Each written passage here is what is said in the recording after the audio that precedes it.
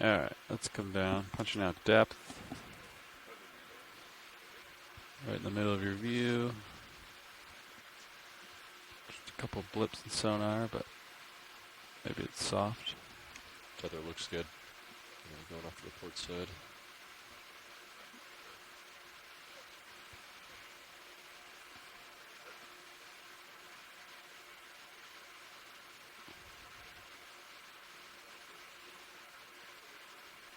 Okay, visual. Something white on the bottom.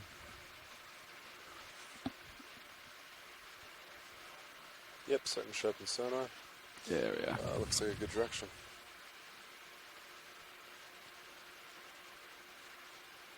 Good morning, like everyone. D2 We have tracking bottom is, in sight. So welcome last 5 to our minutes Deep has gotten Connections off, it's kinda all over 2019 the place. expedition aboard the Okeanos Explorer, America's ship for ocean exploration. Today we are on dive 4 of our expedition at the Northeast Pilots, we'll Channel. call this bottom. This is Copy. Megan Putz, your biology lead, speaking from the University of Hawaii.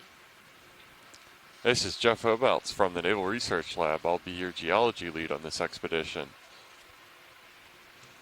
So, as we make bottom here on the Northeast Channel dive site, this is again dive Video, I think number my 4 Zeus is a little of hot. the Deep Connections 2019 Leg 2. And as we're making bottom here, we're seeing predominantly fine, soft substrate, which is good. We're typically looking for a gentle and flat landing spot for our ROV. The swing arms out, wind ready. And we also have some biology in view, which I am going to, as I am wont to do, ask Megan what it is. So the fish that you're seeing in view are called halosaurs. They're a type of eel-like fish. They have this eel-like body plan that makes it more efficient for swimming, uses less energy, and they are showing their typical swimming posture with their tails in the water column, heads pointed downwards, and gently Okay, video, you floating, can zoom in on the swimming fish. above bottom.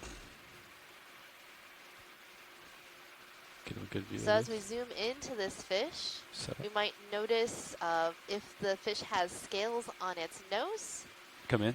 or no scales on the top of its nose, and that might tell us what genus it belongs to. So if there are no scales on the top of the nose, it's likely an Aldrovandia. If there are scales, it will be a Halosaurus. So it looks like there are no scales on the top of the nose from what the view I'm seeing right now. So this is an Aldrovandia. Yeah, and it's really notable now looking at this one, thinking back to our dive number 1. And on dive number 1, I think the first one of these fish that we saw with this eel-like body plan closer, video. only had Probably about a quarter or 25% of focus. its body dedicated to that fin that was using it for propulsion. And all the ones that we've seen Copy. since have been more on this order, where about half the body is that fin that's doing the work moving. So now it kind of comes into context for me why you said that first one we saw was so interesting. Try to hold it. So this fish is another one of my favorites. It kind of reminds me of a tiny dragon of the sea, which you can sort of get from the name. Halo, meaning Copy. deep, I'll and hold saur, that, meaning hopefully. dinosaur, giving sort of like a little, a bit of a dragon-like appearance with its pectoral fins up in the air, looking a little bit like wings. You do have a lot of favorites, Megan. All I right, hope you we'll let don't it tell go. all your favorites about all your other favorites. They know I love them all. Probably All good. right, we're all set up. I can have many favorites. Actually, showing And I am noticing in the soft sediment a large number of protrusions, tube-like Thanks, protrusions out of there. Do you have any inclination what that might be? 045 looks They good to you, appear to Levi. be possibly Oh, yeah. a polychaete tube. A lot of animals Oh, build big tubes fish, in or the sediment, medium-sized fish, I and guess. polychaetes are one of the most prevalent ones snap that will it, build video. these types of tubes. Yeah. So kind of similar to the polychaete worms that we were seeing yesterday, but in the vertical instead of horizontal orientation. That's exactly right. Go for a 30-meter move. They could also be some type of foraminifera Pat's ready spirally for it? things Sure. that we collected 30 during meters at 4.5. yesterday's Yeah. dive. Copy that. And is You're this stretched a out pretty rat far tail that we're looking at right now? ahead of me already, so. No, this is a morid fish, or a codling. And this one is, I think, Antimora. Copy. We've seen this fish on a number of dives during this expedition. The first dive, and He keeps changing directions might have seen one yesterday too. But definitely on the second dive. Yeah, I think this was one that we saw yesterday in the lobster trap that we couldn't get a positive ID on because we didn't see those barbells. Is that correct? Yeah, that's in the same family, but this is a different species. Alright. Fun vertical ascent from one of those halosaurs as well. Yes, yes, definitely do. And if we were to zoom in on the belly, you could see the different scaling patterns it has.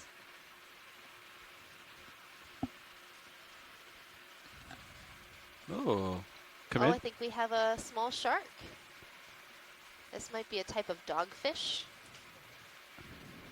He's ways out there. Now, Megan, how did you spot identify the difference between that being a shark versus a fish? So what gives it away is the fins, especially the tail fin has a very distinct shape. So it's that long asymmetric profile that gives it away? Yeah, you could say that.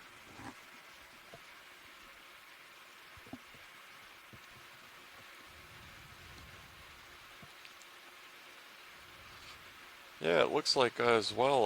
Yeah, we've hold got that. a fair amount of current down Try to here in this location. You maneuver. can see the Maybe he'll particles cooperate, of maybe he sediment won't. and marine debris going by There's the a screen. large fish in the background. I'm getting closer. What kind of fish are you? Let me know. I like how I keep pretty- leaning in forward yeah, to see if you're I getting can pretty far zoom out it there. with my Yeah, eyes. you come in video. Kind of at the end of my lead show. Can we get lasers on that, please, pilot? Yeah, lasers are coming on. We're gonna have to zoom out to see the This is a lasers. pretty interesting fish. Hold that for a couple seconds, and then we'll get lasers. I'm trying to think what family it might belong to. It's almost all tail. Yeah, it's mostly tail. So Dougal in the chat room says that it's a, or I'm not sure whether that was the shark that we saw before is a lantern shark, or I'm Okay. not sure whether that's referring to this one. There's your lasers. No, the first, I think the shark he's referring to was the one I identify as a dogfish, but lantern shark is a name that it could definitely be. Got it. I think he's right. I think we with lantern splashed shark, lasers but on it, so I'm common gonna turn the name of that lasers shark. off and then try to get a full view of him. Yeah, thank you. I think we got a scale size. And it looks like from the lasers that flashed over it, just as a reminder for anybody who might not have seen dives before, those lasers are 10 centimeters apart, always on the screen. A lot of times the perspective can be a little bit misleading down here. Everything looks really big when it's on a big screen in front of you, but that gives us kind of an absolute sense of scale. So it looks like from the lasers that this specimen is probably maybe a little over 50 centimeters, if I had to, 1, 2, 3, 4, 5, 6-ish. Yeah, so maybe 50 or 60 centimeters, so decently sized. And again, in our chat room, Dougal Lindsay, expert scientist on shore, identifies it as a lantern shark. So this fish that we're seeing right now is a type of gadiform fish. So it has, again, that long eel-like body form, and I think it might be in the family Mocuridae, the rat tail fishes. So lantern shark is a misleading common name. Oh no, he was talking about the other animal that we just looked at, the shark, the small one. Oh, okay, so it wasn't a dogfish, it was a That's a lantern lantern shark. shark. This is in the Moridae family. Okay. The Mocuridae. Okay. Can't trust me with biology. You're doing pretty well for Yeah, a try to hold it. geologist. Kudos there. These animals, it's hard Lot of to fish remember today, what huh? everything is, and that's a good use for our deep sea animal guide, which you can find on our website at oceanexplorer.noaa.gov. I'll let him swim off. So you can try your hand at trying to identify these organisms. That's what I'm doing right now, looking through our animal guide to no, see we've if seen there that. are any matches for this Great. fish that we're seeing. Identified it as a Perfect. macurrid based on its body shape Thanks, Brian. and the fins on the dorsal. Catching up to you. Its dorsal fin pointing upward. Copy that, co-pilot.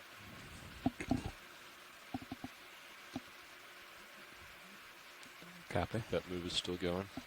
But it's not a genus that I'm familiar with. There it is. Thank you, Bridge. So maybe another person might come along later today. We have a number of experts on shore that know these fishes really well. I'm going for the sea That star can give video. us a better ID. Should we go for another one? Yeah, and that the field guide Yeah, from it's pretty the flat, same Okeanos thing. program Sure. and the Office of Exploration Video Research. coming on sea star. So I can Hopefully fly after land, the dude. 2019 field season, that'll be populated with Atlantic might be missing species an as arm. well, and that'll be especially helpful considering that next year in 2020 we're shifting our focus Okay, further east in the Atlantic to the Mid-Atlantic Ridge region. So hopefully there will be some commonality in species that we see here and there next year. Right now, we are zoomed in on a sea star that only has 4 regular-sized legs. It must have Could come in more. lost a leg Yeah. at some point, and you'll see Read a my little mind. nubbin sticking out, and that's its new leg that it's regrowing. So sea stars have the unique ability to regrow parts of their arms and legs if they do lose them to, say, a predation event by another animal.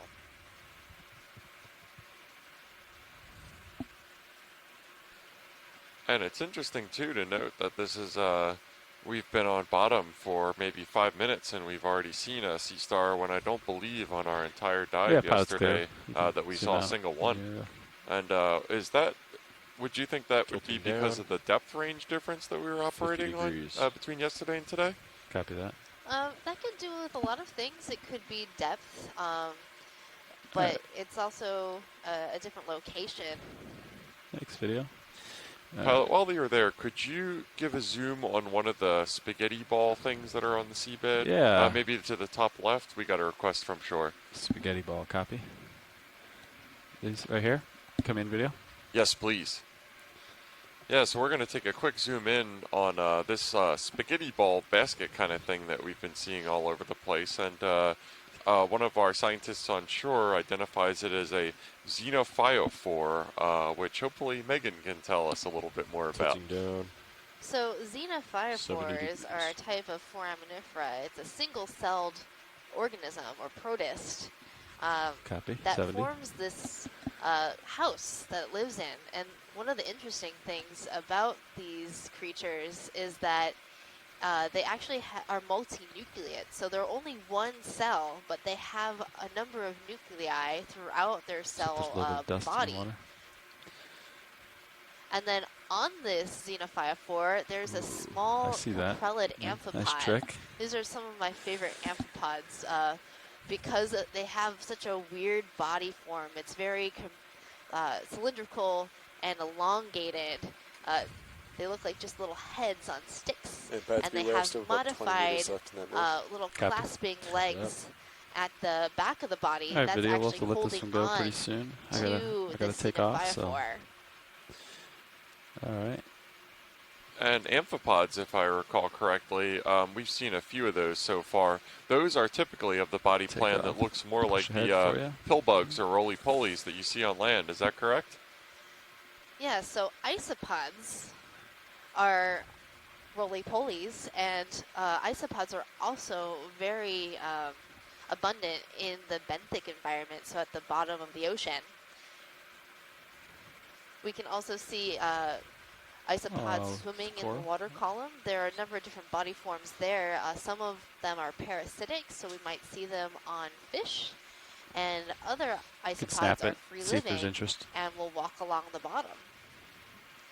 One of my favorite animals of the deep sea is the giant isopod, Bathynomus. I have an actual large plush life-size version. All right. Yeah, those We'll are let it go. fascinating. I gotta And keep moving. You know, that's a good point, Megan, that I've had on my mind that I haven't gotten a chance to ask you. Is deep sea gigantism is a phenomena that I'm familiar with, but it seems by and large everything that we've been seeing at Zeros is these on the move, depths so are generally pretty trying to small. get to this So is deep that section. just a function of depth range again that we haven't been seeing any giant isopods or anything like that? Well, the giant isopods we often see in the Gulf of Mexico. I'm not sure if their distribution extends up to the Scotian Shelf where we are today, so that might be why we're not seeing that. And then other large animals like very large shrimp and large amphipods are often attracted to baited traps, and you might not see those animals currently because they might actively avoid the ROV.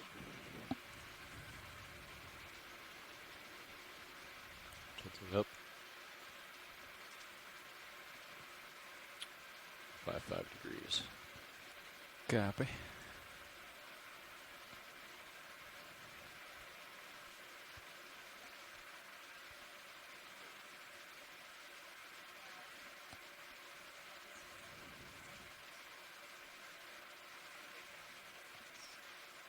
Ooh, fish coming at us. Oh. Oh. He got shy. Yeah, so just to reiterate something, so again, we always try to make a landing on relatively flat ground. It's safer for the ROV, but the target of our site is coming up the slope of this inner canyon relief, or an island I almost want to call it. It's a standing feature about 400 meters in relief in between two submarine canyon channels. And we're going to try to make our way up the wall of this feature, which should be at gradients approaching 30 or in excess of 30 degrees It still of looks slope. pretty flat ahead. How do you Hoping feel to about another see move? some of the Same thing? encrusting Sure. organisms, Yeah. Trying to get to corals, this deeper and section, so deep sea sponges that take advantage of sounds that hard substrate.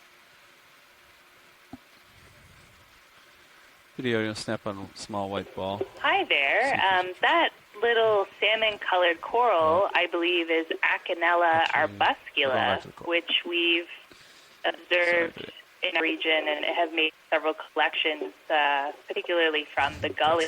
Come back in. So that's a type of bamboo coral. Good ID on this. Thanks, Lindsay. Yeah, it Tilting kind of looked a down. little bit like a chrysogorgid from far away, but now Come that in. we've 70 zoomed in a little degrees. bit, I can definitely see that it's a bamboo coral. And Acanella is a nodally branching bamboo coral. That means that where the coral branches is where you see those black bands, which are a protein, and the white skeletal structure of the rest of the coral is made out of calcium carbonate.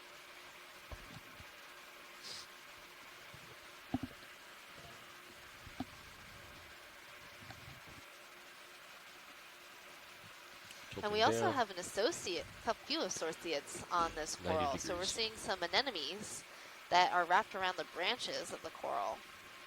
We're still stopped, right? Yeah, I didn't Okay. put the move in yet. All right. Copy. Yeah.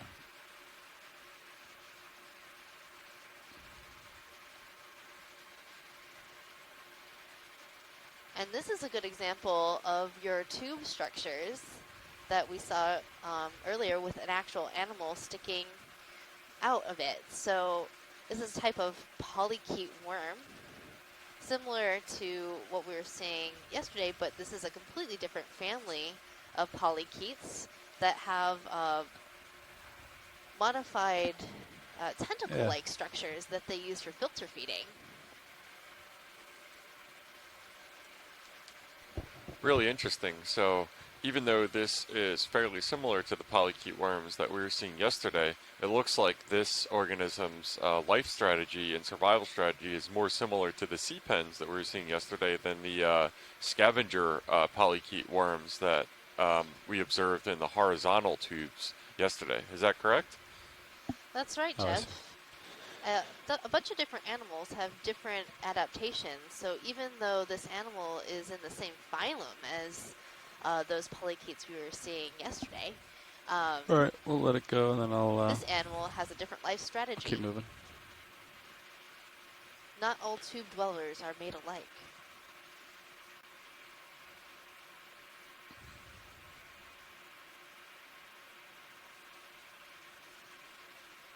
Copy. Thanks. Yeah, and we've got one of those All right, Dan, I'll keep moving. sea stars or those brittle stars doing a nice luxurious stretch to the lower right.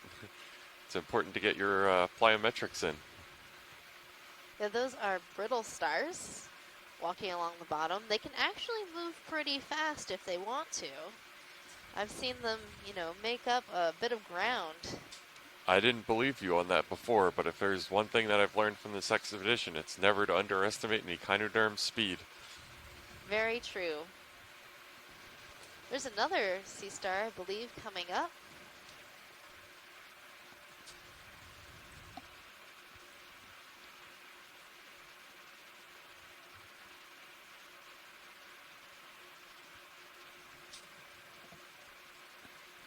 I'm curious to see if this is the same kind of sea star as we saw earlier, or a different one.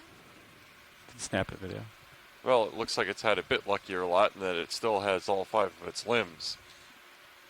Yes, it does have all 5 limbs, but some sea stars actually have more than 5 limbs.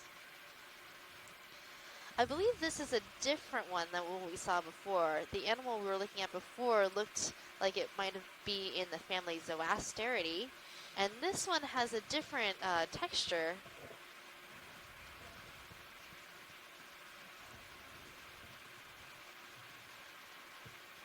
I'm going to look at the animal guide and see if I can find another picture that might look similar.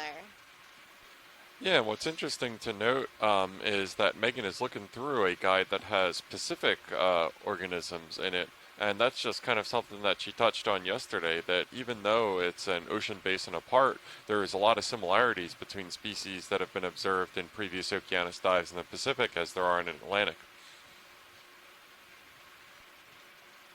And it is possible this might also be a zooasterid, Yeah. maybe a different species. If Chris Maw was on the line, he's our sea star expert at the Smithsonian. He knows so much about these animals. Yeah, you can come and wide. probably would recognize this one instantly. Get back under Sirius. Get another move in and get towards the hill.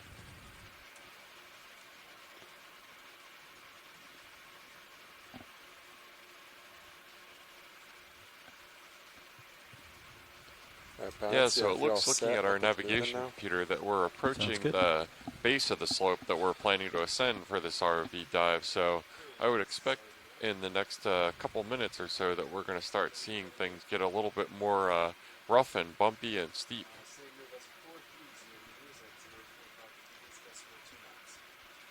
Yeah, so the dive plan for today is to make our way to the slope. And hopefully with these steep slopes, we will see an interesting community of deep sea sponges and corals. Just a quick. Yeah. In view right now is a type of deep sea shrimp. This shrimp is relatively large. It's in the family that starts with an A. Let us swim off.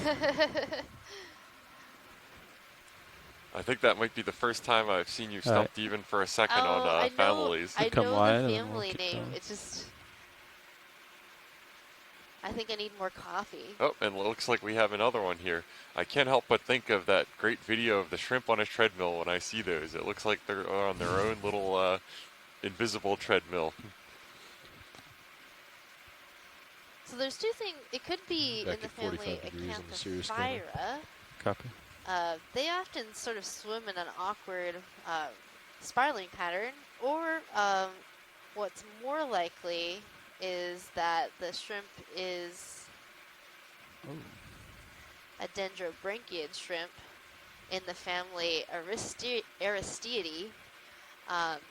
It looked like it had a really shortened rostrum, So it's not a species that I'm familiar with, but it had these very large antennal plates. So those are those sort of flat paddle-looking things on the front of the fish, along with very long antennae.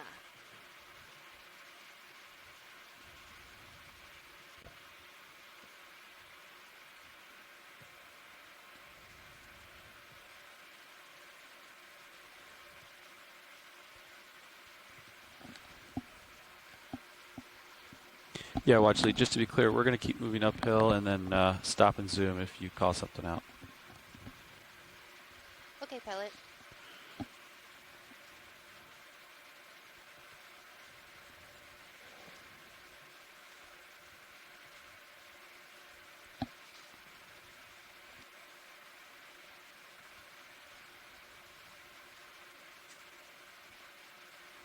There's a cool fish swimming straight at us. Maybe we can get a zoom in on its face. Yeah. Oh, it's swimming away from us. It looked like it was faced the other way. Yeah, I would agree.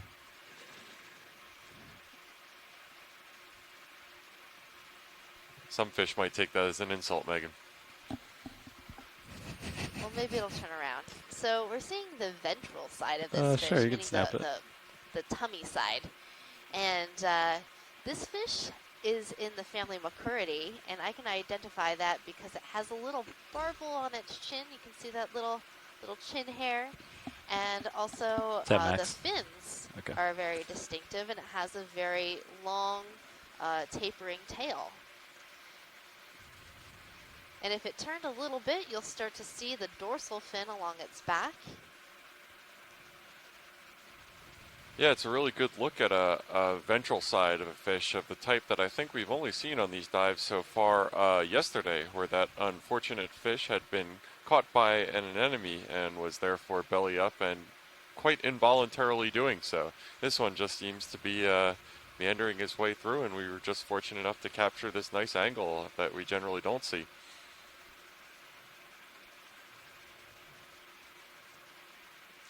So I think the fish is making its way close to the bottom where it feels more safe.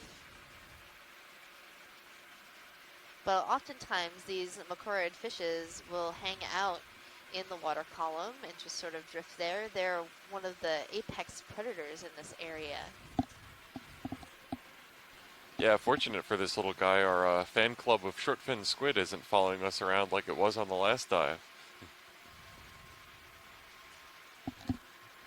Okay, video, we can let it go.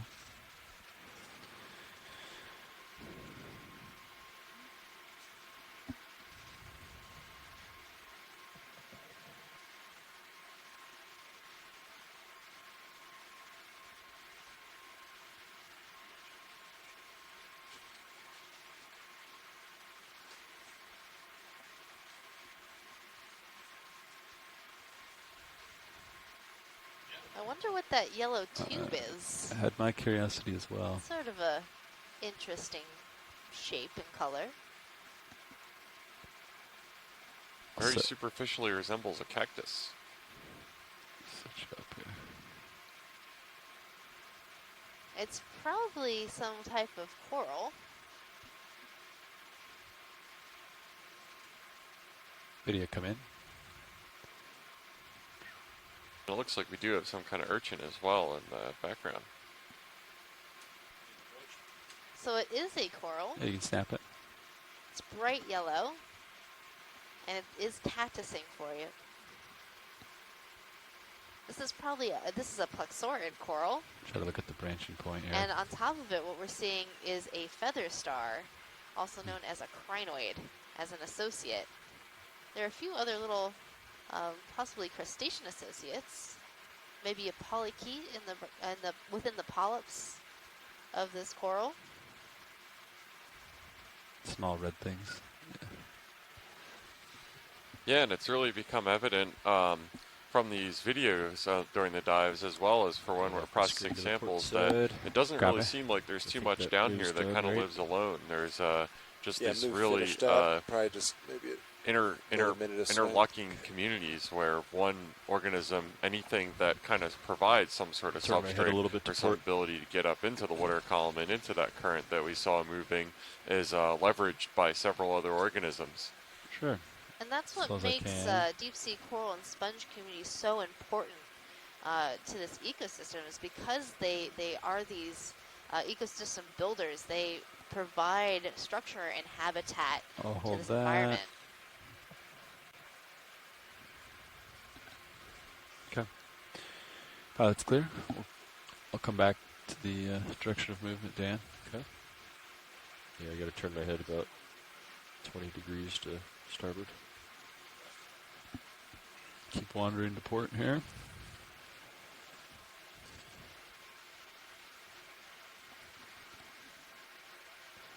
Copy that. And as pilot centers, our pilot's ready for another move. Same one. Yeah, I'm ready. And it's really interesting Copy to that. note that, again, in this area, before we reach the base of the slope that we're ascending for this dive, the bottom substrate is really similar to the community we were seeing yesterday, but because this is over 1,000 meters deeper than we were looking at yesterday, the community seems almost entirely different. And that's to be expected. So changes in depth are definitely, coincide with changes in the community. Different organisms can live at different depths, and usually different communities occur with different bottom temperatures. So where we were yesterday, it was a lot shallower, and the water was a bit warmer. Now, when I say a bit warmer, it's still pretty cold. I believe the bottom temperature was about 7 degrees Celsius. Doesn't it look like a little face? Whereas here, the bottom temperature is, See it? All where right, is video, it? come in.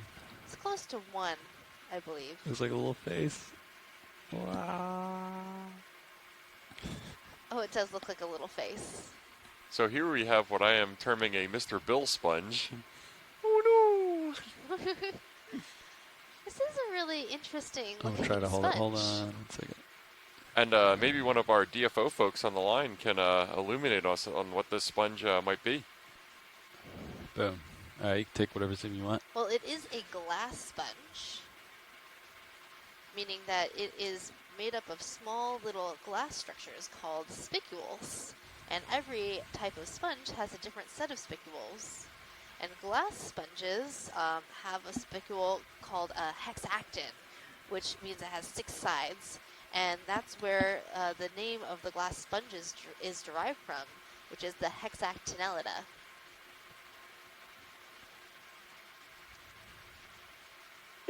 Yeah, this one is stumping us here at BIO. Not sure Hold it what for a this minute. is. Not sure if it's the face that's throwing us off, but we've never seen this one before. You should be. Thank you for should that. do Would easy you stuff. want a collection on this one? Yeah, might be a good idea.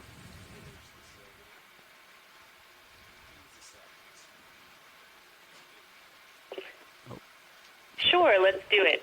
All right. right. Pilot, can we get a collection on this Absolutely. specimen? Video, come on. We are going to take this sponge and its eternal scream of agony It's on only board about with us. 9 I'm sure meters, so nothing that bad move. can come of that. Oh, Jeff. Well, if I was going to make an educated guess on what kind of sponge I think this is, I would say it was in the family Pheronematidae and possibly Hylanema, or the family Hylanematidae. So Pheronematidae, Hylanematidae. The Hylanemas are have different type of stalk. Like they have these long sort of spicules that can Hydraulics up here. grow into the sediment, There you go. and maybe this one sort of tilted over. But they also sometimes have box these you wanna go open into? osculum area, and that might be what we're seeing. So I'm going to show you some Should we pictures. suck it Jess. up, or should we Let me see cradle? what you you. think. Let's get laser spot. So it's not You as come in, open video? as some of the other ones I've seen. Right, yeah, that one doesn't look like it has the clearly defined osculum that the specimen we're looking at right now does. Well, actually, that's just pilot. my wild guess. Go ahead, pilot. Yeah, so for sampling this, I see two, depends on the size. I think I'm going to try to grab it and cradle it gently without crushing it too much. Yeah, that would be good. Yeah. It should just pull right out of the sediment like Okay. a flower. Understood. All right. Video can come wide. And So get this mini sponge Zeus up will there. be soft, so we need to be relatively gentle with it, but it's not going to crunch like the other sponges that we've collected. Right, Which so box you this wanna go might be to? similar to the specimen that we got on our first dive in the Gully Canyon Just dive over MPA. there, maybe? The one that began with a G that I do not remember know. its name right now. That when Okay. we grabbed it, the imprint of the manipulator arm was seen on it, so it didn't crush like Yeah, you can glass. zoom in It a little had bit on Zeus. more of a I squish think to this it. might be a Yeah, that was the suction sample Geodia candidate. sponge. Geodia. So small. Ah, Dan? I knew it was something like that. Yeah, up to you. Watch lead, pilot. Go ahead, pilot. Because it's so small, and I'm going to give it a touch and see how squishy it is, I'm concerned that I'm going to, like, crush it with the titanium jaws. Yeah, it should be relatively like soft and flexible, Okay. but you might be able Think I to, could- if you dig deeper into the sediment, it should be on a stalk, if I'm right. Okay. So you would recommend grabbing it over using the suction sampler to kind of use the tube to get it, to pull it in, or would you? How about you just try to nudge it a little Nudge bit, it? like put your manipulator into the sediment right Yeah. near the base of it, and I'm thinking you'll be able to hook it on the, yeah, in between. Yeah.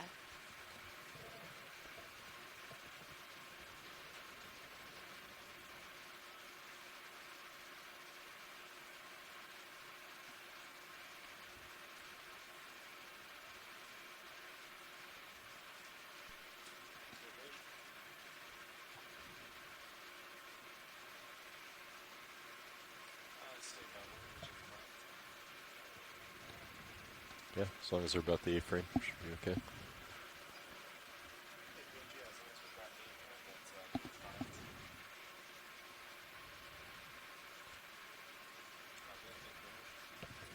Sean, if you can help me keep an eye on Sirius. Looking down 90 degrees. Should be pretty much stable now. But Yeah, copy that. Okay, so I think the stock. There's the stock. Oh, there it is. Yeah, see it? It's like right behind the jaws, kind of on the far side there. So, do you want me to try to pull this? I'm just using it to, yeah, just to see the stock. There it is. Okay. Okay, so would you like me to kind of trim it off, or like pull the stock out with the sample here? If you could pull the stalk off with the sample, that would be good. Okay. you want me to open the drawer now? Yeah. Get ready? Yeah, so bear with us as Megan It's gonna block the and the ROV pilots confer and It's discuss the Keep it best there. strategy for retrieving the samples. We have a number of tools at our disposal for doing this, and so it's just about finding the right tool for the job for getting the sample as intact as possible on board. Does that look okay, watch lead? That's perfect. That's really incredible. out. I managed to grab the whole specimen like that, and it had the stalk beneath the substrate, just like Megan said it Doors would. extended. And I think we're going to get, I shouldn't jinx it, but hopefully a great collection. It's very precariously in my jaws. Yeah. Just trying to be very gentle with it.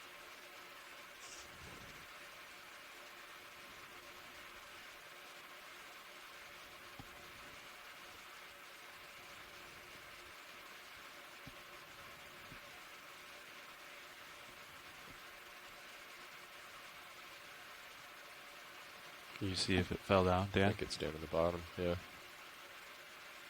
Okay, I'm pulling the jaws out. Okay, I think it's in. Clear. Yeah, Closing the drawer. Thank you, pilot. Good work. thanks.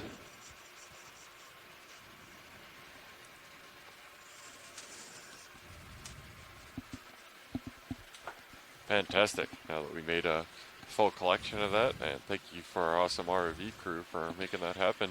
I think we're going to continue on our way to the base of the slope and the ascent. Taking my That's rotator enough, back. I didn't take it yet. Sorry. Taking my rotator. taking you over to the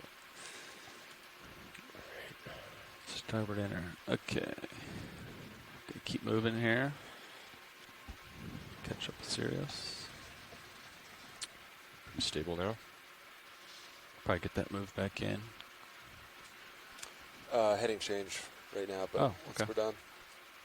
Understood. Well, that was a pretty great sample collection. Ooh, is that And the most shark? interesting looking not shark? highland matted A snap it video? sponge I have seen in a while. Most expressive sponge I've ever Not seen, shark. and it's not even close. What is that? Try to splash So lasers. check out this shark looking right at us. I'm gonna kill lasers to get the video. This See looks its like a very nostrils. curious one. Wow, giving us the close swim by. And is this a dogfish, Megan? Yeah, it might be a dogfish. I'm not all up on my common names for all of my sharks, but we can look through the animal guide. I think something similar is in the animal guide. This dorsal's so far back. But the thing I love about sharks is their skin. We got that really nice view of the skin as it was Dog swimming fight. toward us. And they have a really interesting skin texture that helps them swim through the water more efficiently. And competitive Pies, I'm gonna put swimmers that have moving now.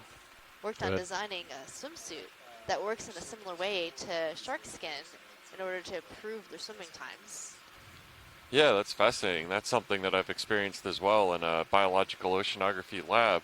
When we Like had 10 seconds dogfish video? specimens, you stroke the skin one way and it feels smooth, and then you go back the other way and it's really rough and rugose. And that's the function of a lot of microscopic, or maybe not Alright. microscopic, but just very small hooks on the surface of their skin. Thanks, video. Alright. I'm pretty much lined up on 045. Okay. I'll turn back to the direction of movement here. But that shark does look a little different than what we saw before, the lantern shark.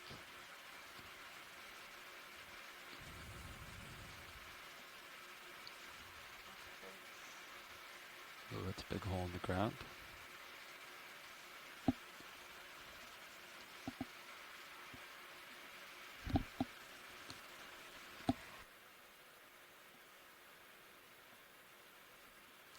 It looks a Tilting little up. like this one. Camera's at 45. Copy. Alright. Onward, forward. Perhaps, yeah, the face shape looks very similar to a Pristerus. See Jared ripping around in the small boat out there. Nice. I think Well, it he's was a going to really take some great people out. observation in any case. Get some photos. Yeah. And the more, like, every time we come out here and we see something, I learn so many new things every day. Tilting up. And it's been Camera's really at 40. great getting more and more knowledge about the Atlantic animals, especially since I've been focusing so much on Pacific animals. And there are a lot of similarities, but there are some differences. And it's great to see these different communities.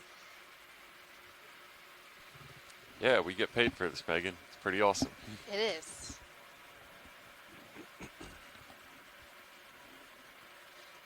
I think this might be a new fish too, straight ahead. Come in.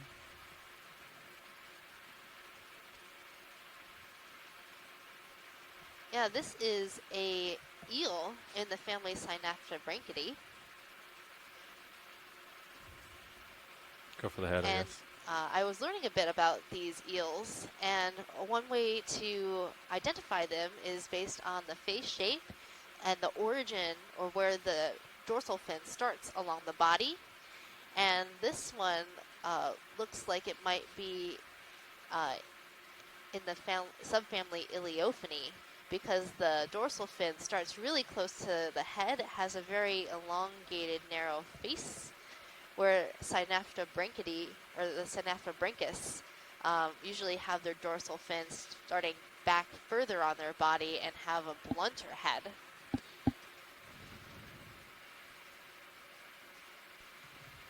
That's some really good field IDing, Sharpening Megan. a little steeper, slightly.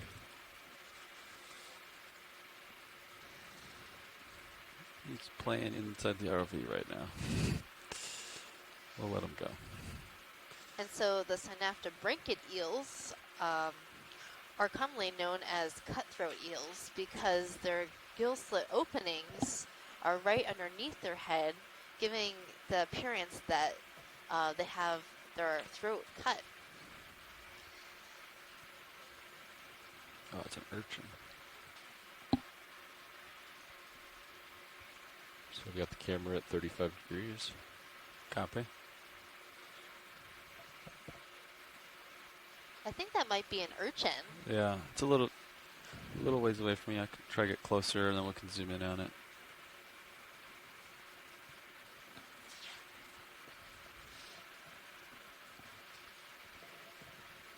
So we're seeing a white, possibly a pancake urchin. Pretty sizable.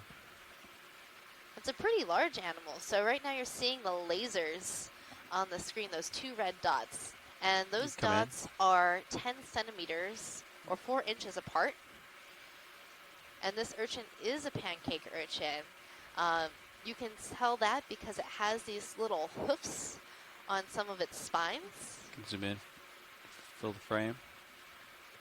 Yeah, those are really distinctive, Megan. And I remember a couple days ago when you showed me a video of one of those gracefully galloping across the seafloor, and another one that can really move. And another interesting somebody has an open mic. fact that was behind the origin of the name of pancake urchin, the common name, from Chris Ma, on one of our scientists on shore, is that their test, or the skeleton of the urchin, is supported only by hydrostatic Tilting or down. water pressure alone.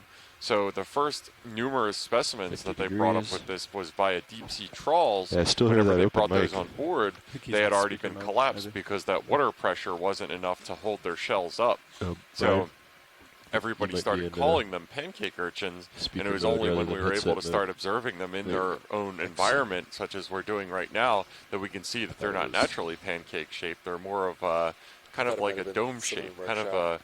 maybe a Dutch baby pancake instead of just like a regular pancake of the variety I had He's on for the breakfast. How far are we through that move? I love your actually, use it's of food complete. Yeah, analogies. maybe I should Yeah. finished. Great. Yeah, about a minute ago. So Okay, we should be fine. Although I haven't had a Dutch down. baby, it is on my list of foods to try. Down You got to try them, 70. Megan, and they deflate quickly, kind of like a pancake urchin once it doesn't have the weight of water to support it. So get them while they're hot. Good advice. It's like a forest.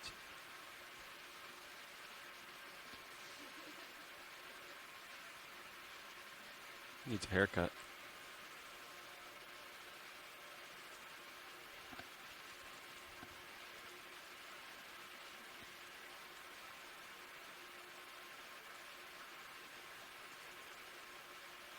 Copy.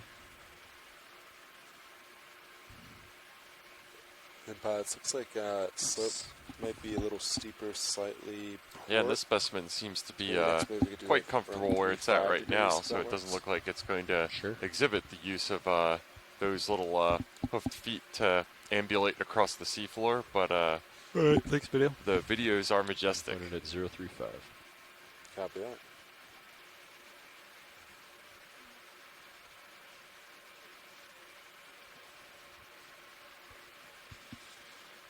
Looking down, 75 degrees.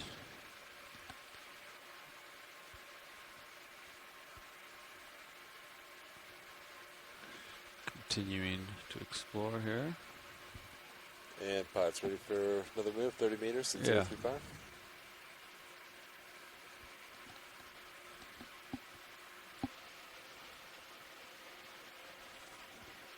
I'm on later. Actually, you are too. Both on the 2:30 shift.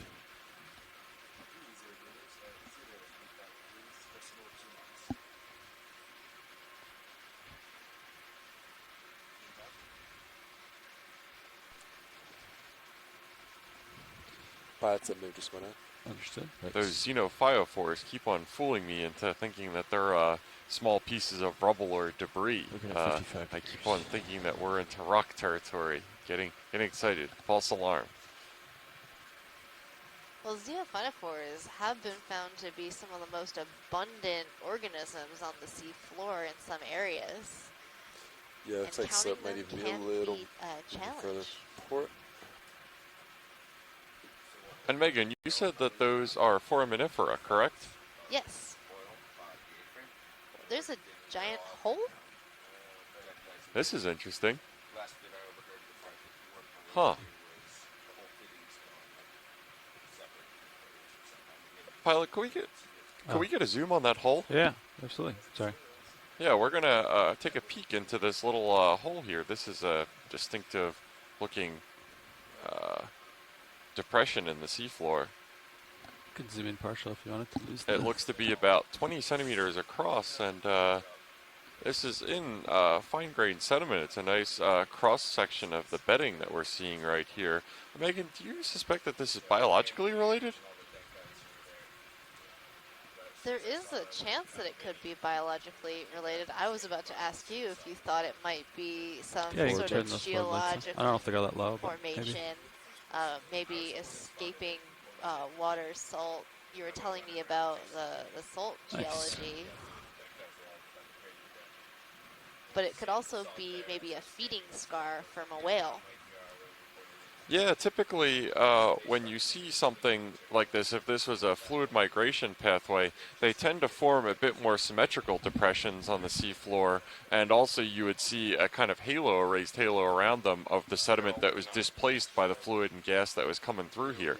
This looks to be kind of a trench or a channel dug within the seafloor or incised within the seafloor, and I really can't speculate on the origin of it. I know we have Calvin from the Geological Survey of Canada in the chat room, who also says that it's a series of holes, but I think we're just generally kind of perplexed what could form this feature in what appears to be generally fine-grained sediment. Okay, video, you can zoom out, get the full hole maybe. Seems like the sediment. We have one of our scientists on shore who speculates that that might be left from a hole from a polychaete tube worm in it, perhaps Onophidiae. Really great to have these real-time consults from folks on shore who have some experience seeing these or similar things.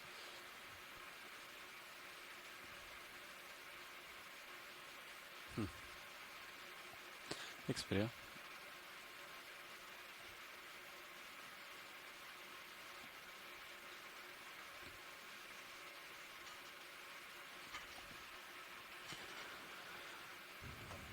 Down 70 degrees. Probably turn the forward lights off.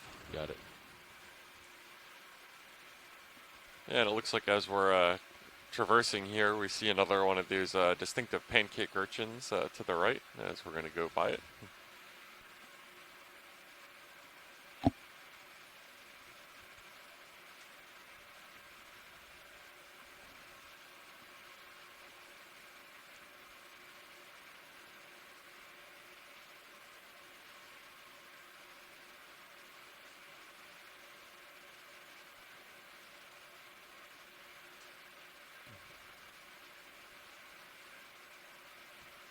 Might be a rock up There's here. something dark out there in the distance.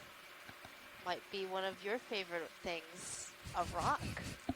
It could be a rock. I'm getting preliminarily excited here. Don't break my heart. Oh, and I do believe we are in Class Town at this point. It looks like we have a couple debris considering that we're at the toe of the slope here. I would not necessarily think my first intuition would be dropstone of the variety that we were seeing yesterday. This is probably rubble or talus that was sourced from the steep slope and failed from upslope. And we're getting some, wherever, generally speaking, where we've seen down here, where there is hard substrate, there is incrustation. It looks like one of those Venus flytrap anemones has made a home on this smaller rock to the left of the large one. And we are approaching the slope right now, so hopefully any moment we'll start heading up slope.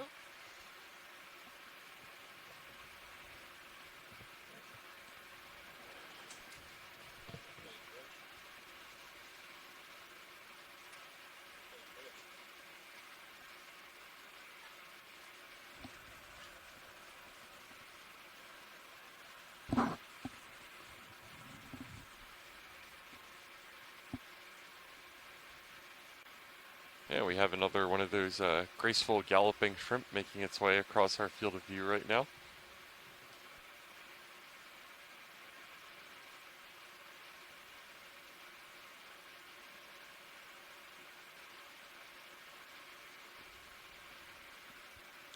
Probably get another move underway.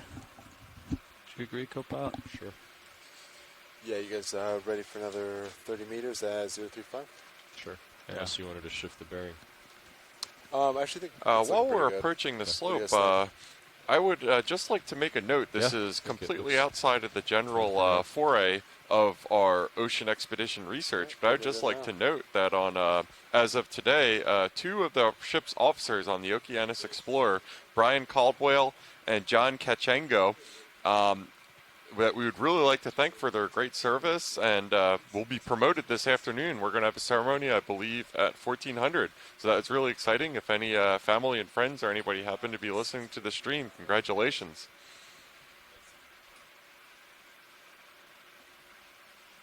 And I'm sorry, looking at that now, that is Kachinago. I apologize for the mispronunciation.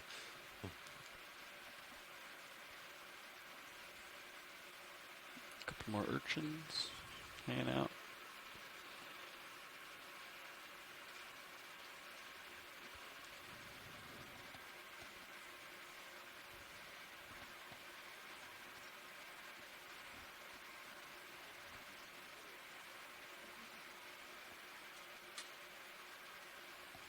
Yeah, and even though that we're on a similar fine-grained substrate that we've been seeing earlier, we could definitely see an uptick in the slope, and now we're starting to move upslope, and we're starting to see more frequent evidence of the Sharks hanging out. relatively sheer walls that the island in between two submarine canyon channels has carved.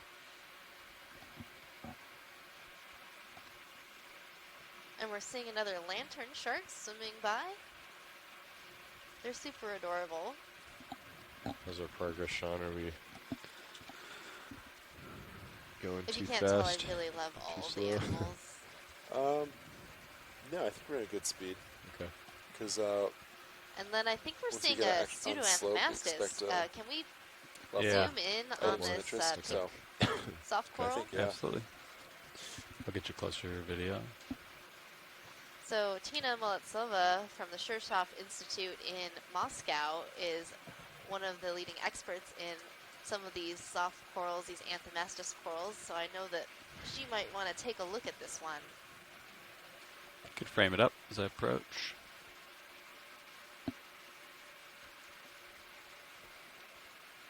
You got plenty of time. Okay. Yeah, it does look like at this spot, based on D2 sonar, slope starting to increase.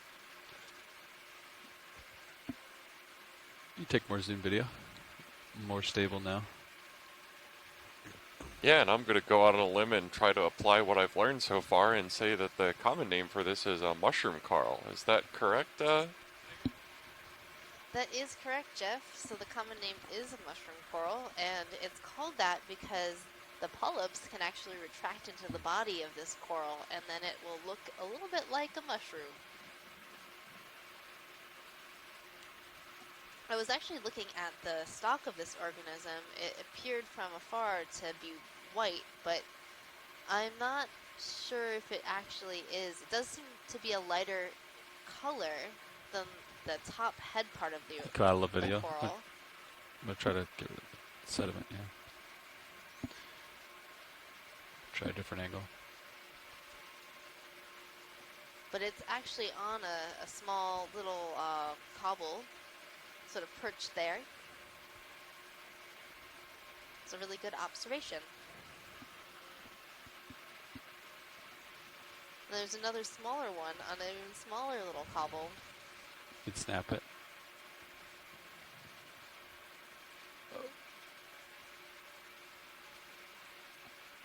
And surrounded by some brittle stars.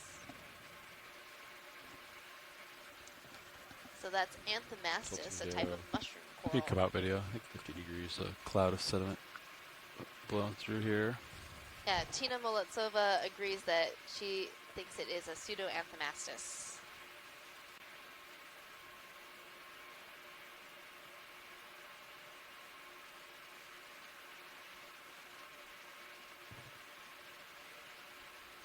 And that smaller one is probably a different species in the genus Anthomastus.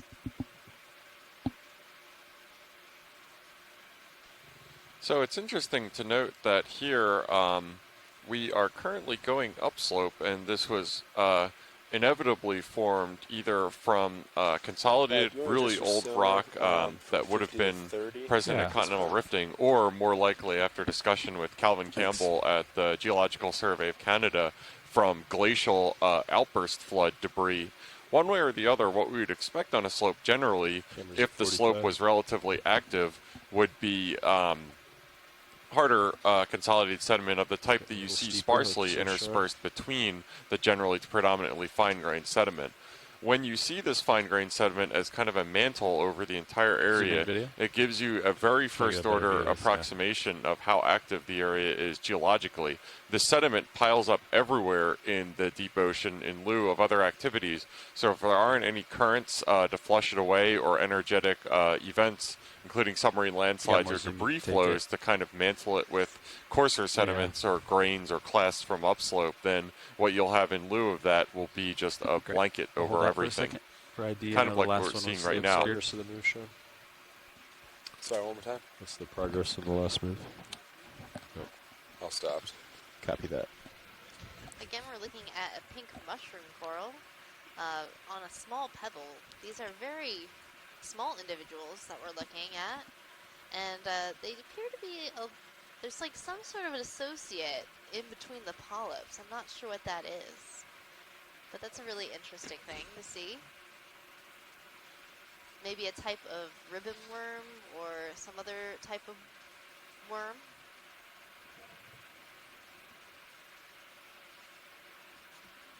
I'll try to hold that for 10 seconds or so.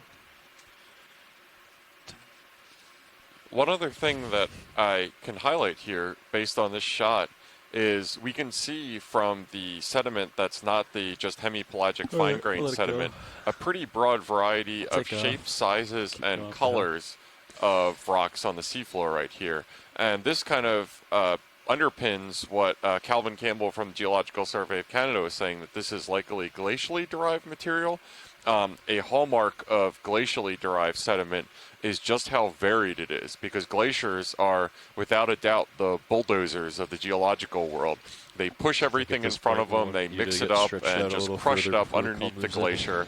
And in outburst floods that occur, rivers that are either flowing underneath, in front of, or sometimes when a glacial lake dam bursts catastrophically, moving out ahead, everything just gets mixed up, transported many hundreds or even thousands of kilometers down with the glacier or in front of it, which is what glacial moraines are.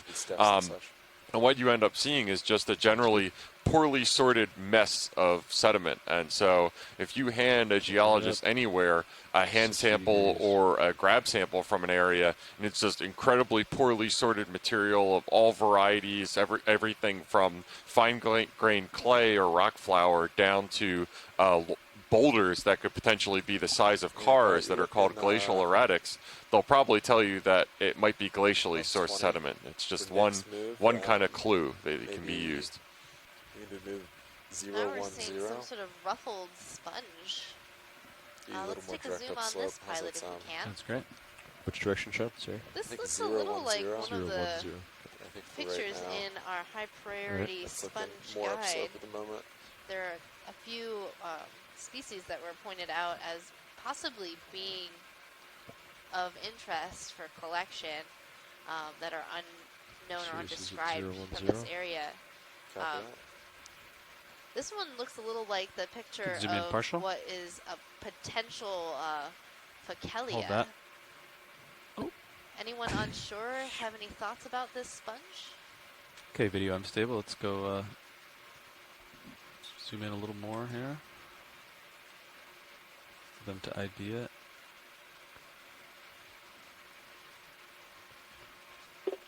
How are we doing on the move, Dan? Sean? Hi, Megan. Finished up? It could be a Fakelia. It does resemble very much the image from the gully that we had sent. It would be great to get a piece of it if possible to confirm. Pilot, can we get a sample of that? Yeah. Thank you. You think you could grab the whole rock and then leave part of it on the ground? Or I will never say no to rocks. I mean, the rock might be stuck, but the rocks do look very Can loose we here. zoom that Yeah. associate that was sitting on the top of the sponge before we take a sample? Snap in. That little shrimp, these little shrimps. What are those? They're doing this really odd behavior, these little crustaceans. I'm trying to figure out if they're isopods. They kind of look like really interesting isopods to me. Maybe it's like it looks like a port outer to me. Sure. And I say that because I'm looking at the tail end of the organism, and Right it doesn't wing, look like it has a starboard side fanned tail. It inboard. looks like it's sort of contained. Clear the bottom. But what makes it really weird is this sort of elongated carapace where all the arm walking legs are, there's like 3 pairs of walking legs in the back, and then you have like the clasping arms really, really far in the front. I really hope we can grab some of these too. I think they're really interesting. Tim, do you know possibly what these Nice. isopods are? Try to hold that. Copy. Yeah, and that's a call out to Tim Shank at the Woods Hole Oceanographic Institution. He's one of our scientists on shore. I don't think he's on the line right now. He is active in the chat room and says that he's pretty sure that they are isopods. Copy. I'm going to index in, or turn hydraulics on. Okay.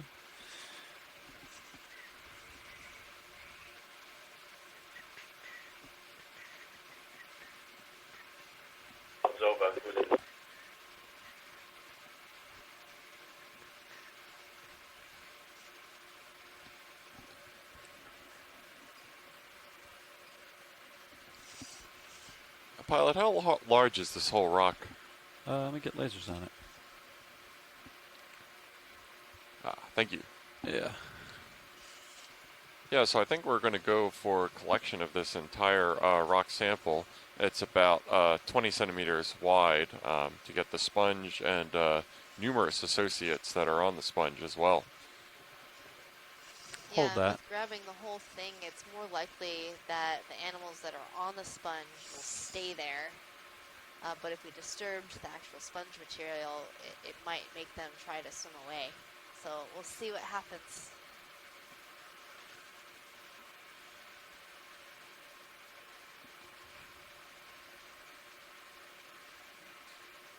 Hi there. When you guys were zoomed in, I could tell on the sponge that there were these small nodules throughout the tissue.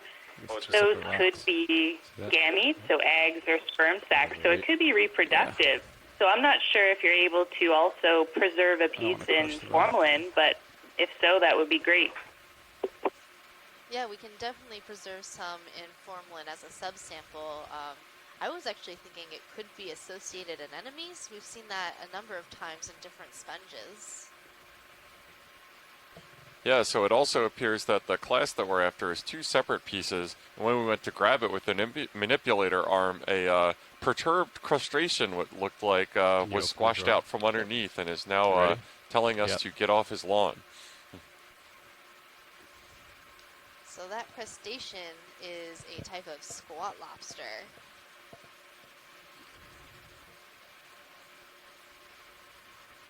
I'll tilt Zeus down. Fantastic. And it looks like we got the whole class with sponges on it, In the drawer. as well as associates. got, Hopefully they'll stick around for the whole sampling process so we can get the bio boxes closed.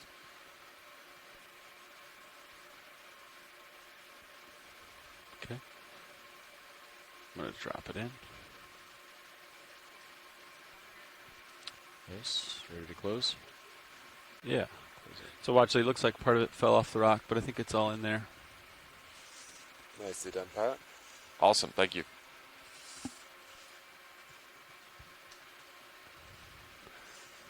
Yeah, so we got, I think, full collection of that and all the associates. We're going to tuck our sampling tray back underneath the ROV and get back underway. Okay, I think the ship was stopped, right? Yep. Okay. Feels like shoulder azimuth left hits the stop sooner than it used to. Maybe that's just me. It's possible. We did adjust those over the winter. Oh, we did? Or Todd did, yeah. When we got it back from Oh, Craft. you had to reteach the limits? Yep. Okay, on that weekend that was gone. Yep. Okay. All right, so why don't you get out ahead a little bit before we call the next move in. Sounds great. Yeah, it certainly looks like these mushroom corals are in fairly decently high abundance, encrusting the debris field that we're seeing as we're moving up this slope. I've got a good feeling about this dive. We're seeing more and more rocks.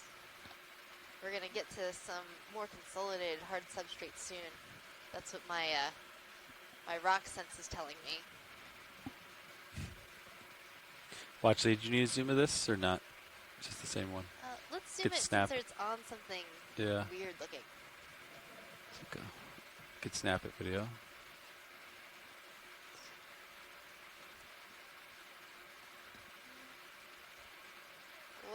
What is it on, Jeff? Is it like, it looks like, I would have said it looked like coral, but it's white. No, just based on color alone, without any other information, I would be inclined to say that something like quartz-like mineral, or it could also be based on the color, some sort of metamorphic rock, something marble or similar. And a metamorphic rock is any type of rock, whether that's sedimentary or igneous or even another metamorphic, that is partially modified by heat and pressure at depth, but isn't entirely liquefied and reformed into igneous rocks like basalt. So that's my guess. Calvin in the chat room also speculates that it's quartz. Zoom in on the rock, yeah. So that's, I think, our best guess.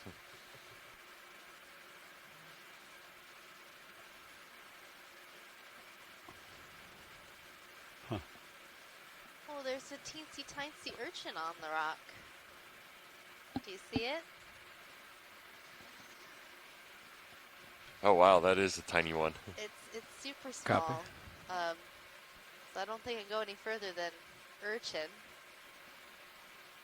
But that's that's how great our cameras are here. Is we can zoom in and see this animal that is probably only a centimeter large.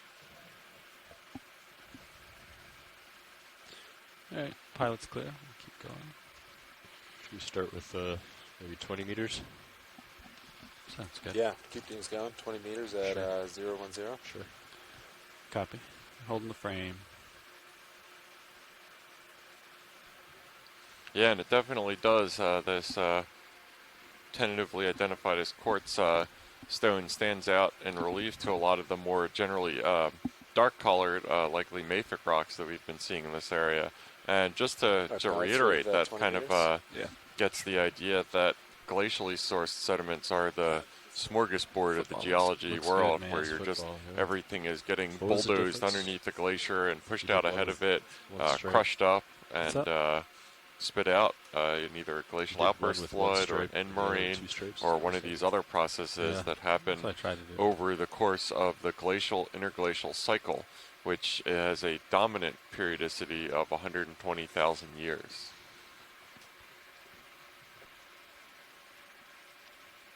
And to expand on that a little bit, that just means that there's typically about 120,000 years between glacial maximums, which would be when the glaciers are at their southernmost extent, the oceans are at their lowest level.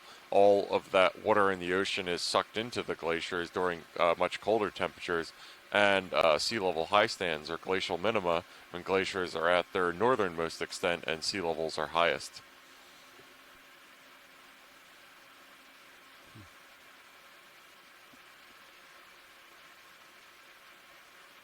And that's particular to the northern hemisphere. It's opposite for the southern hemisphere, the northern and southernmost, by the way.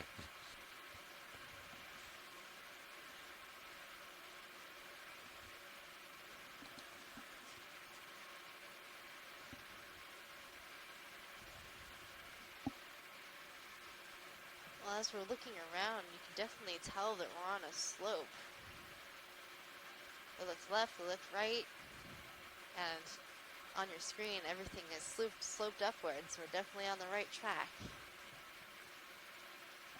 Yeah, it's nice to get this side pan at times to kind of give an idea of the relief that we're on. Sometimes it's a little difficult to see relatively. Looking at feed number 2 from the Sirius cam can sometimes give a little more context, and has been really illuminating in a couple of our earlier dives when we were at the edge of a pretty awe-inspiring sheer cliff and couldn't see it from the D2 view, the Deep Discoverer Camera 1 feed, but was really apparent in Sirius.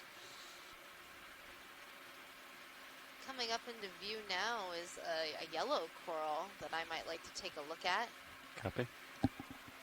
So it could be another one of the yellow plexurids, that one that reminded you of a cactus. But a lot of corals can have this yellow color, so the best way to identify a coral is by looking at the structure of the polyps. Okay, video can frame these guys up.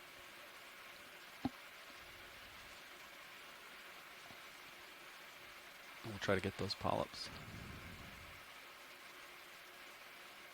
And this coral also has a crinoid or feather star associate, and perhaps I am spotting a shrimp in the branches.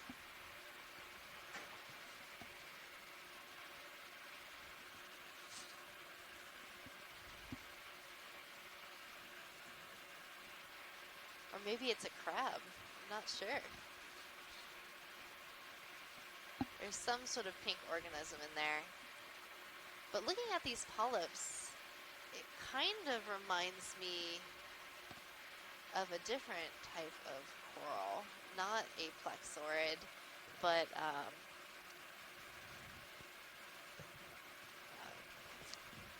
starts with an A. Yep, Lindsay at DFO identifies it in the chat room. Yeah, I was like, oh man, starts with an A. I know this one. You got it. Yeah. So the acanthogorges are interesting because they can't fully retract their polyps like the plexaurids can do. So if we were to disturb this coral, or if it was to be disturbed, the tentacles would close, but the polyps wouldn't be able to retract. Another fun fact about this organism, if we were to collect it, it would turn black when we preserved it in ethanol.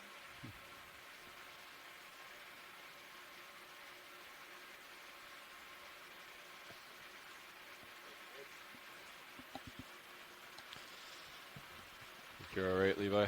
I'll turn to port just a little bit. Copy. It is complete. Yeah, and Tim Shank on land, one of our shore-based scientists, does note that the isopods that we were looking at on the sponge sample that we collected, that ruffled sponge, he couldn't get a good positive ID on it, and he has a huge reference of deep sea biology that to compare that to. And so has it frame grabbed. And that kind of reiterates the purpose of getting the actual physical samples of these organisms back on land, because sometimes even with the stunning HD video of D2 is that we just can't get the right angle or the right feature to look at it sometimes, especially if it's an internal feature that is diagnostic, and that's the point of getting the entire organism back.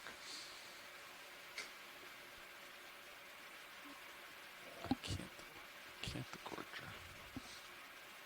Yeah, I guess that red organism that I thought might be a crab or a shrimp is actually a type of brittle star Copy. Thanks. that has a really soft central disc. Yeah, hard to see with it nested in the forest there.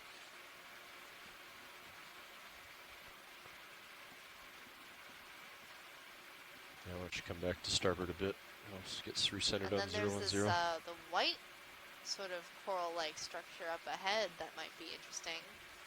I'll grab that guy, then we'll... Sure. I'm also seeing a number of encrusting demasponges on all of these rocks. So each rock seems to have this demasponge.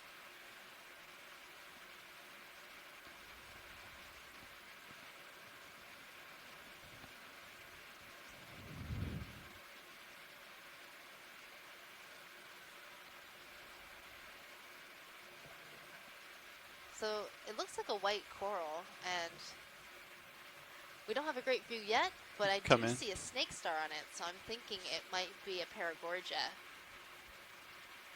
Because we often see paragorgia and a snake star associated together. And as we've zoomed in, it does look like it is a paragorgia, which is a bubblegum coral. Yeah, our DFO colleagues did inform us that this is a known species in this distribution range, and that zoom in with D2's amazing camera just highlights that it is an absolutely paragorgeous species.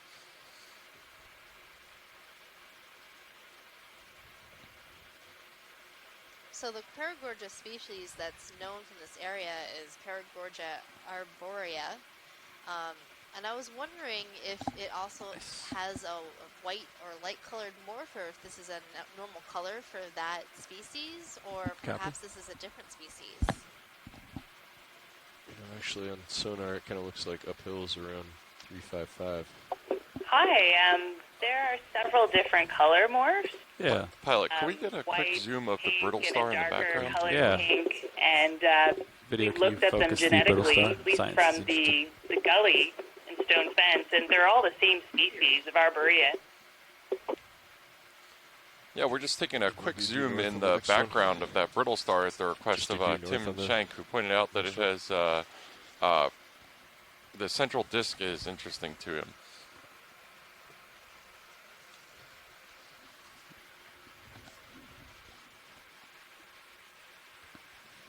Watchley, did you need a closer look at the brittle star, or was that enough? No, I think that should be good. Thank you. Understood.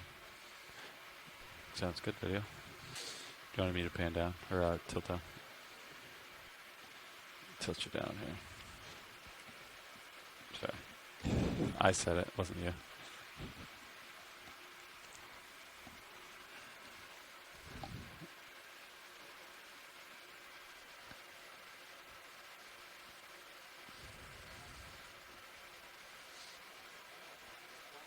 Yeah. All right. We have liftoff. So we're gonna put our next move in at due north, which is what I'm looking at now. So you don't have to come over too much, but yeah. And as pointed out, we saw a number of those ready for a 20-minute paragorgia species in our previous dives, I believe, in the Gully Canyon MPA. Is that correct, Megan? Pilot is go. Pilot is go. Yes, this species has been known from the gully.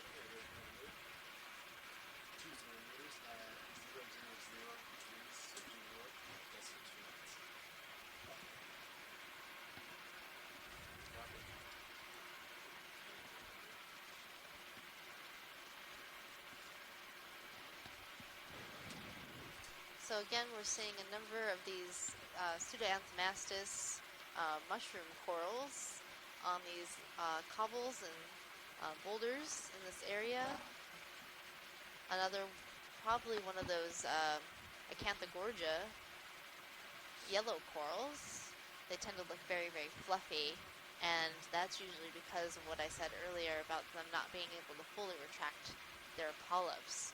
So they have an overall fluffier appearance than plexisaurs. So many of these brittle stars on the ground. Yeah, it's interesting to note as well, looking at our slope map that was prepared by our mapping lead, Mike White, for this dive, it looks like we're thereabouts on the slope maximum of our 12, trek I up think the it's just like wall port of this and inner starboard canyon something, island. for the deck And over. we're still not seeing the kind of sheer relief that we've seen in several of the ones the other day. So also what is conspicuously absent is the slope guys out there perpendicular, Yeah, it looks like in the sorry, same slope spot parallel rills, which were depressions in the seafloor, kind of gullies within the gully canyon that we observed during the first dive. And again, those can be focusing conduits for sediment flows downslope along the canyon walls. We haven't seen any of those yet, and that would be one kind of obvious evidence of sediment transport activity happening in relatively recent geological times. That doesn't mean that that's not necessarily happening here, but if it is, they might be more cascading, diffuse sediment flows where it's sediment mixing with a lot of the overlying water, so it wouldn't be dense enough to actually erode into the seabed and create the rills that we were observing on our first dive.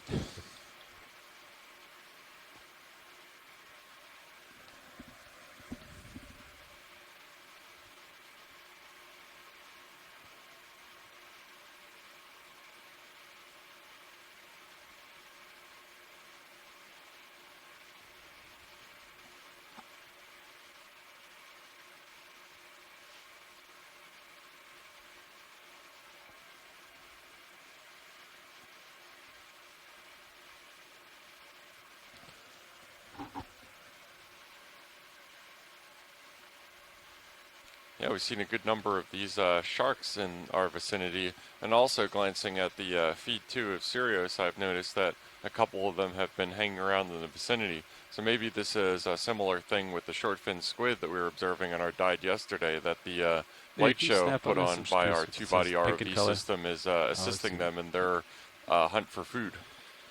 We'll let it go. Oh, we saw a pink fallen over coral. It was on this very small cobble.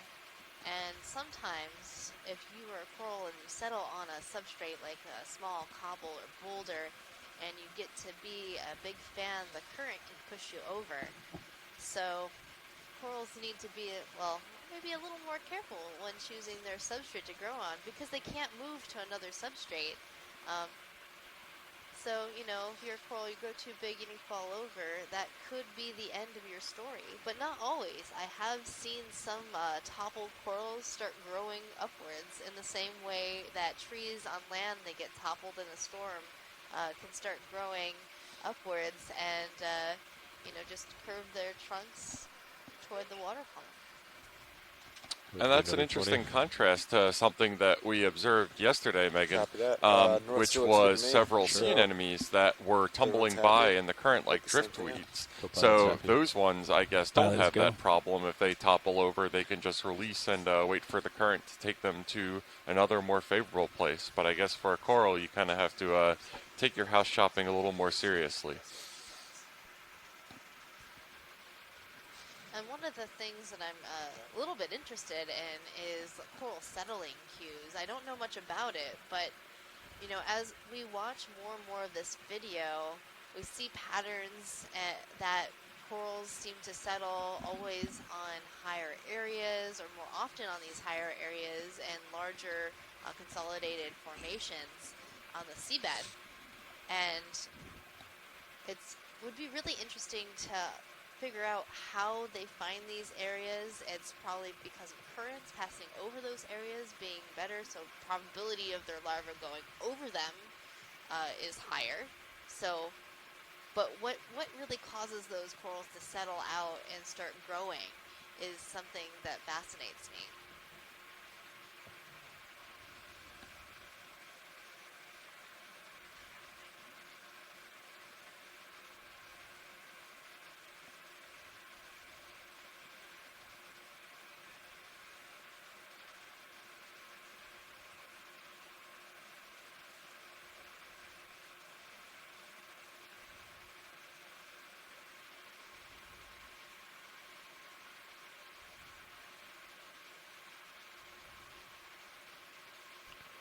And you might notice as well Extra that shot the ahead.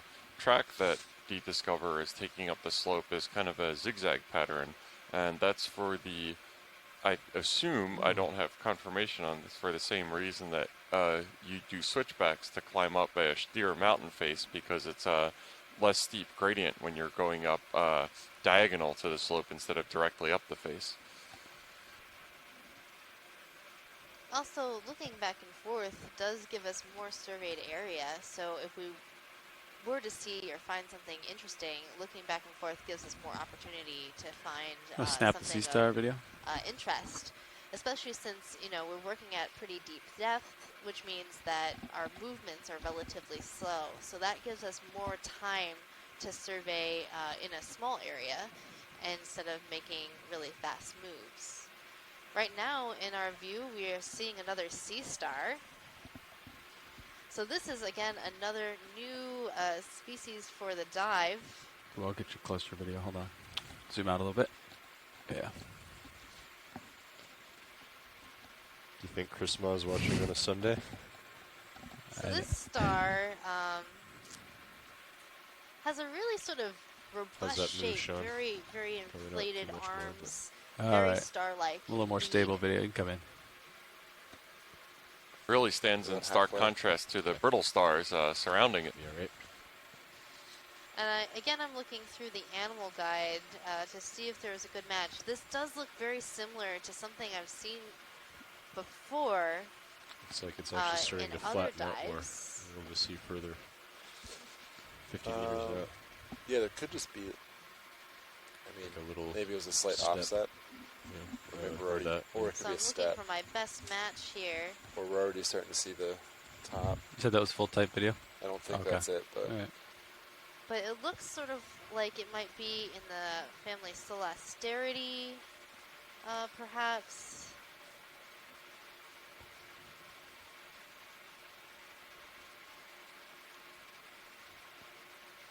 The one I think it looks most like is the genus Nepanthia.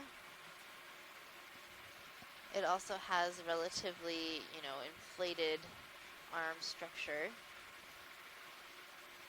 Megan, what is that little snail-looking thing to the Oh, left of the The white color.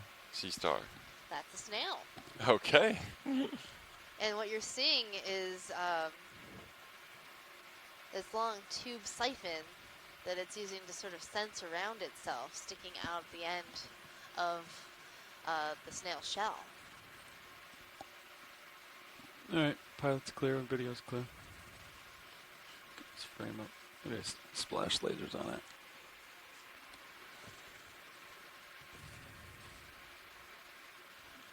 So if you're just joining us, this is Megan Putz from the University of Hawaii, your biology lead. And this is Jeff Obelts from the Naval Research Lab, your geology lead. We are currently diving at a depth of 1,450 meters at the Northeast Channel dive site in Canada. And we also want to send out a warm welcome to our friends at the National That last History move finished Museum up a in couple minutes ago. Halifax and the Canadian yeah, Museum so of you're gonna Nature have in Ottawa, a hair who are swing, but currently sure, live pretty streaming stable. our dive. So welcome, But for everyone. next move, I hope you guys are North enjoying your still Labor looks Day good on weekend. my It's a end. great day How for are museum pilots touring. feeling? Yeah, North looks great. Copy Cool. that. The dive here Hold at it the for a moment, Northeast then- Channel, is that Put it Chris in. Small?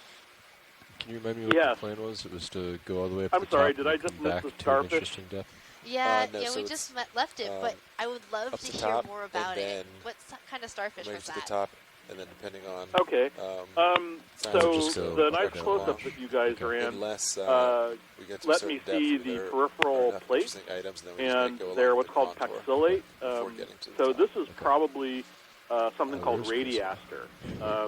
It's not something, there are a couple of these in the Pacific, but I don't know how often we saw it.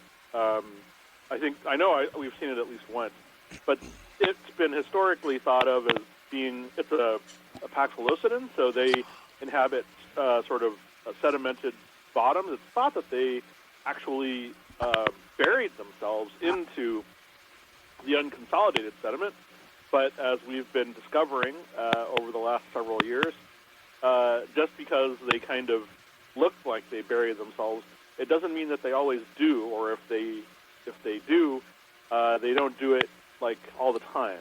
I don't know if this has ever been imaged like, alive before, so that's definitely something I had to look a couple of times at before getting like a good sort of reckoning of the diagnostic characters. I get the impression that the Chrisma Okeanos curse is in play because I think every time I was looking for starfish, they all run away. I remember during my time on the cruise, if I wanted to see a starfish, we didn't see anything all day. And yesterday I was watching, not a single echinoderm.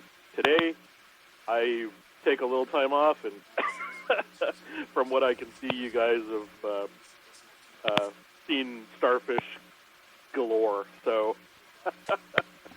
anyway, I'd have to go and find the references to figure out exactly which species. But I think radiaster is what we're seeing, or what you just saw a little while ago.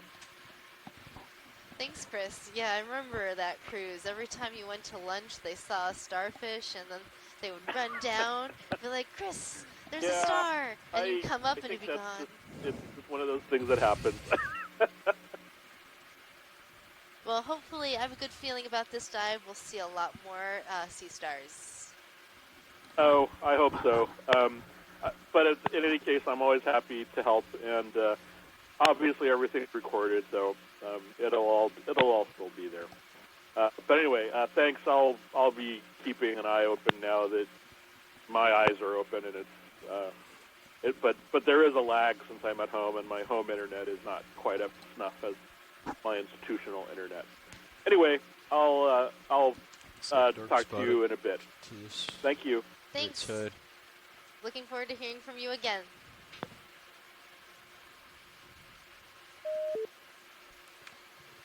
Always great to get the Starfish Hotline on the line, especially since this dive has been a fairly echinoderma-palooza, unlike yesterday, in which it was slim picking for Team Starfish.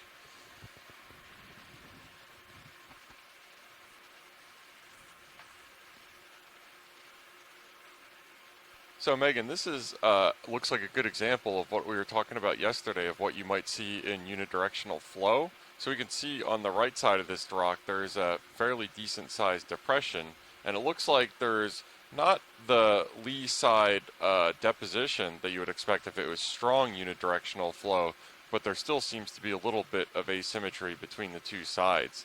And that stands in pretty stark contrast to what we were seeing yesterday with the dropstones, where it was more or less a perfectly round spherical impact crater from those dropstones ploughing down into that really fine sediment.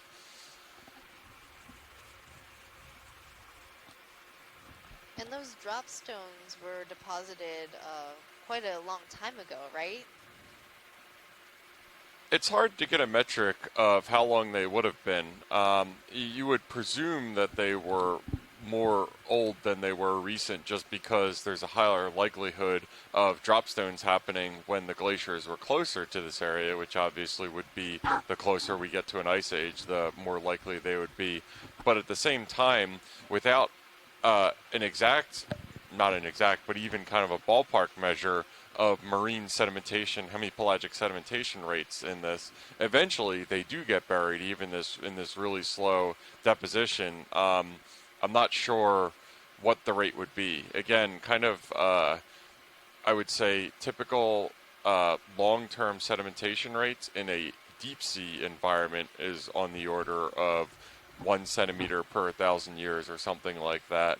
So that would be for one of these little tiny cobbles or something like that that might be 5 centimeters diameter or so. It would take about 5,000 years to cover that. So that's kind of your just ballpark, what we call a scale analysis, to kind of look at the order of magnitude of a problem and get within the neighborhood of a right answer, not worrying about whether it's an actual right answer or not.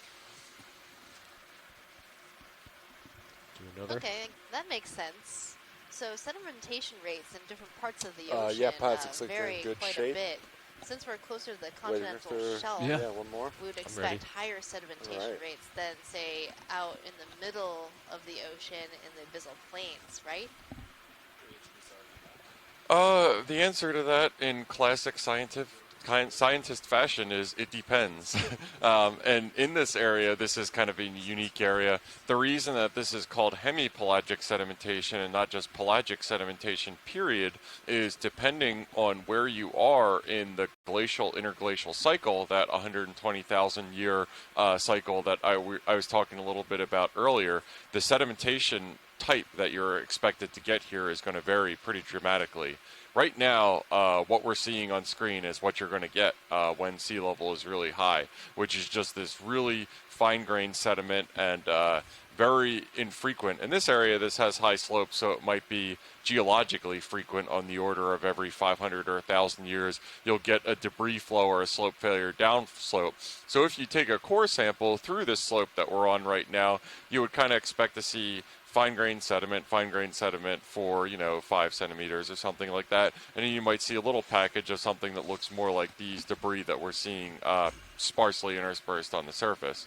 Now, if we either press fast forward or press rewind about 80,000 years or something like that to when sea levels are a lot lower, the sediment regime that we would see here would be probably dramatically different. This would still be below sea level. We're well within the depth that even the lowest sea level on Earth, about 120 meters lower than the current level, isn't going to get any close to the depths of 1,500 meters that we're at right now.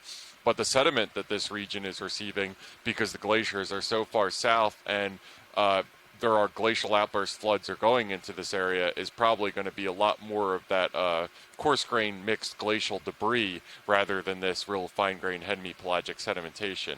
This is still going to be happening during that time, but you'll see a lot more frequent intervals in a core sample during that time of coarse sediment package and that jumbled up glacial debris and till that we were talking about earlier, pushed out by floods that happen on the glaciers.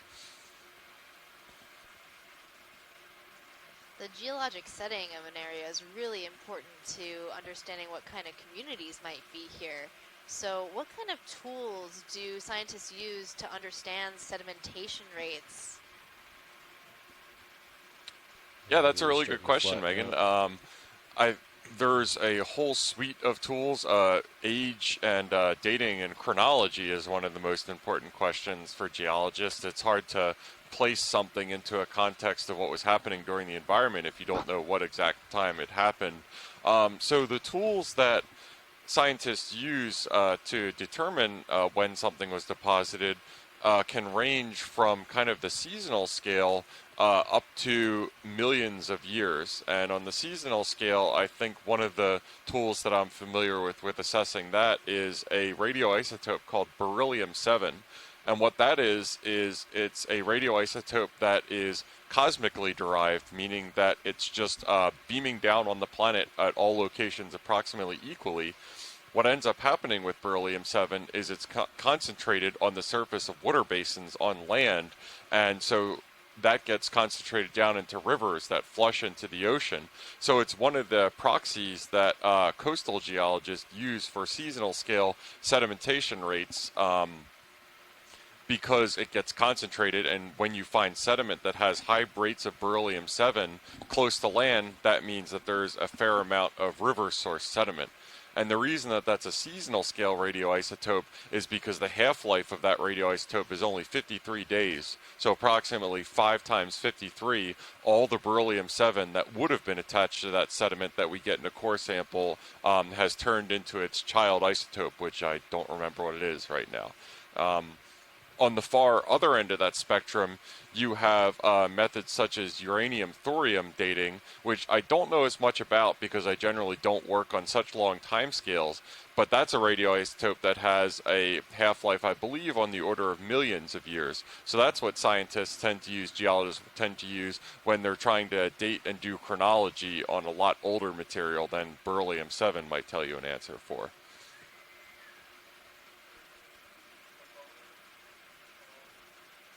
And just as a quick tie-in to make the link between us, one of the other tools that I think is relatively well known for age dating within the 500 to 50,000 year range or 40,000 year range is carbon 14 dating, and that is using shells or organic debris, typically shells in the marine environment from gastropods or some other ones, and age dating the shells with the radiocarbon to get an idea of how old the rock that shell was deposited in. A couple minutes for it to settle out. Look at this rock and keep moving. Sounds good.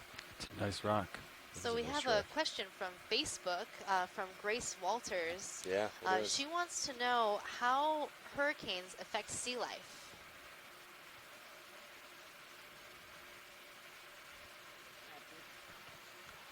Okay.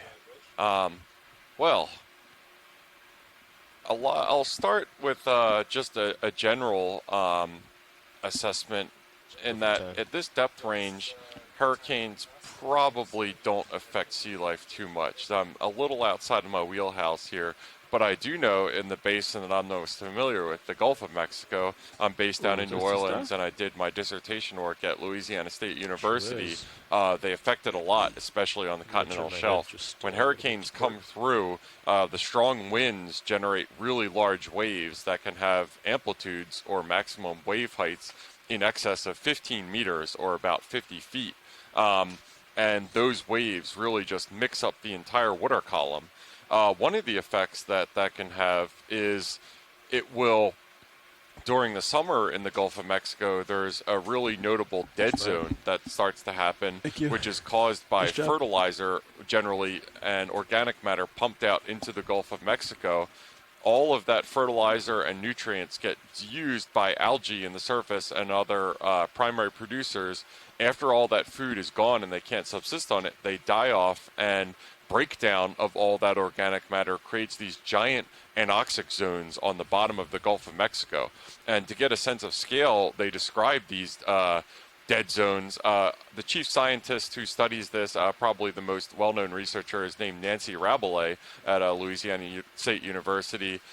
They describe the size of these dead zones on the floor of the Gulf of Mexico in terms of the size of states. Sometimes it's the size of Rhode Island, sometimes it's the size of New Jersey in really recent summers, where the dead zone has just been getting bigger and bigger. So when a large hurricane comes through, it actually has kind of a fringe beneficial effect of mixing up the water column and introducing oxygen from higher areas, surface waters, down to that dead zone, reoxygenating it and kind of moving the water around some more. So that's one potential example. Maybe Megan can take off and give her 2 cents on this one. So following the same trend of thought with the bringing nutrients to the surface and that mixing, that causes bloom and primary productivity at the surface. So that means all those phytoplankton, all those plants at the surface are creating more food for other animals in the water column. And that food will trickle down from the surface to our deep benthos, so down to the bottom of the ocean, bringing more food to the animals that we're seeing right now. So potentially a storm could be helpful to providing food to the animals that we see today. Another impact that storms can have on shallow water ecosystems like coral reefs is the wave action generated by storms can cause some damage. Fortunately, coral reefs can actually help people's habitations on land, help protect them from these large waves and that impact. And the coral reefs will eventually recover from that disturbance event. And there is a theory called the intermediate disturbance hypothesis, saying that consistent moderate storms can actually be helpful to increasing the diversity of the ecosystem in that area. By providing a disturbance event, more organisms can come in and colonize an area. We'll go up to the top.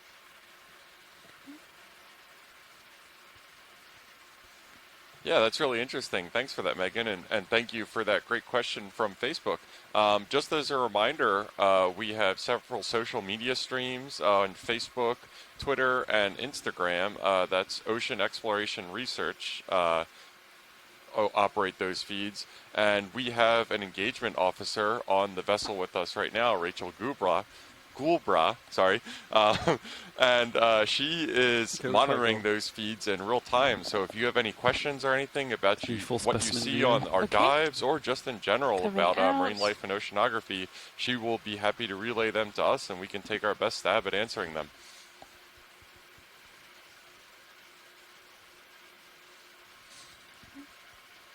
And video is clear. All right. Thanks, Caitlin. Okay, that's full wide. They might still be doing their heading change. Yeah, it looks like there's still an adjustment. But, yeah, you still have some tethers now. I see something white off to starboard. Maybe a direction. So the dive today was proposed by our partners at DFO, that's the Division of Fisheries and Oceans Canada, and they were very interested in this location because of the potential for management in this area. So right now where we're diving is just outside a proposed management area, and I was wondering if Lindsay or someone on shore might want to talk a little bit more about management of our oceans and how marine protected areas can help our oceans. Hi, it's Derek Fenton with Fisheries and Oceans. I work with the protected areas section here. So the backstory on this site is that it was through I guess a long planning process over the last 5 years or so. We've identified a number of potential protected areas off Nova Scotia. This site was announced as what we call an area of interest. So a very general boundary is given back in 2018, and it was based on the available information at that time. So we've held a number of science reviews and compilations of information for this area. It is, it's well known for corals, and that, going back to 2002, first put in just a fisheries closure to the north of here. So, but the depth range in which, we had any information was largely restricted to about 800 meters and shallower. So this is one of our first opportunities to see, what deep sea conservation would be beyond those depths and what we would be capturing. The legislation in which we do protected areas is under something called the Oceans Act. So the Gully Marine Protected Area, which we were at a few days ago, is one of those sites under that legislation that was designated 15 years ago. So the goal here is to go through a consultation process, put all the information on the table, and design a protected area for this part of our region. The site, you can see it on our website, the full extent of what's being proposed, and it goes further north here and also includes a large basin and a bank feature. So it's, trying to capture the full diversity of habitats and species in this part of our region is the end goal. I guess with, stretched out. Where this mission fits in is that, we drew a preliminary boundary, and the question always was, and when you get into boundary making is, could it be drawn in other ways? Is there other information we should? This is quite a valuable piece for us in thinking about a final boundary in the years to come. Thanks for that, Derek. In what ways can marine protected areas help protect our resources? Okay, video, you can come in. Okay, well, it really provides a management focus. So if we use the Gully as an example, we've restricted fishing activity in certain areas to avoid disturbance, or other activities for that matter, like oil and gas exploration or other human activities.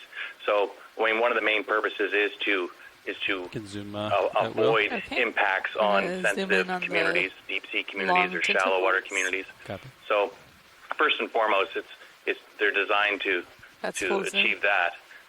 But as part of it, what we've learned over the last 15 years is that once you put in a protected area, you start you start to get a lot of other benefits. It attracts scientific interest and monitoring. They become a real focus for education and awareness. So they become sort of hot spots for all our management activities. So you get an enhanced attention and protection of different parts of the ocean, which may tell us something about, with this concentration of effort, can help us focus our attention towards the effects of climate change or just the impacts of human activities on the ocean. That's really interesting. Thanks for sharing. Yeah, and so just for the last little bit, we've been doing a zoom on this is a Venus flytrap anemone, and just really interesting looking species. I think this is one of my favorite we've seen on this dive. Just the bright colors and the overall resemblance to a piranha plant from Super Mario is quite interesting. What I'm really enjoying about this anemone is all the associated organisms that we're seeing on top of it. On the left-hand side, there is what appears to be a sea spider, if I'm not mistaken. Oh, yeah. Walking along the skin of this anemone. Sea spiders have 8 legs like land spiders, but they're not very closely related. We could But they have a very similar feeding method in which they have a proboscis that they will use to liquefy the insides of what they're trying to feed on. So they often are seen feeding on anemones. She looks pretty good. Yeah. Could that be what we're seeing right now? Soon, 50 meters out. So I'm not sure. Yeah. I'm not seeing if it has its proboscis inserted into this anemone. That Maxu. Yeah, It could be that's possible Maxu. that it is here because it's looking to use The spider's this pretty as small. a source of food. Yeah, and it's clear. Yeah. So hard to There's get. also some, looks like hydroids growing on this anemone, and on top of those, I saw a caprellid amphipod, that really strange amphipod that we saw earlier in the dive.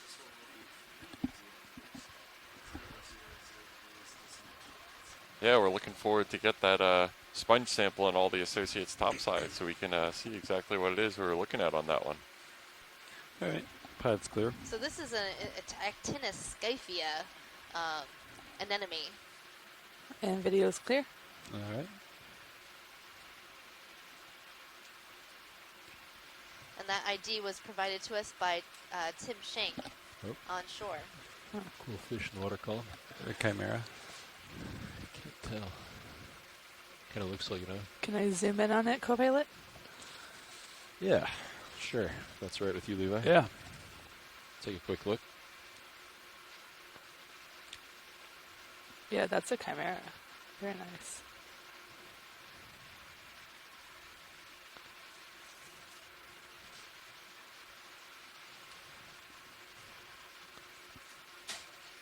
Okay. Looks like he's swimming down to you, pilot, so we can come out on Sirius.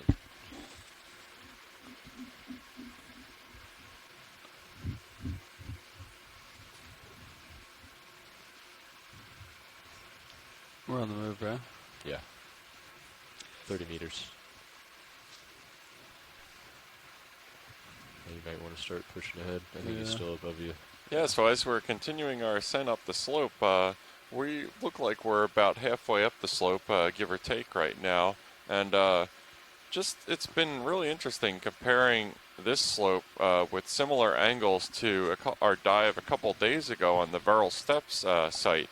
It was approximately similar gradient, but we're seeing none of the kind of exposed lithology or rock face that we saw on Verrill Steps at times. So this is relatively steeply sloped for the marine environment, but it's a combination of some decently sized debris and rubble at the surface mixed with that fine-grained hemipelagic sedimentation that's characteristic of a lot of these deep-sea environments.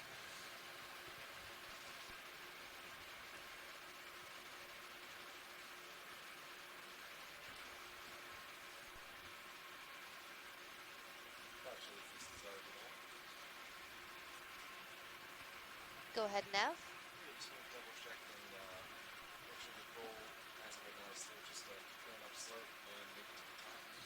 Yes, that is our goal.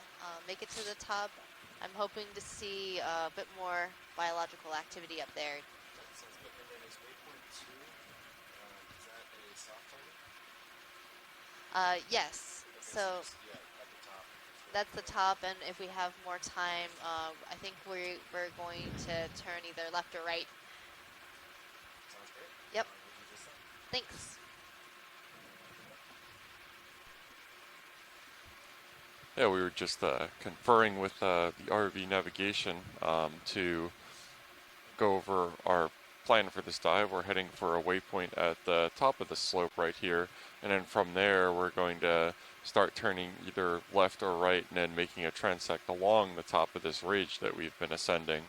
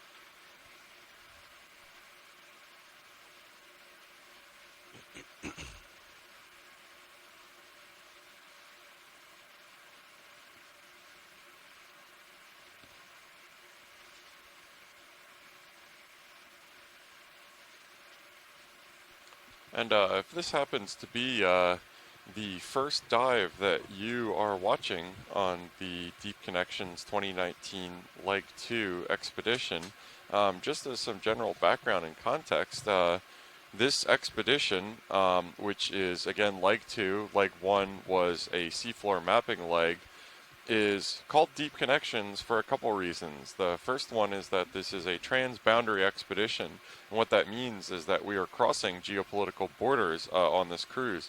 We are in Canadian waters right now and have been working pretty heavily with our Canadian partners, including Department of Fisheries and Oceanography, the Canadian Geological Survey, for interpreting these sites, suggesting dive plans, and etc. And in a couple days, I believe, we are going to be transiting into American waters and doing dives on some North Atlantic sites off of New England. This kind of science in which we're crossing geopolitical boundaries to do this and working with agencies on both the Canadian and the U.S. side is a really nice collaborative model, just based along the principal observation that biology or ecology or anything doesn't observe the same geopolitical boundaries that we do. So even though science as we know it thus far has mostly been confined to countries doing science within their exclusive economic zones or similar continental shelves, their own territorial waters, this is a nice example of what can get accomplished if interagency agreement at the international level is happening.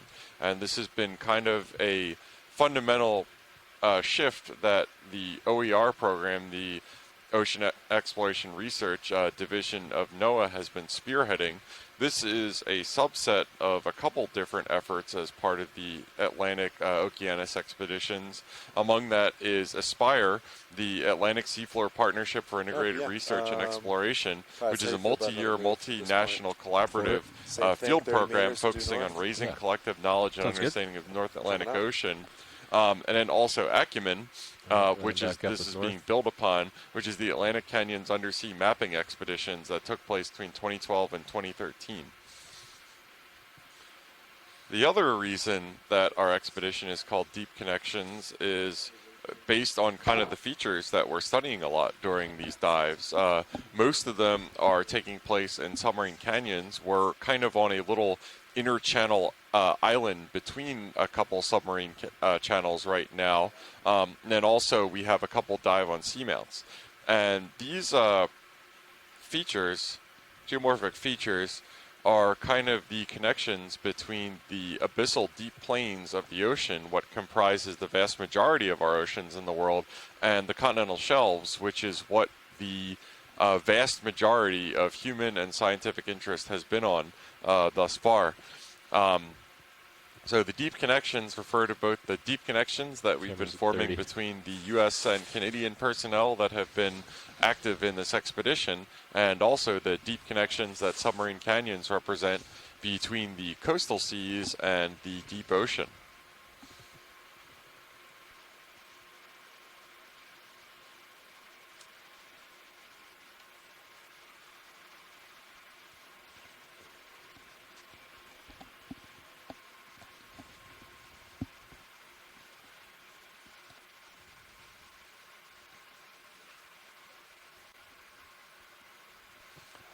Yeah, and it looks like that at this point we're maybe 2/3 or maybe closer to 70% up our slope of this inner canyon island feature.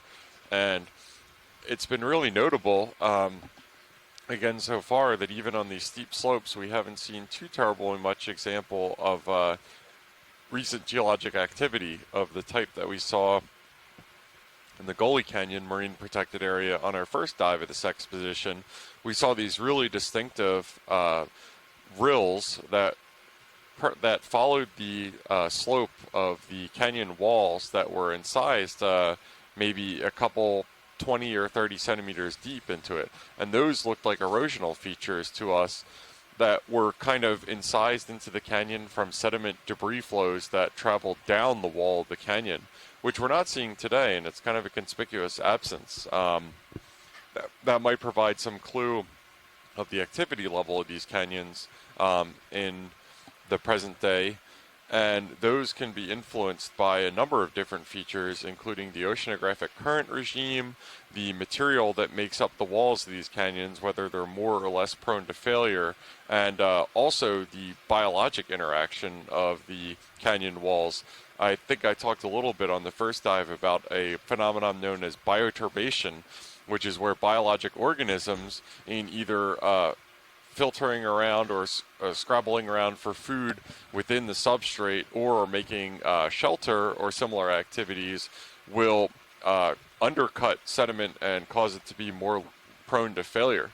And so biologic activity can be really important for geologic formation and evolution, especially during the current sea level high stand, in which this area is generally not seeing too much sediment input from the terrestrial environment except in really infrequent events.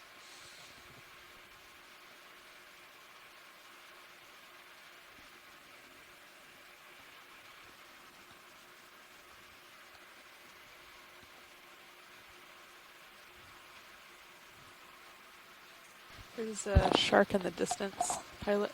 Oh, it's coming now. You can snap it. Not a shark. Never mind. Yeah, and this is a great example of some of the benthic fish species that we've seen have been kind of circling. We've had a number of sharks before. I believe those were tentatively identified as lantern sharks. So we have seen some benthic species that have been kind of following and hanging around the ROV as we went. Nothing like the extreme concentrations of squid that we had surrounding our two-body ROV platform at almost all times during the dive yesterday. But I wish I could provide a little more context on that fish that we just saw. But unfortunately, I am going solo while my colleague and biology lead Megan Putz is grabbing a well-deserved lunch. We tag out and just scarf out lunch during these dives. They're typically between 6 or 8 hours in lengths thereabouts, depending on the water depth that we're diving in. So biology applies topside as well, and we need to keep on nourishing ourselves so we can keep on bringing you guys hopefully interesting commentary.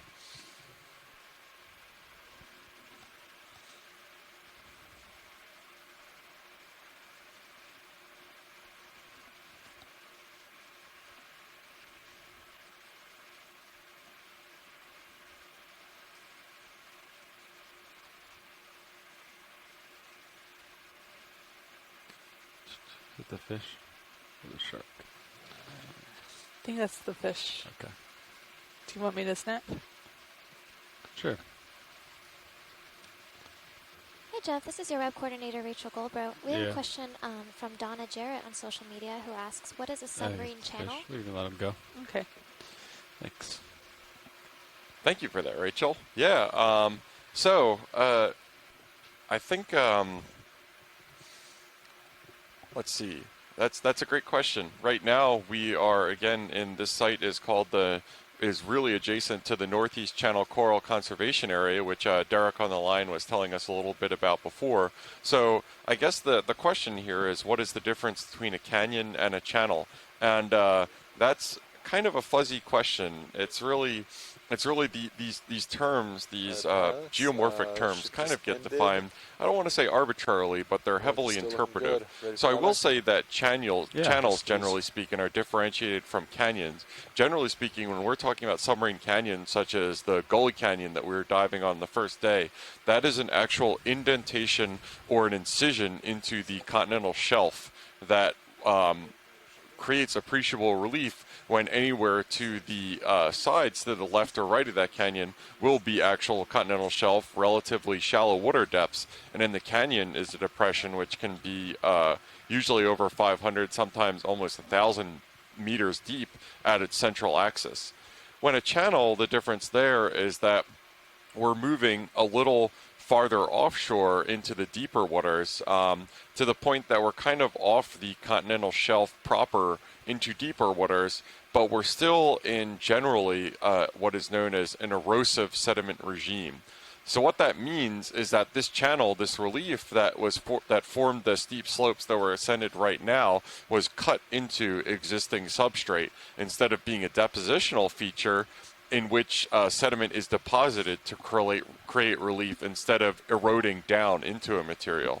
And you can think of the classic depositional feature would be a river levee, which is where to the sides of the levee, when the river overflows and deposits sediments, it kind of builds up these mounds on either side of the river. So in this case, we're not in that depositional environment. We're in an erosional environment. It's a submarine channel, but it's not quite enough on the continental margin to be considered a submarine canyon proper. So channels are usually downslope of submarine canyon heads in generally deeper water, but similarly erosive feature. So that was a great question. Thank you for that.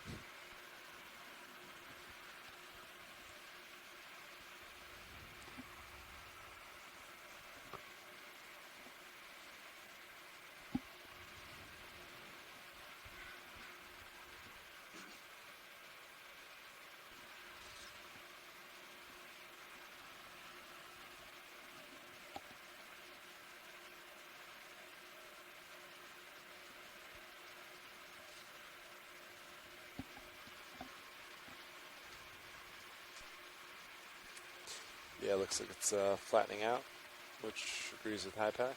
And while we make our way up the slope here, I'll give a little bit more context on we're zooming out one step further, and instead of talking about the Deep Connections expedition, I'm going to talk about the Okeanos and Ocean Exploration and Research Program in general.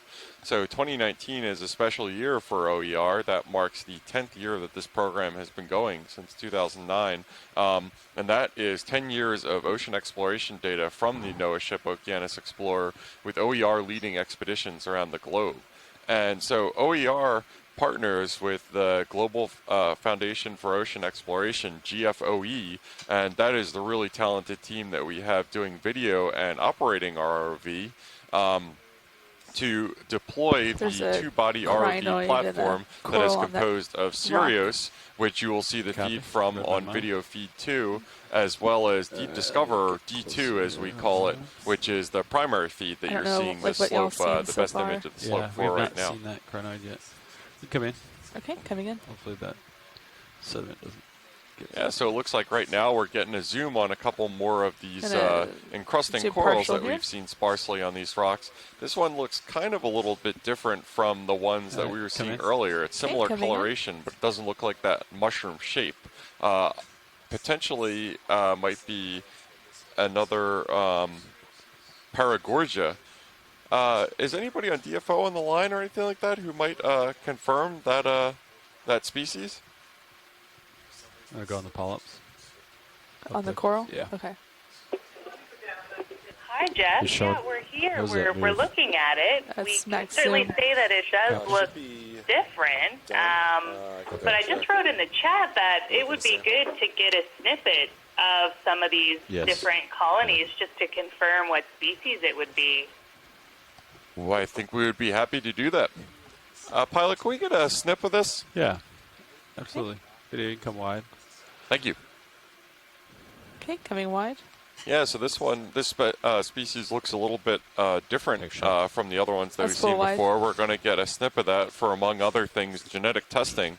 For a lot of these species in the deep sea, visual identification after this isn't pilot, quite or sufficient you're to gonna take it? determine the actual species, so there has to be DNA work done on it. So that's something that we do topside with all the samples that we collect.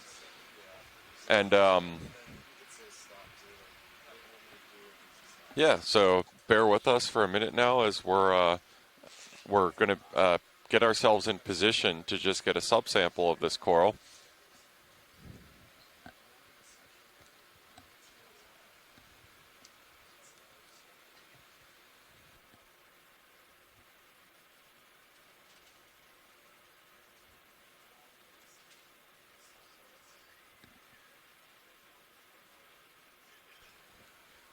And just to reiterate, it is corals like this that have been resulted in this being designated an area of interest. Some of the fishing methods that are used, particularly bottom trawling, can be really destructive on these really slow-growing and very slow to recover deep-sea ecosystems. So a big part of the work that we're doing right now is kind of getting a census of what kind of organisms, particularly deep-sea corals, which are foundation species, are living down here, so we can effectively manage them. It's very difficult to effectively manage something that you don't know what it actually exists.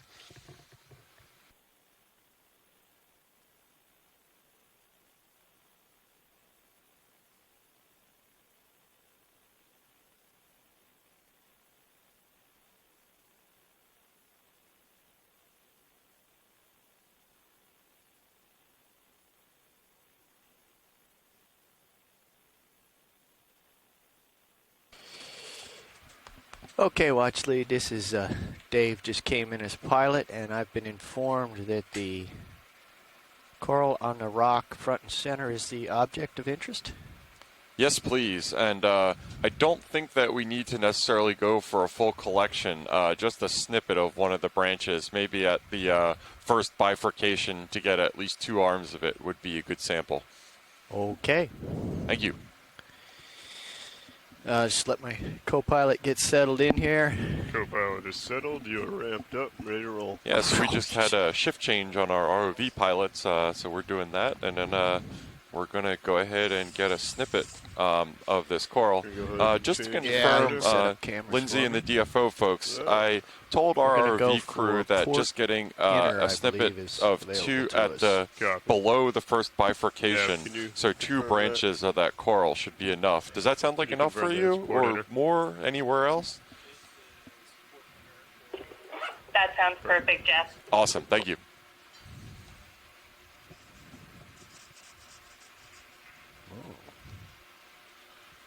Arm's a little sluggish. We're gonna do a little arm warm up here before we give me a little bit of back talk there.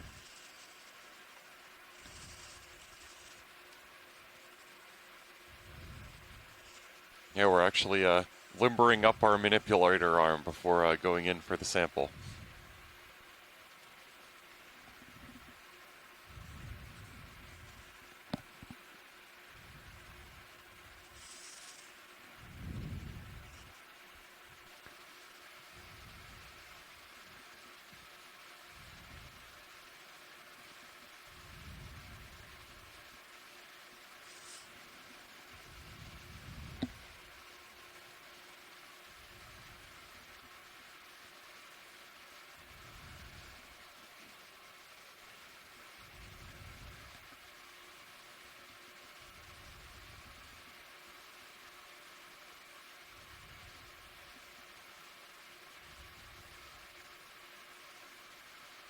Would you like mini zoomed in? Would that help at all? Or you seem like you got it. I think I'll...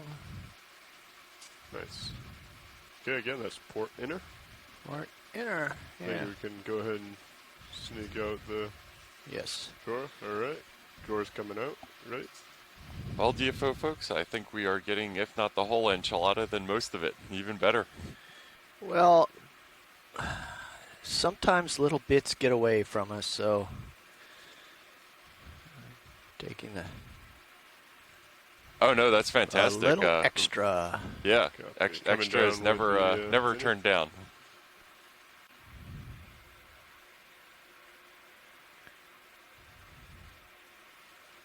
Wonderful. Thank you.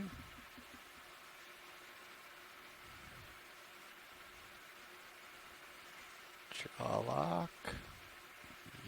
Yes. Takes out.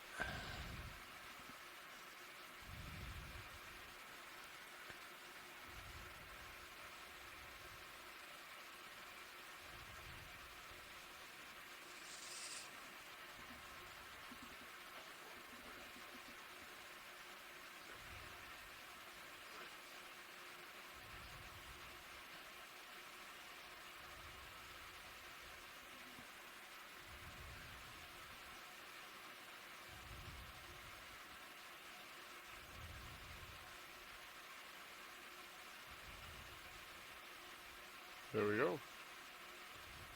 Down at the bottom. Coming out gently. Copy that. Retracting drawer.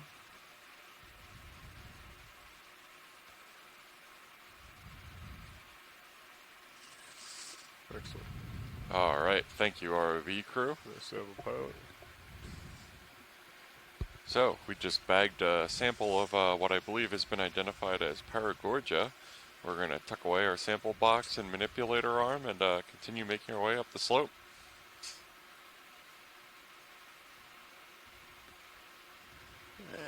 Give a view of my arm, make sure I'm stowed up nicely there. Can't quite see. I think maybe my shoulder can come up and elbow down a little. Yep. Yeah, shoulder up, elbow down, wrist. Everything as it should be. Nice. And then the rest of that should fall in. The hydraulics off. Perfect. Ramp it down. I'm going to go ahead and leave it enabled and just running at a low RPM. Okay. All tags are disabled.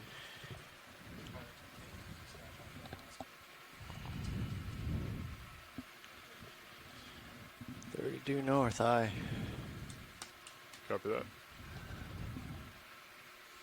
All right, we switching are that camera. taking off right now from bottom and continuing to make our way up the slope on the Northeast Channel dive site. This is dive number 4 of Expedition EX1905L, or Leg 2. Push out Deep here. Connections Expedition. Get out where I belong here. And it looks like we're pretty near the top of the slope at this point. We see a couple more of those little mushroom corals that we've been seeing fairly ubiquitously as we made our way up this slope. Our plan, once we get up at the top of the slope, was to start a transit along the crest of this ridge right here.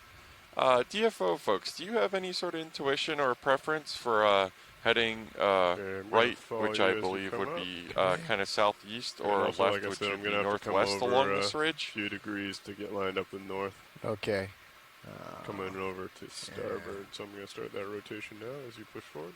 Yeah. Okay. Have you there at 54. Hi, I think we can go with the original plan to go in the southeast direction. We still got that Great. jumpy. Okay. Yeah. Hi, navigator. Just confirmed with the DFO colleagues. I think we're gonna, once we crest the ridge, which I believe should be soon, we're planning to bear right or in the general southeast direction and start heading along that ridge crest. Just about lined up there with north, pilot. Okay. Yeah, if that's right, if I'm the dog. looking at the map correctly. Copy that. See you looking at me 50. Yep. Oh, due north. Okay, gotcha. Yeah, never mind. In that case, it would be northeast, or east, I guess, along the ridge.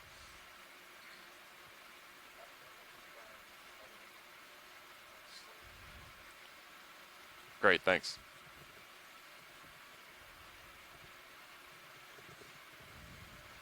Okay, looking at the camera. I have you there at 4-5. All right, happy place. Looking north. So Nav, I missed that. Do you mind walking us through what they would like to do? This is watch.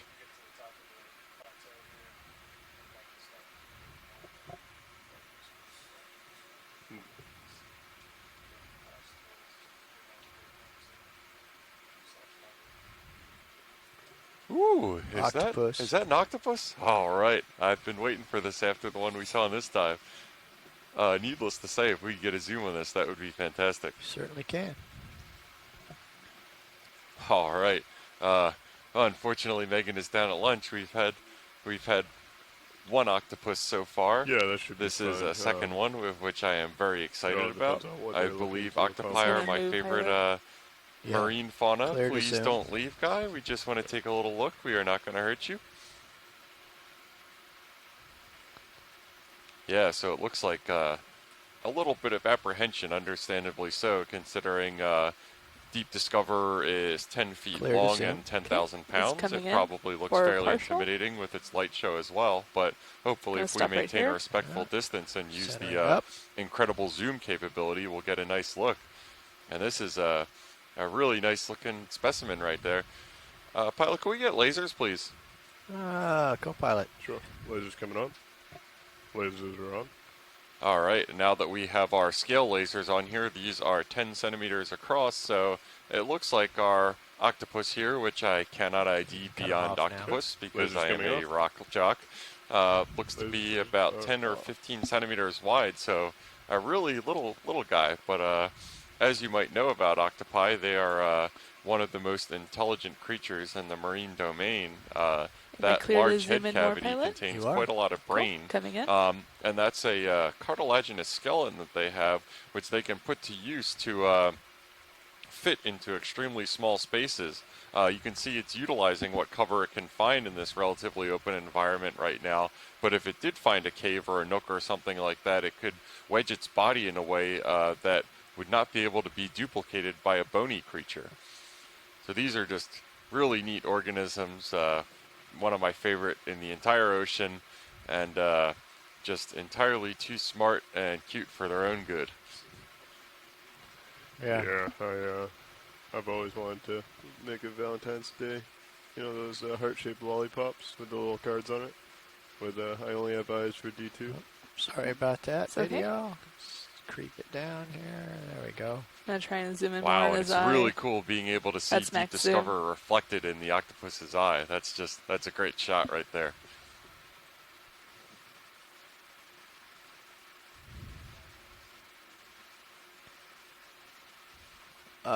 Stay still. Hope it doesn't eat me.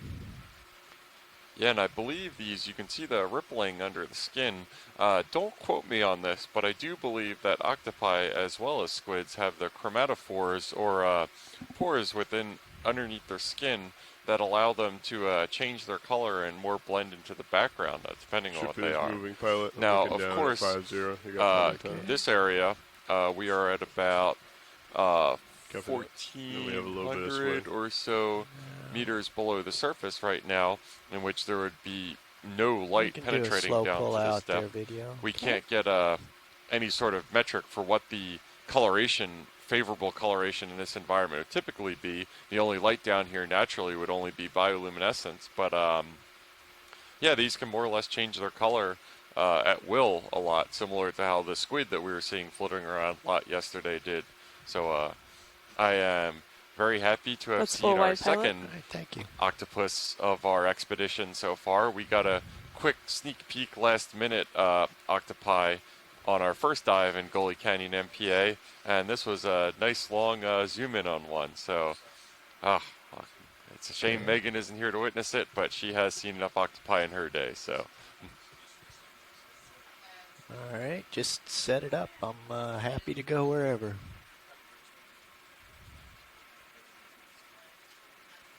So I think the best thing, where we're still trying to move up slope for now, is to have pilot try and line up perpendicular to the slope itself, and then we can use that, and it looks like it may be off to the so side after anyway.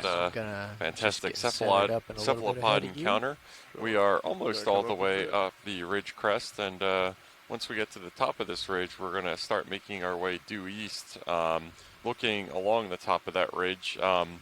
Local highs, as we know, as we saw in like a much smaller version of the same feature, are coveted by organisms in this environment. It has exposed them more to the currents that bring their food to them. What do you have for So we're hoping by transversing this ridge crest that we can be able to see some more encrusting organisms of the variety that we saw a fair amount on our way up the slope. Small move into that direction now. We could probably go 20. Yeah, it's pretty clear ahead of us. You want more? Well, I guess how far is it to the ridge? Oh, that they're looking to get to. That's going to be a very gentle and gradual. I almost think that this second contour down here, we can see when we get closer, but the 1350 contour may be a little more steep. Just going to puppy off here for a second. Sure. Look at this. You got a little bit of tether.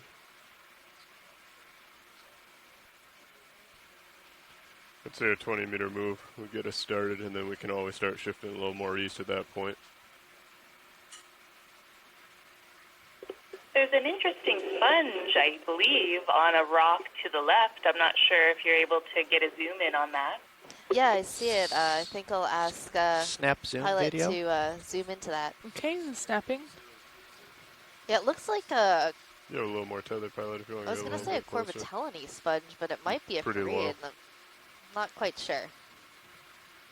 Just pushing out a little bit. Yeah, we don't have any light on it yet. This is a type of glass sponge. And I'm running out of tether. Meaning it has a bunch bunch of little glass pieces that make up its skeleton.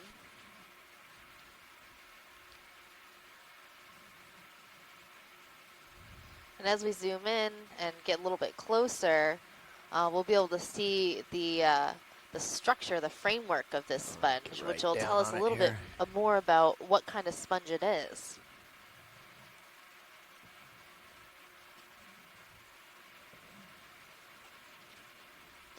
So I'm noticing it's has a sort of frilly tube-like structure, which makes me think it could be either a euplectellid sponge coming in. or a farreid sponge. Gonna hold right here. Yeah, water stable. How's the current? It seems to be pretty light. So I would probably go with farreid on this one, seeing how it forms these tubes and looks sort of lettuce-like.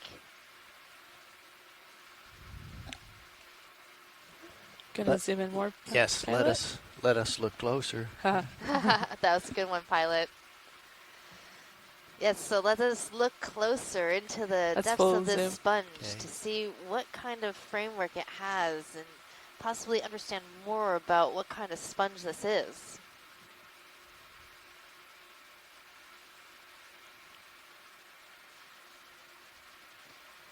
There are also a number of associates along with this sponge. I'm seeing some small crustaceans, probably amphipods, crawling around on the surface. And then up at the top right-hand corner, there are two amphipods on a little stalk. So these amphipods actually build this small stalk that's sticking out of the sponge, and they use it as their home. In addition to that, I'm also seeing a number of brittle stars that have long spikes on their arms, likely in the family Okeanos.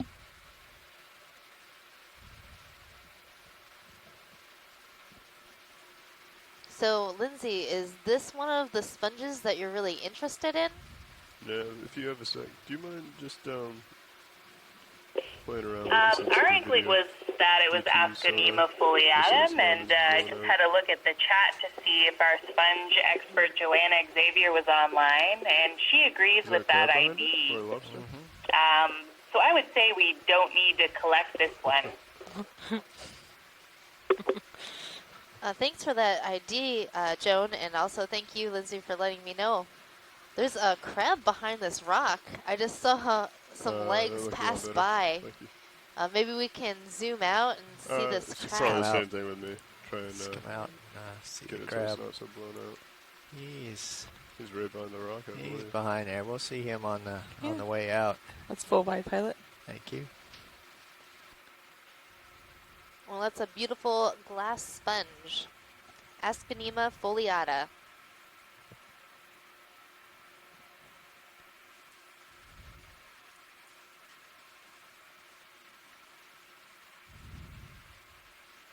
Alright, pilot, you're starting to drift off to my port. Yeah, I'll head back. I'm just going to come around this way.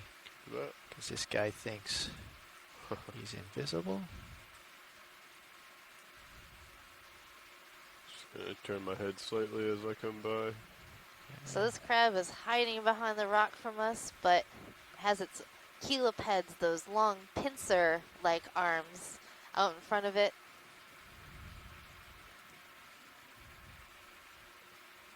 We can get a snap zoom. Okay, snapping in. Is that a mating pair? And if we can see the abdomen of this crab, it looks like this might be a female. Nope, it's two crabs. Yeah, it's Oh, so this is looks like it's a mated pair of crabs. No wonder he's angry. Or is it she? I don't know who's on top. I believe it's the female that's on the bottom. It's hard to tell which one is the female and which one is the male from this view, but I would think that the smaller one underneath is the female, and they have to be in a soft shell state in order to mate with another crab, and they'll actually produce a hormone to keep the male crab from accidentally eating her. Okay, let's come wide video. Coming wide. That's a really cool mating behavior that we're seeing with these two crabs. Right, pilot, you're off to my port. Yep, here I come. I'm at 015, so I need to come back over. Yeah. Coming up, bring my rotator down.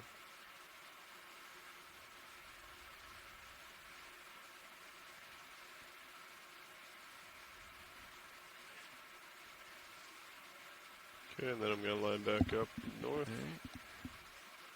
Or, excuse me, 030. Yeah. 030 is what we think. It's current best guesstimate of directly upslope. Should be settling out there. Okay. And this, I saw this earlier. I don't know what this is.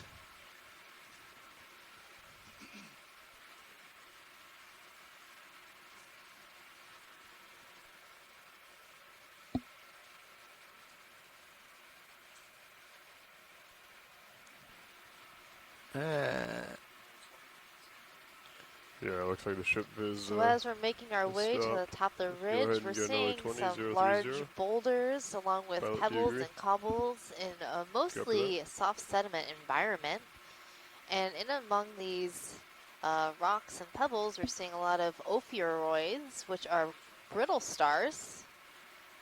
They're quite abundant in this area. And on the rocks, we're seeing a number of different organisms, like corals and sponges, anemones.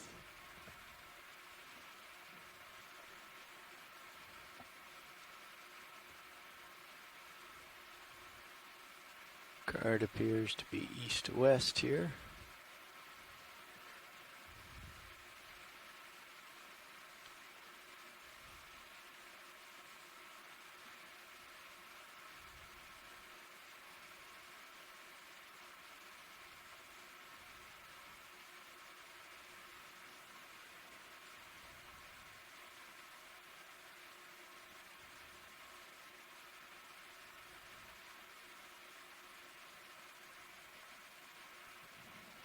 So this pink coral that we're seeing right now is a type of soft coral called Anthomastus.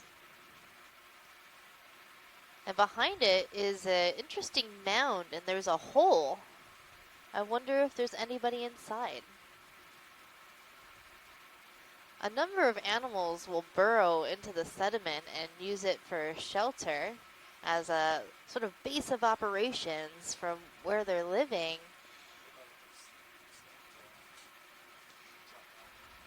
So worms will often build the shadow sort of the arm. U-shape burrows. Manipulator arm. Where they have two, an entrance and an exit hole. So that might be some sort of worm burrow that we were looking at.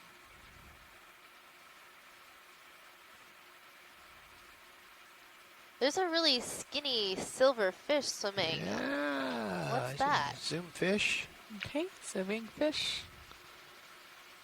Holding here. Okay. It's moving pretty fast. I think it is a juvenile fish. It's a type of eel called a synaptobranchid eel. So these eels can actually get quite large, and this one looks like it is a juvenile. The common name for synaptobranchid eels is cutthroat eel, and that's because their gill slits are located right underneath their head where their throat would be, and so it looks like someone has cut their throat open, but that's actually where they're breathing from. Those are their gills.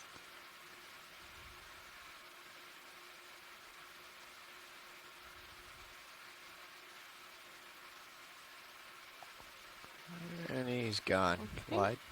Coming wide. Also spotted That's full along wide. the seafloor, you might see these feather-like creatures. Those are actually polychaete worms. Looking down, 6'5". The common name for polychaetes is bristleworm, and that's because along their body they have what are called chaetae, which look like very small little hairs, giving them a bristly appearance. And following you up with the rotator as you move The forward. structure that you're seeing sticking out of those tubes is a feeding structure that they use to filter feed in the water column, and they build these tubes where they can hide and be protected.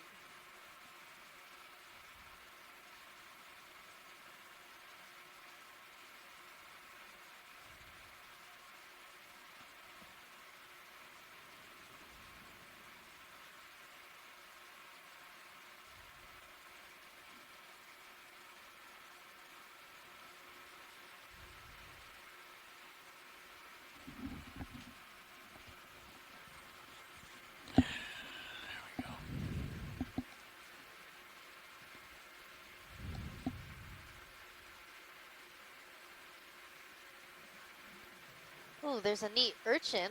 Have we looked at one of these before?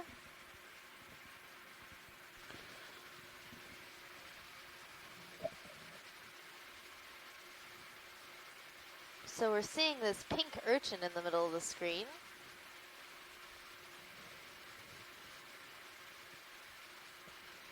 I'm not sure we've imaged one of these yet today, so let's take a look at it.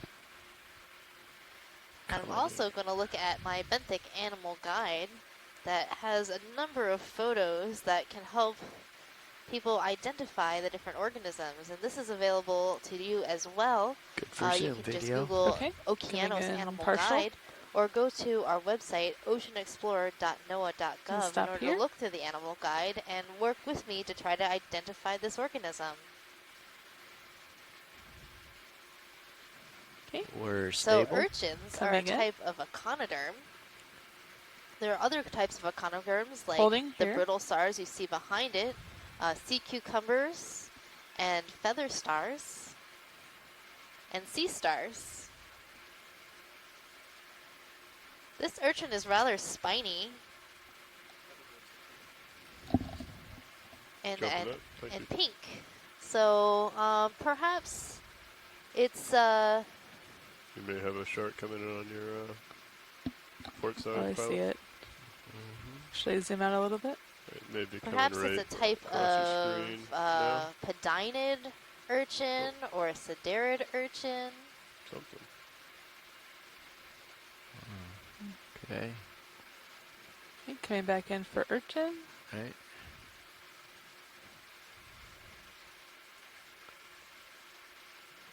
I'm going to zoom And in as we all watch the this way, urchin, Pilot. you'll see it has spines, but also these other That's sort full of zoom. tubes coming out of the animal, and those are its tube feet.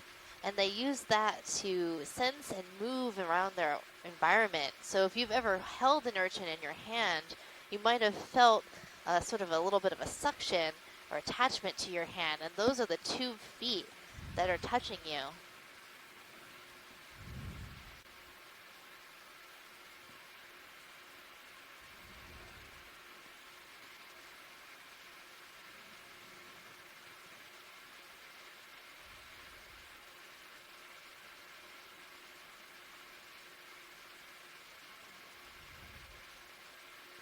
So a number of urchins can have venomous spines.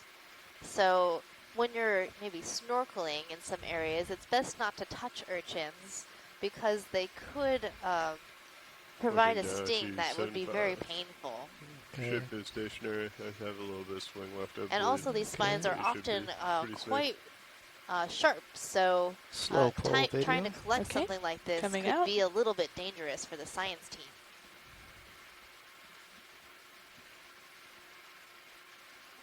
So, Pilot, we've been having this sonar return. Can't tell if it's real or not. It seems to be getting closer. It was there yesterday. It is. I know we had the two on the side and then like a straight one across the front, but that return is moving closer to us as I don't like that. The one on the left, I looked into yesterday, and it stays there regardless of heading. The one on the right, I can't say. I think that sonar is dying, frankly. It's never been my favorite. You might try switching frequencies and see if it does something different. I'm gonna follow you up as you push forward. Okay.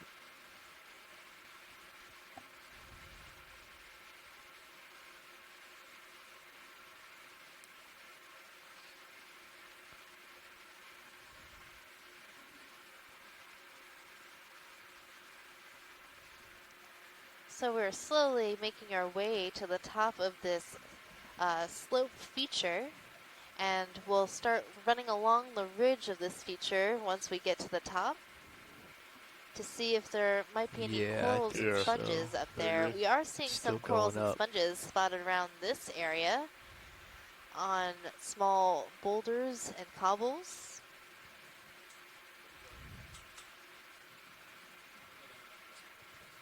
Okay, I got you there at 3.5, Pilot.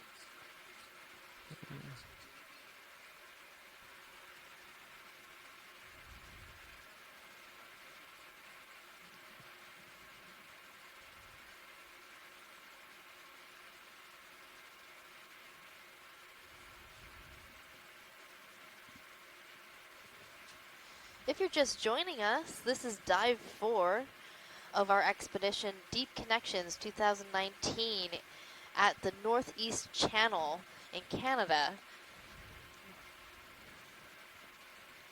We'd like to send out a warm welcome to our friends at the Natural History Museum in Halifax and the Canadian Museum of Nature in Ottawa. They are currently live streaming our dives, so welcome everyone, and we're happy to have you exploring with us. I think I see a stingray or a skate in front of us. We can zoom from here, video. Ship is on the move. And this is a really cool observation. I don't think we've seen one of these today. Holding here. As close as I can get for the time being. So right now we can't get much closer just because of the limitations of our vehicle. All of our system needs to move together. We have 3 bodies that need to move in sequence, in concert, in order to make these observations on the seafloor. First we have our ship, the Okeanos Explorer, which is driving along the surface. And as it drives along, there's a shark. We have the Sirius ROV, which is down near the bottom, but not all the way on the bottom, that then needs to move. And then after that Sirius moves, the Deep Discoverer, the ROV in which you're seeing this imagery right now, can then make its way over to what we want to look at. So we're moving these 3 vehicles all at once in a beautiful dance at the seafloor. I'm glad you think my dancing is beautiful. I do, Pilot. You're doing a wonderful job. And as we approach this ray, it might get a little spooked just because the Deep Discoverer is a very large vehicle. So you might see it move, but hopefully we can get some good imagery of it before it takes off.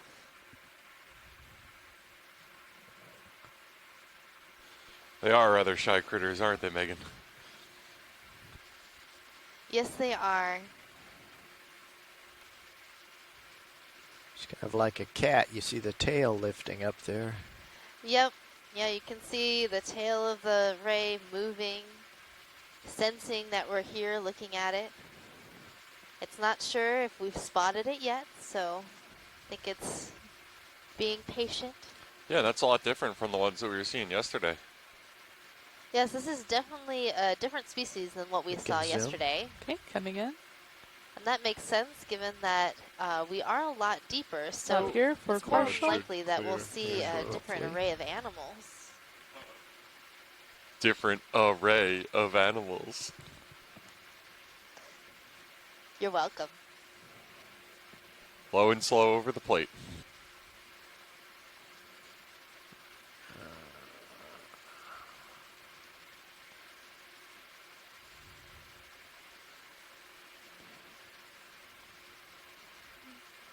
So rays are elasmobranchs in the same group of animals as sharks, but they're specially modified to sit patiently on the sea floor, see what this ray is doing. And then they move by undulating their wings. Wow. We're getting some great imagery of the eye of this animal. One of my favorite things about rays is how they feed. So their mouths are underneath their body, and they sort of, suck up their prey into their mouth and have plate-like teeth. So if you've ever been to an aquarium that has a stingray petting tank, you might have been able to feed the ray, and what they say to do is to hold the fish or the food in between your hands, and you'll feel it come and gently suck the food out of your fingers. It's quite a fun experience. Let's come wide. I'm making too much. What an optimized feeding experience. Okay. That brittle star right there, Megan, is that something that might typically compose in that ray's diet? One more 20-meter move in. I don't know if they would really find brittle stars tasty. They have a lot of hard parts. I feel like rays would probably go for more fish and softer body animals that have a higher protein content.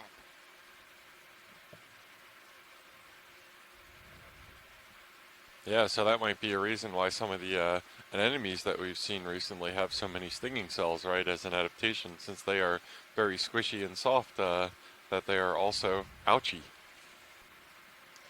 Yes, urchins would probably be a more difficult food item to digest. But there are some urchin predators that are specialized to feeding on those animals. Here's our shark friend. Yeah, there's been a few of them that have been kind of swimming around in the darker areas around D2, just right outside the light. You can see them in Sirius every now and again. So Tara Luke on our chat room says that the animal we were just looking at is commonly known as a skate because skates have fleshier tails than rays. So we notice on the end of the tail of that animal, we saw more of a fin, and that is typical of a skate.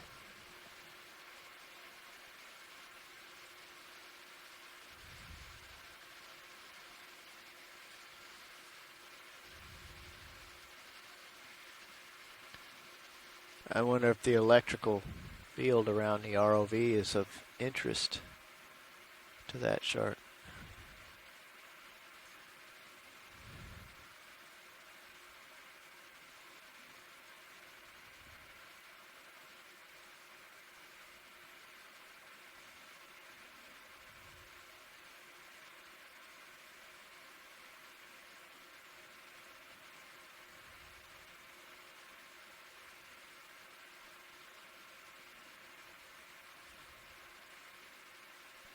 And just as a critical update, Megan, those magic bars that you selected down in the galley were indeed extremely delicious, so thank you for that tip.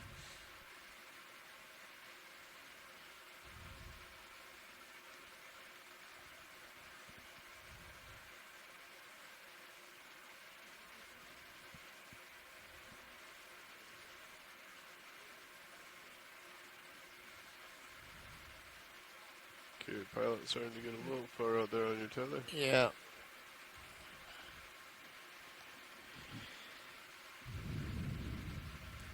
Yeah, so I stepped out down to the galley for a quick lunch, and it looks like since that time we've been transversing along this the axis of this ridge that we transversed up as part of our dive path. So all of this is kind of gravy to the general goal, which was exploring the slope of this island between submarine channels, as I've been calling it. I'm really bothered by using the term island for this. I feel like there's a much better geomorphic term that just isn't coming to mind. So maybe my colleague Calvin at the Geological Survey of Canada can get this much better word that I feel like is really just eluding me. Maybe heading up towards the northeast might be, or northwest might be better. But it all depends on what they're looking for. Ah, he's on the ball. That it says that it's an erosional remnant, which, yeah, that makes sense. I was talking a little bit that great question that we got on Facebook as to what a submarine channel is. So in that case, an erosional remnant would be something that is left behind when two submarine channels incise the sediment or rock that was on either side of it. So it ends up looking kind of like an island, but a remnant. I'll call it that. That's a better name. Go ahead, Nav.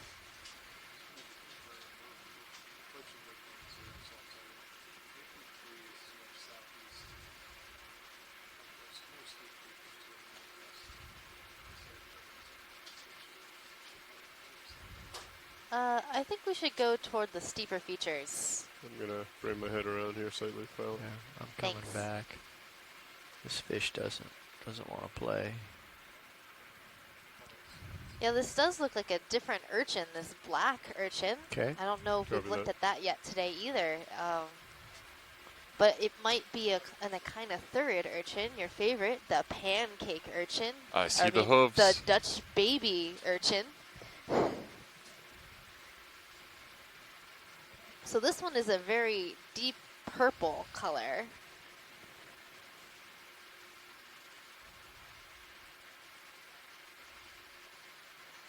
So these urchins can actually get going pretty fast when they want to. Okay, coming in. Galloping on their little hoofed feet. Okay, holding here.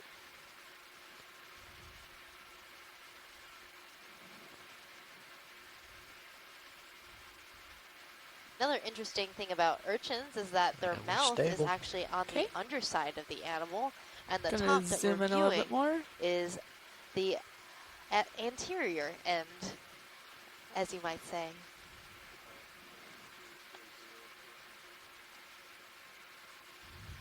So now we're getting a great view of these white hooves, and it's really interesting to see that the color contrast here. It was harder to see on the lighter colored one that we saw earlier, but this is a great example of those I think 340 modified until we hit this 1340 walking contour, and then we can kind of follow that they have up as we head a little more west. Yeah, this white and deep wine red color combination is extremely fall 2019 in the Northeast Channel region, from what I understand, from up on my oceanographic fashion.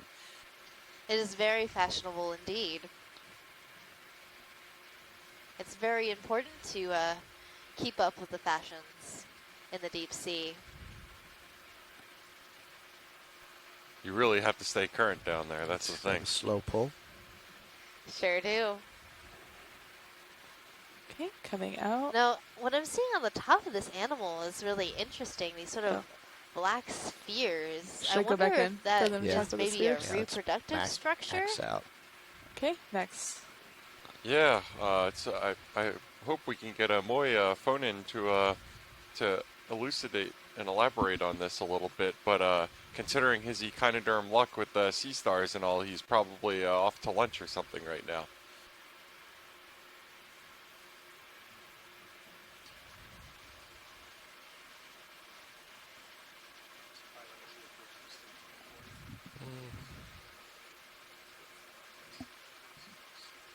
Okay. Yeah, just get co-pilot going wherever you want, and I'll try to keep up. Gonna come out for full body. And it's interesting as go well ahead. seeing I'll the turn my head to, current 340 buffeting the once urchin's pilot's all spines set, and then around. you guys move in at I think it wouldn't 345, be surprising 347. now that we're at the top of this 340, erosional remnant that the current is a little stronger pilot's since we're a over this little more shot, I'll go ahead exposed and than line up, when we get were him to along the push out, slope then we or can send him especially that at way. the base of the Coming submarine out. channel. Did they get lasers? Lasers. Although I should also Lasers, note that in the axis of the submarine channel, that bigger might than I thought. have some current focusing that results in stronger than average flow. Okay. Okay. We're out of here. Coming Lasers out. coming off. That's full wide. Thank you. Lasers are off. Alright, pilot, so as you Head this way. if you'd like to push over or push out, I'll start heading over. Come down the rotator, keep you in view.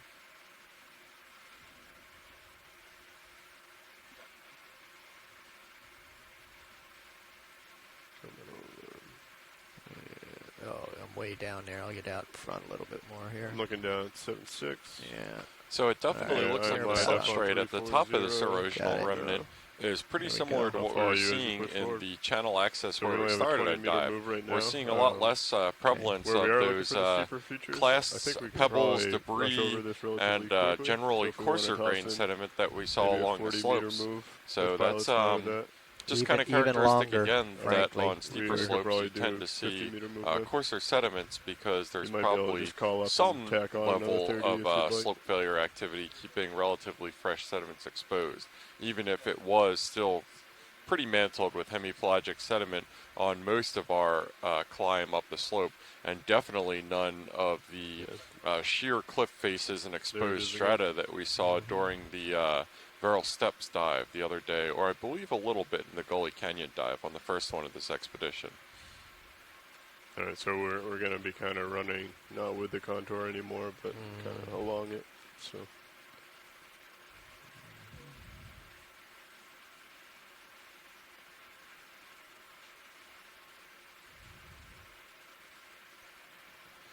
So 2019 marks the 10th year of ocean exploration that has been collected from the NOAA ship Okeanos Explorer.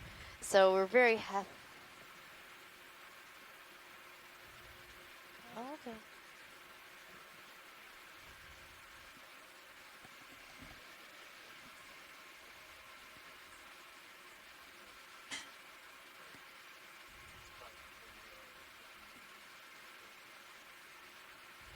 Yes. Roger that.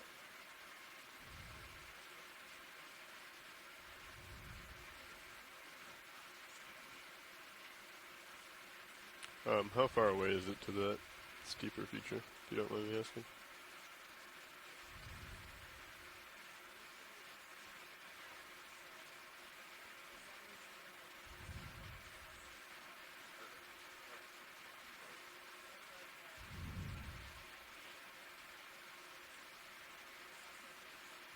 So I'd almost say come a little bit south of that, so you see where the contours are nice and close together. So a little bit down, forward, yeah, that direction, but head up a little more towards like the 18, yeah, so something like that. And that would at least get us back into the steeper features, but that's what, 700 meters. Yeah, it's gonna be a stretch. But at least like if you go half that distance, Right around there, yeah. What's that? 300? So, if you want to talk with the watch leads to figure out what exactly they're looking for, my understanding was they were looking for steep, but also if we follow a contour. So if we follow this 1340 over there and then until we get back into the steeper area, and then we can head up from there. Yeah, so it looks like this, the top of this erosional remnant is relatively featureless. It's fine-grained sediment predominantly. Yeah, but like if we head directly towards that 13 sea star-like organism in 100 meter right like now. the mark that I put there. So that's not very steep. So we'll increase in the depth, but we'd rather head over a little bit, be deeper, head over, as well and as a hit large that, number of steep those contour. polychaete worms of the variety, the filter-feeding variety, unlike the carnivorous and scavenger versions that we were seeing yesterday, which we saw dragging themselves around, and the predominantly difference between the polychaetes that we were observing yesterday and the ones today was horizontal versus vertical orientation, and that seems to dictate their life plan as well, where the horizontal ones were more mobile, while these ones kind of seem to plunk themselves down in the sediment and filter feed away their days.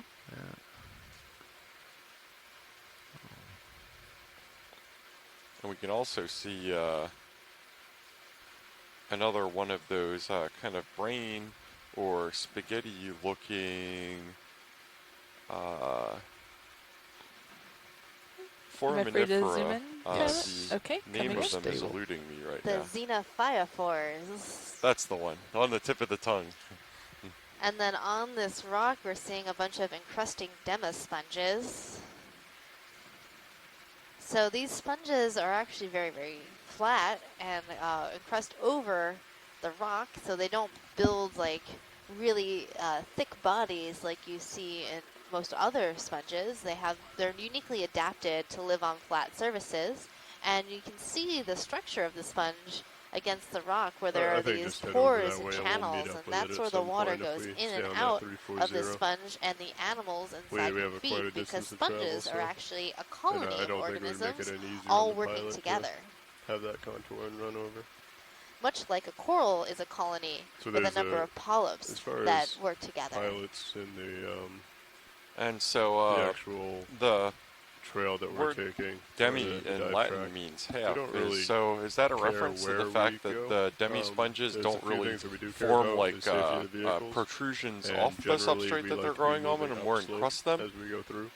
So a lot of the scientists will want to move sponges, but upslope as well, which works out in our favor. I guess that's a no then. If we were to run directly to the between 1300, demosponges we'd make it to the top and faster. glass sponges However, is that they may want to see demosponges more of a have steep more slope, than which would mean just that we'd have to glass come back pieces that make up their down skeleton. kind of on top of And ourselves demosponges into are a- also the type of sea sponge that you might area. use in So your it's kitchen. better to kind of start off deeper So and they make tend our to way be up to a shallower softer area. and don't have And also, as you glass can see on the map, if we that were will to take stick that into your track that hand. you're showing right there, I mean, the slope increases. But that's not true for all demosponges. Some demosponges do have Whereas if glass we spicules. come over a little more I believe. westerly, yeah, then we'll have more kind of And contours. the ones that you do use in your kitchen are shallow water species, whereas the ones down here are a little bit different. And demosponges come in all shapes and sizes, from the really dense Geodia sponge that we collected during our first dive at Gully Canyon, and to those super flat encrusting demosponges that we saw on that rock. And then one of the most fascinating sponges that I know is the carnivorous sponges in the family Cladorhizidae, or at least I'm which are uniquely adapted to act more like a Venus flytrap plant, in that they will capture and dissolve organisms that get attracted to their sponge the issues that would arise so a lot of from these a longer organisms move have would be, really if there interesting was any rock morphology. features that we would Some have to having avoid, like some globes or cables, balls on any the lines or ends, anything like or that. But long also you have to spikes factor that are in sort of if we come sticky. across or spicules that are modified to science wants to look at and stop. grab onto something that might even though be a good the pilot prey can item. Stop comfortably if he's out ahead. If he's close to Sirius like he is now, then Sirius will continue going over it, and So that the makes shot it will be a little different than more rushed other than if we sponges were that making are shorter moves just where filter feeders, the ship would but be they're stopped actually and Sirius would be preying stopped on and we could larger take our time. organisms that aren't, a filter feeding type of prey. So if we do come across something of extreme interest, we may call for an easy stop and just have the ship come to a stop.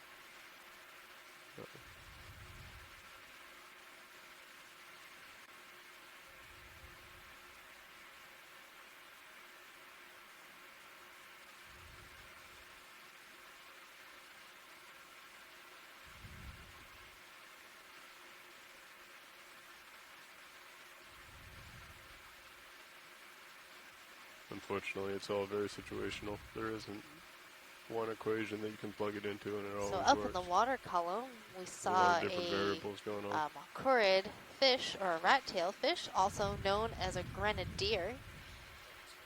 Those fish have long tapering tails, are in some of the larger organisms that we see at these depths. Wrong and how best to avoid that. Pilot, there's a big fish in the water column above sort of us. floating up in the water Yep. column. Here we go.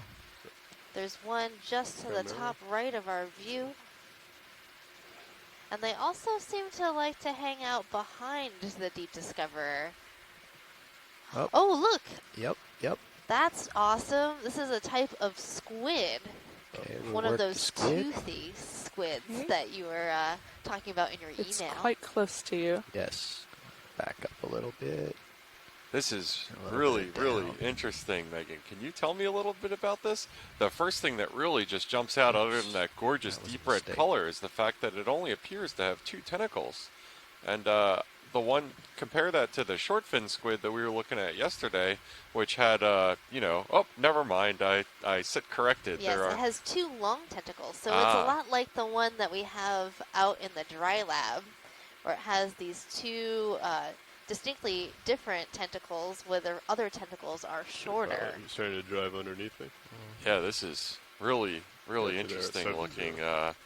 And Megan is feverishly looking through her guidebook to look for an analog species that it might be similar to in the Pacific.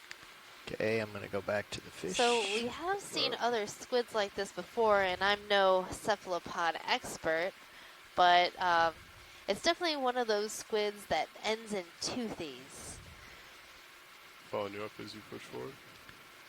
And the coloration of it, that red, I believe, and correct me if I'm wrong, Megan, red is a good color in the deep sea because that can be kind of a protective coloration in bioluminescence that doesn't show up as well as some other colors. And its color looks really similar to a squid that had a real good PR run, the vampire squid, which was just really distinctive for its extremely exotic looks and had that similar deep red coloration. I missed that fish. Yeah, so that squid is definitely strutting a new style for it's fall 2019. That's a different deep fish. red with white ends to the tentacles. Red is the new black in the deep sea. So that squid might be in the family Cerateuthidea. She's moving away from me though. So perhaps if Mike Vecchione is listening, he might know a little bit more about that squid. And now we're following the swimming patterns of a macourid rat-tailed fish. It little zoomed away when noticed we were gotten away. Creeping up behind it. Stay just out of reach here. Yeah, it looked like that squid had the energy optimization down pat, and it was just kind of drifting neutrally in the water current. Okay, it's starting to drift underneath me again. Yeah, pushing ahead. We haven't seen too many numerous cephalopods on this dive, but 2 very distinctive and very cool looking specimens. So sometimes you have to go for quality over quantity. Okay, following you up as you push forward. Okay. Give me a shout when we're halfway through the watch and we can switch off. So our web coordinator remembered a post from the last expedition where they saw that red squid, and the ID for that squid is Magneteuthis magna. Oh, it's just a rock. I believe you had mentioned it was. So do follow us on Facebook and Twitter and Instagram to see great photos and updates about our dives and interesting videos from all of our dives. It's a great way to keep exploring with us, even when we're not in the water.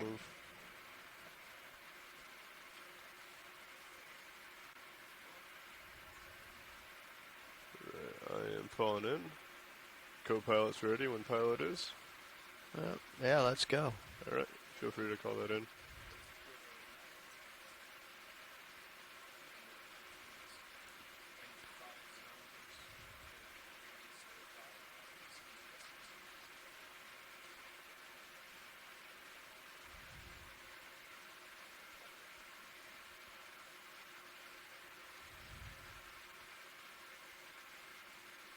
Yeah, especially on a longer move like that, the Sirius is a point of reference for the pilot, or just another point of reference other than his cameras. So if we're making a long move like that, it helps fish to line coming up into view Sirius here, first, darting around rather energetically. And then it's more of driving forward. And then so I suspect once he that's knows where his a reference point is, lanternfish, a type of fish kind of known as zigzag from there, always knowing that Sirius will hold her. They have photophores on their underside, which produce bioluminescence. Yeah, I couldn't tell that those glints that we saw as it was going by, whether that was our lights reflected or whether it was light produced on its own. Current's still pretty light, pilot. It's most likely a reflection of our light heading because change we are took just me so down bright, slope a little and bit. they tend to be very silvery in color, so that's we're probably reflected light back to us. Parallel with the contour now for a little bit. I'm gonna crab but along. But the fish that that anemone was eating yesterday, you saw those small white pores on the belly, and those are that's likely the fish that was being consumed. So I'm having one of those head things. And those pores on the belly are where the bioluminescence is. Generally another reason why we like going up the contours is because you can line up perpendicular to it and kind of push right up. And you really only need to worry about where your toes are. Now when we're going along parallel with them, you kind of have either your port side or your starboard side that could run parallel, or what you can do is do what pilot's doing now, is turning kind of. So on this dive so far, dive 4 of the Deep Connections 2019 Light 2 ROV and seafloor mapping expedition, we started at the base of a channel which is inside the Northeast Channel area of interest adjacent to the Marine Protected Area. We landed in a relatively fine-grained sediment area within the Northeast Channel. D2 doesn't care. And then ascended up the slope to an erosional remnant that is kind of an island protruding proudly between two submarine channels. And along the way up top, we saw a number of mushroom corals and a couple of other sponge creatures species. And we have something interesting in our sights right now. Yes, we do. This is a very cool organism called a sea spider. And this sea spider is very large. So as we zoom in, we maybe get some lasers on it to see how large this is. Lasers are on video, so those when you come out, laser points, those red dots, are 10 centimeters or 4 inches apart. Yeah, the auto XY That's making this organism come out almost 30 centimeters. With its legs included, of course. So this sea spider is in the family Colossennidae, which makes sense because it is extremely large. Now, Megan, we saw a couple of other what looked like little tiny sea spiders on that Venus flytrap anemone earlier. Would that have been juvenile examples of this same species or a different one potentially? Yeah, I'm just I would believe that that was a little bit better light. Different species altogether, probably in the Pycnogonidae. Looks like you may have a toe.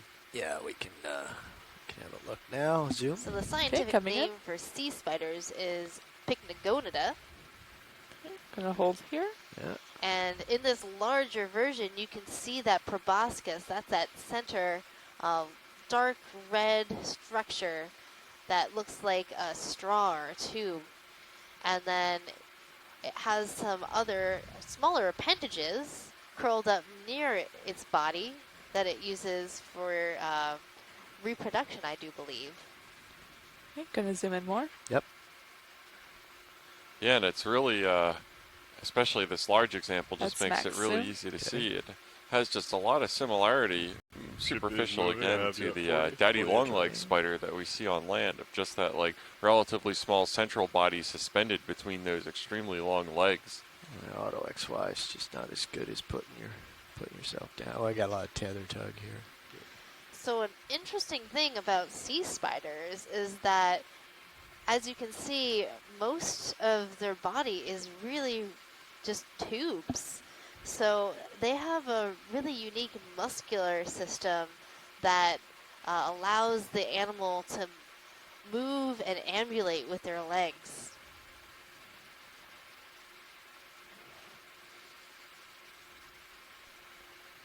It does. Now that you say that, honestly, what I can Just come out a little bit, only video. see when I look at their legs is brass valves and kind of pipes is That's what it good. looks like, more so than actual appendages. What a eerie looking creature. And in case I'm mistaken, I think I heard this at one point, that these sea spiders are kind of living fossil-like species, right? I believe I've heard the same thing as well. They are an ancient group of animals.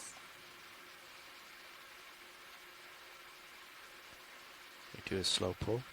Okay. Coming Yeah, out. I am consulting with the internet to verify that, and I am seeing something that says that ancient sea spider fossils were discovered in volcanic ash from the Silurian age, which was 425 million years ago in the UK. And the living fossil, what that kind of means is that the specimens and the organisms that we see today have remained largely unchanged throughout the range of their history, which is incredible considering that most species will at some point either adapt or change or go extinct and hit a evolutionary dead end. These ones evidently are quite successful in their body plan if the same or similar ones have been observed for over 400 million years.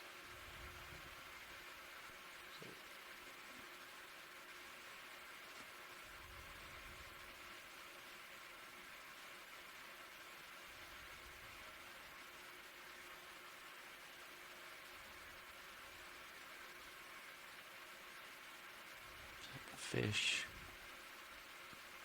He's running away. Oh.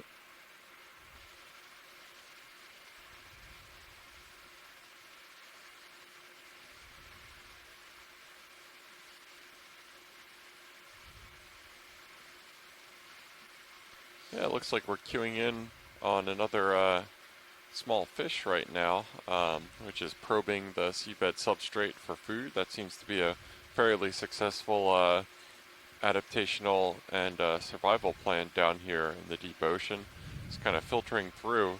Whenever we do one of these sort of macro zooms on the seafloor, it's interesting to look at the periphery of what we're focusing on, because you'll notice that what from a distance looks to be relatively uniform seafloor without much, there's actually a ton of biomass within it. That's little sea stars, small anemones, some of those forams that create those spaghetti pile looking things. There's really just not too much area of this seabed that isn't covered. And I see a couple little sponges as well. So it's really interesting just to give you an idea of the relatively dense biomass in this area, even though from a 20-foot view it might appear relatively featureless. So this fish we're looking at is a type of fish in the family Moridae, which includes the hakes. So this is a blue hake, Antimora rostrata.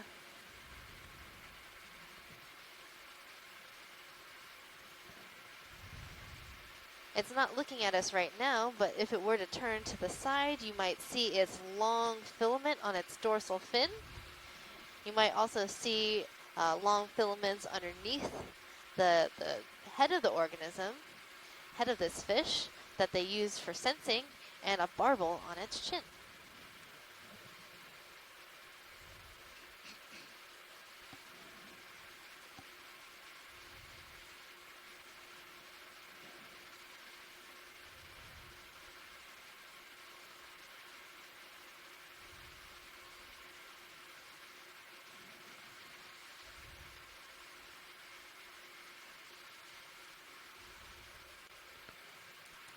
It just doesn't want.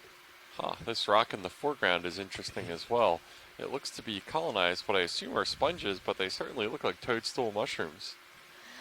Those are really great. Yeah, I think you're right. They do look like sponges.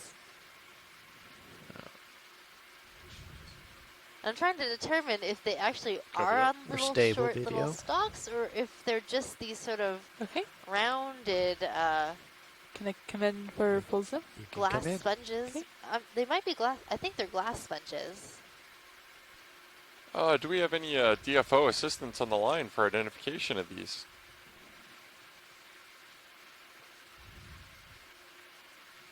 That's max zoom. But you can see at the top of each one of these sponges, there's a small osculum or opening. Yeah, and I think you're right that there's not actually a stalk. They kind of do narrow down a little bit, but generally speaking, they kind of look, I believe the scientific term is just blurps on the rock. They kind of look like little marshmallows. Soft and squishy and airy. Our DFO colleagues, they don't have telecoms currently, but they are requesting a collection of one of these. Pilot, could we possibly obtain one of these? We certainly can try.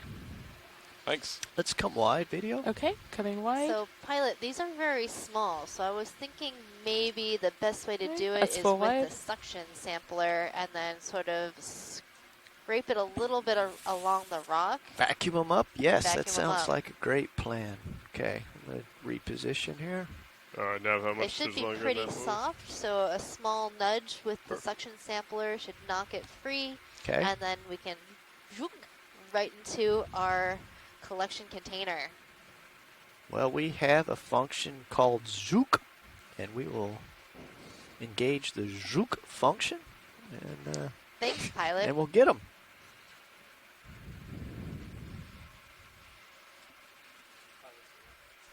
Good. Yeah, so we're positioning ourselves above this little rock right here to try to vacuum up one of these sponge samples for our colleagues at the DFO, Department of Fisheries, Oceans, Canada. And we're going to, because they're relatively small and relatively fragile, we're going to make use of D2 suction sampler capability, which we've used extensively so far during this expedition already. It proves to be quite handy. I can't imagine life before it.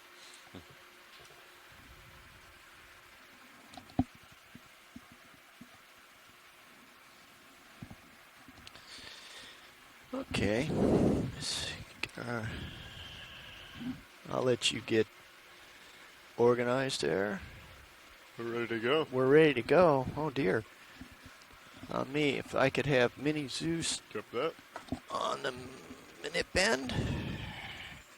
Mini Zeus is up. I'm going to go ahead and bring it down a little bit to give you a better view. This is my first iteration of the suction sampler, so if you'll brief me. Of course.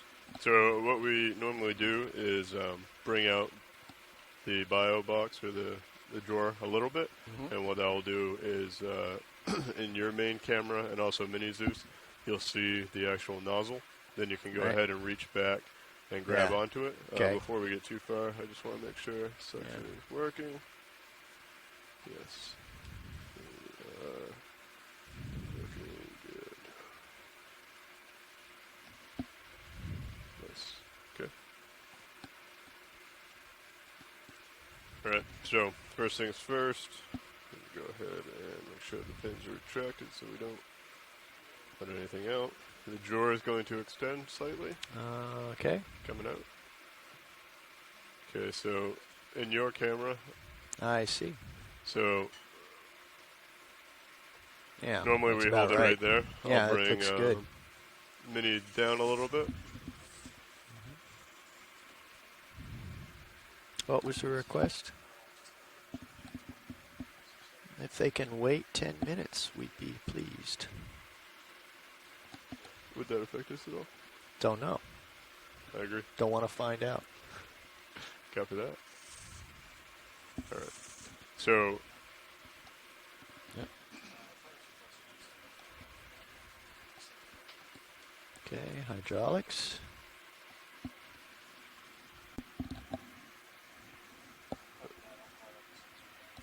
Alright.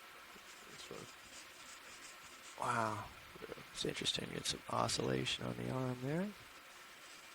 Okay, so what you're going to want to do is bring in the arm, and if this is the nozzle, yeah. So the procedure for the section sampling is where one of the manipulator arms is swung around to grab the centrally located vacuum tube. Normally.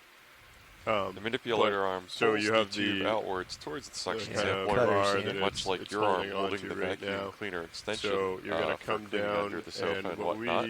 You want to come down as straight as possible. Brings it towards the sample, engages vacuum, and then we have a series of 6 suction jars within a rotary. And if you have it straight down, what you can do is when you get closer, array, if you're near the back array that is looks you can just much twist like the wrist a little bit, chamber around of a revolver. And then as each one is filled, the next one is brought to bear. And for so a you total want to of grab 6 suction the samples on flat any given collar in the fingers, not so the cutter shouldn't even touch it. But if you can grab it in the fingers itself, that's usually works pretty Okay, well. I got way too much shoulder down here, I think. So I bumped into something. So it's definitely, you know, you got the Manips, your main, and also the Mini Zeus are kind of the best to line yourself up. Normally the Mini is to see how far back you are on the collar. What am I bumping into, though? I'm definitely contacting something. I think you need to bring it out further. Okay, I will bring it out. So I'm definitely hitting something. Coming out. With something up high. Yeah, that's much more better. Copy that. Yeah. Can I adjust the Mini a little bit? Okay.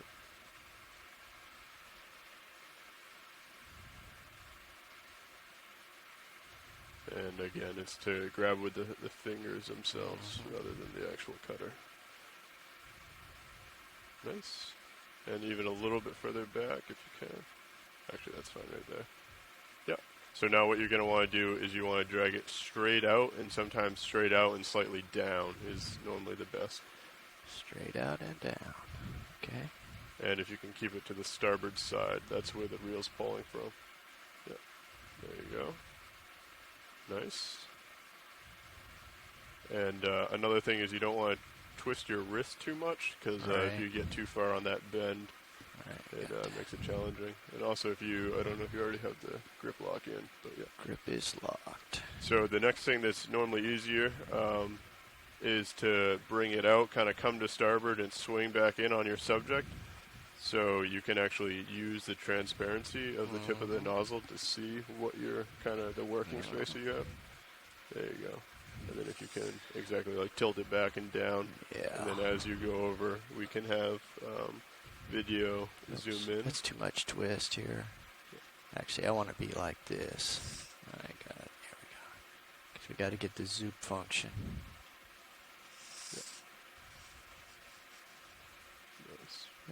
It's wanting to fight me a little bit. Okay, video, if we could get a zoom on main. And I'll pick up Mini as well.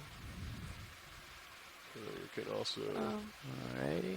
And pilots, not to interrupt, but it seems like jar 6 is the current jar that's selected, but there's no... I was testing. Oh, okay. So I'll move it over. Gotcha. Nice catch there, Caitlin. So maybe zoom in on Mini as well to help him if you'd like, pilot. Yeah, okay.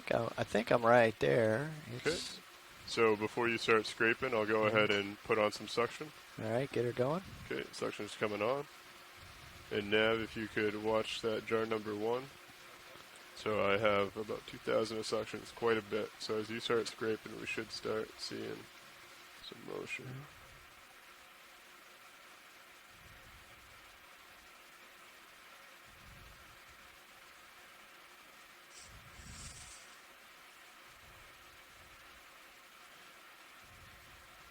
Tough little boogers. Unfortunately, the angle of this thing is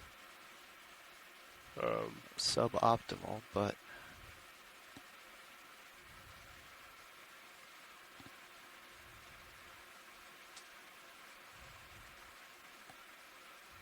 I don't know if I got one there or not.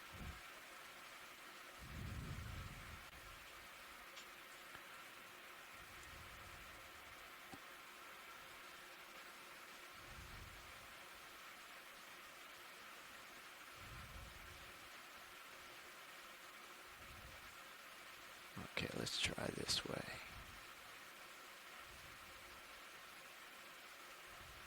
Wait a second, this is... You're putting a lot of pressure on the tip there. Yeah, there we go. This is where I want to be, down here, I believe. Have you seen anything going? I see one.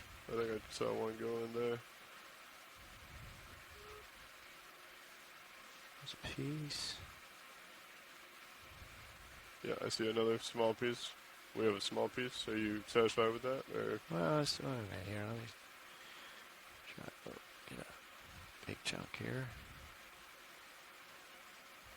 All right, there we go. When that goes in, we'll go ahead and turn off suction. Wait a minute here.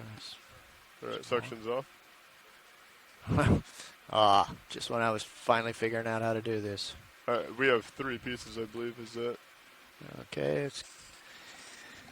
What does watch lead? Yeah. You can see one up on the... Yep. Are we okay with that, or should I go for more? Try one more. Okay. Just for good measure. Yeah, I was having fun.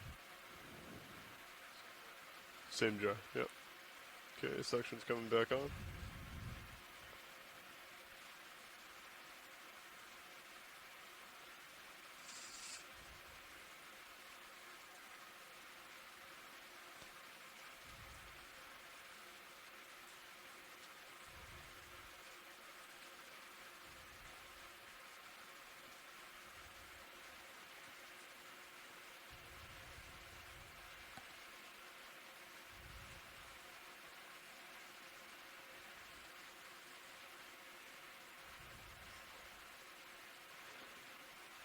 They're tough. They don't want to come off.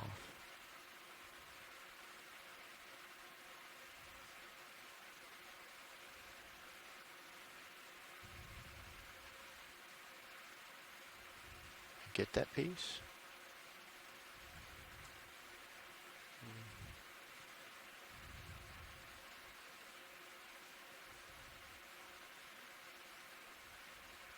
Got that piece. Yep.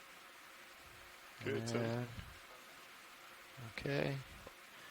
And there's that one right there. Okay. Full wide video? Going full wide. All right, so it looks like we have pretty thoroughly vacuumed it's a good amount of those little sponges off of that rock. So hopefully a decent amount will come out of that. We saw quite a few pieces of those come into the suction chamber, so we will definitely have some samples from that one. We're going to put our toys away and then continue on.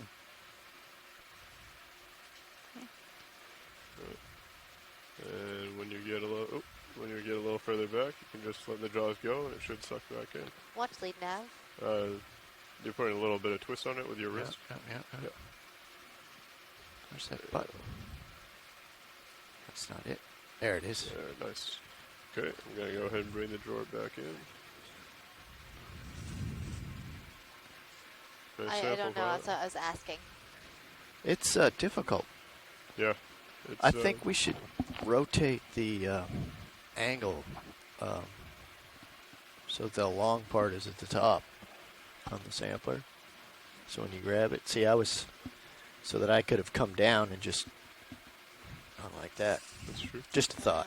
after the first fumbling attempt. Okay.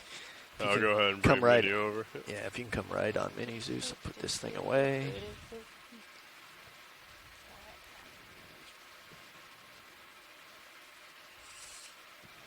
Okay, and pilot, if you're comfortable, I think we can let Bridge know they can do that heading change. Oh yeah, absolutely.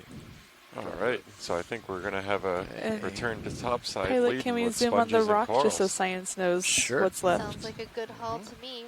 And okay, I'm going to zoom in on the rock. Yes, and the rock. Can't forget that rock.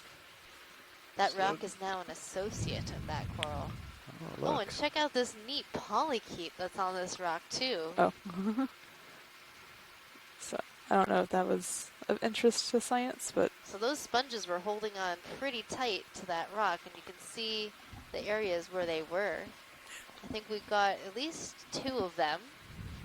And there's probably more in there because everything that scraped off there doesn't seem to be lying anywhere Pilot, nearby. can we get a pan to the lower left, that little worm? Little worm, we got quite a few samples in the this jar. worm has 3 colors, another fashionable organism.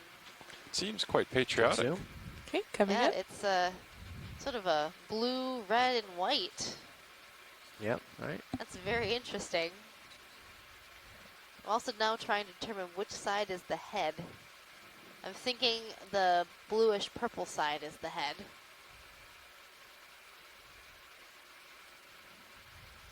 And here you can actually see what makes a polychaete a bristle worm. You see these chaetae, those are the bristles along the side of the animal, and they use those to walk and move along. And some polychaetes can use them to swim. Yeah, and this looks like a free-living one, unlike the ones we were seeing yesterday, which I think you mentioned the chaetae in those ones were specially adapted to hold on to those tubes that they build for themselves, right? That's right. This one looks like it has plates, so that purple part looks like plating, and the polychaetes that have plates are called polynoids.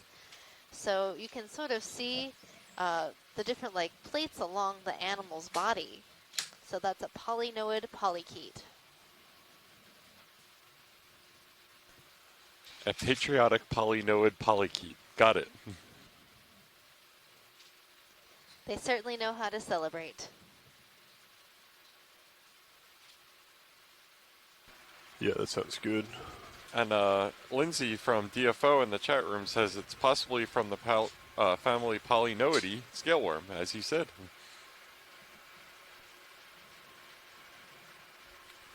And is this of interest of collection as well, now that we have stowed the section sampler? Hey, DFO, is there any interest in getting a hold of a Video, sample of this polychaete? View that you'd like? Can we center the polychaete? Check in with Shore right now on that. Stand by, please. Bring it on. And now that we have the suction sampler, we have the ability to sample very small and delicate organisms that we didn't have in previous years. Sorry.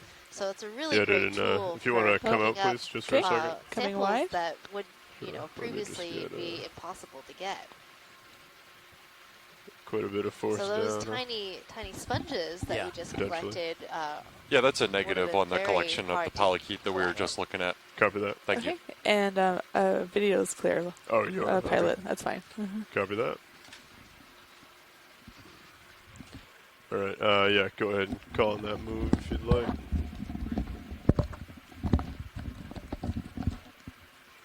Other delicate samples that we can collect with the suction sampler include very soft and delicate sea cucumbers. And I'm kind of curious why there's been a lack of sea cucumbers within our dive, because this looks like an area that sea cucumbers would enjoy. Not a single one, Megan, that we have seen so far.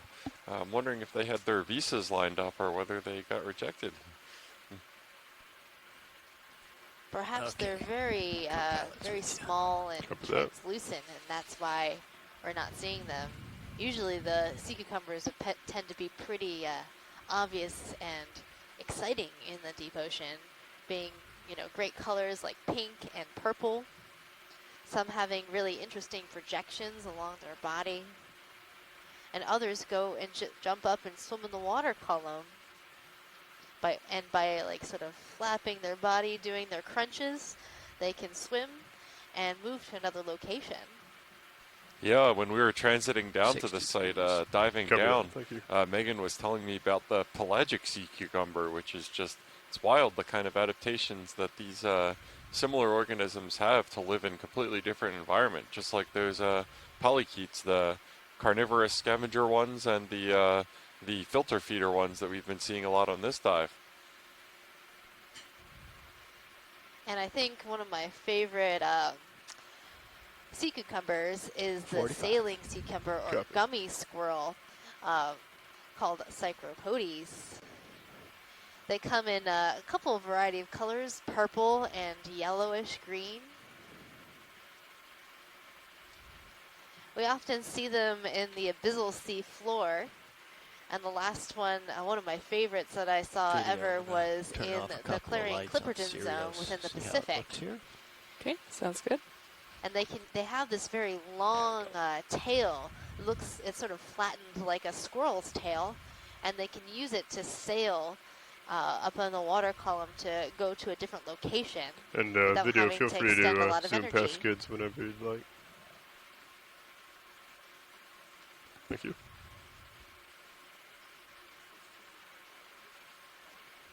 I don't know, Lars. Looks like you got the boring mud. That's all right. But wait. We'll find something. Yeah, and even though this location is similar to the axis of the submarine channel in which we originally landed, we are seeing a couple sparse clasts of sediment here and there that look to be relatively mantled with sediment. So this is probably material sourced from the glacial trough mouth fan that this whole general structure is made out of. And this is kind of an example probably of the kind of material that was eroded into to form the submarine channels that are to the two sides of the erosional remnant that we are currently on top of and poking around.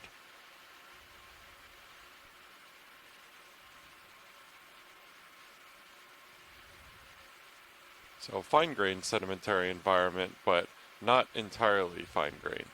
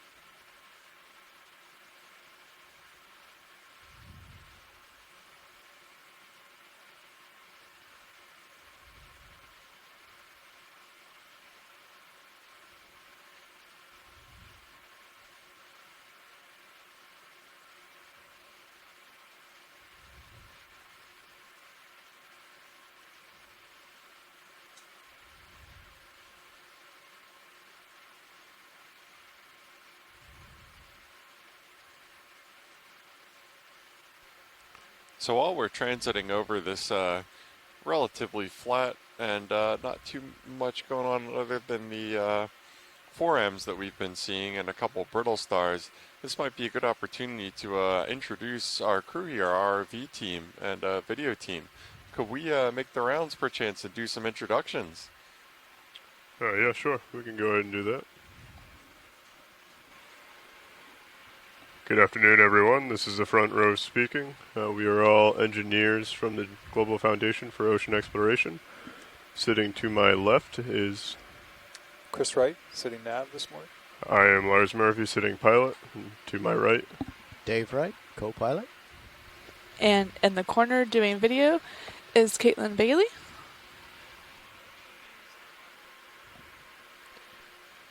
Yeah, so thank you guys for doing that introduction. The Global Foundation for Ocean Exploration are our partners on this expedition, as well as the whole Okeanos program. They maintain, deploy, capture the video from and do pretty much everything to do with our two-body ROV system here on the Okeanos. Deep Discoverer, which is what you're getting from camera feed number 1, as well as Sirius, which is coming from camera feed number 2. Video, if you see anything that jumped out at you, a feel really free to... incredible system that has just been deployed in several ocean basins all around the world at this point to capture the stunning HD footage that you're seeing right now. And the products from these dives, both in the form of video archive, which I would consider to be the primary product of it, as well as some of the samples that we are loaded to the gills with right now, have been essential in a wide range Pilot of in the geological, ecological, right, it looks like there's biological, a sponge physical, floating oceanographic in the sand. investigations. It's in the upper right corner. I saw that. It's kind of at the very edge of my Very leash, edge. I think. Okay. We can try and get it.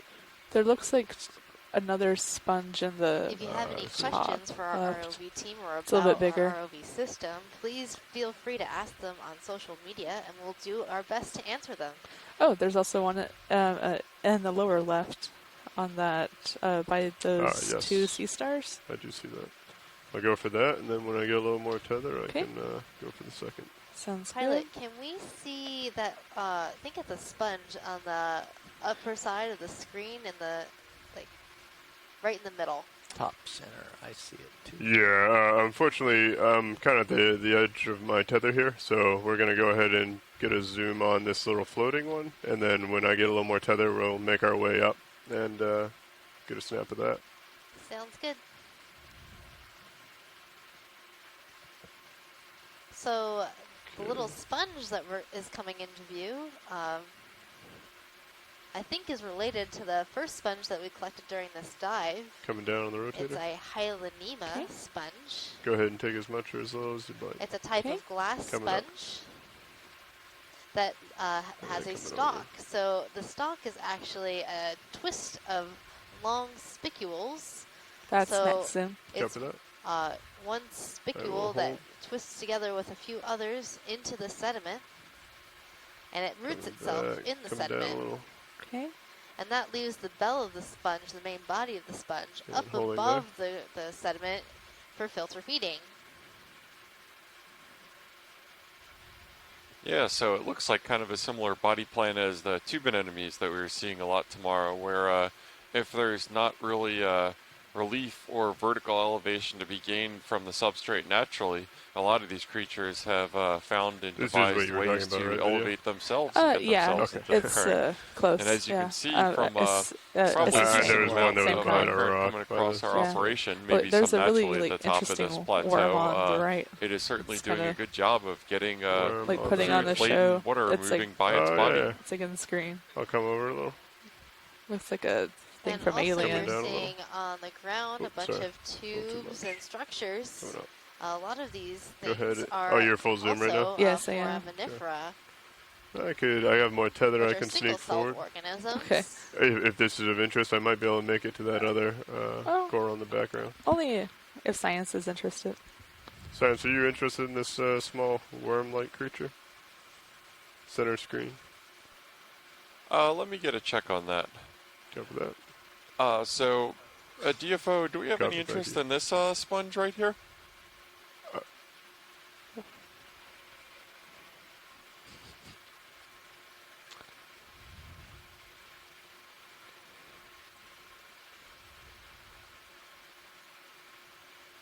So, watch these. I was actually talking about the little worm that's dancing in the middle. Just to the right of the sponge. Oh, I can see it now. Looks like he's eating something. Yeah, can we get a zoom on it?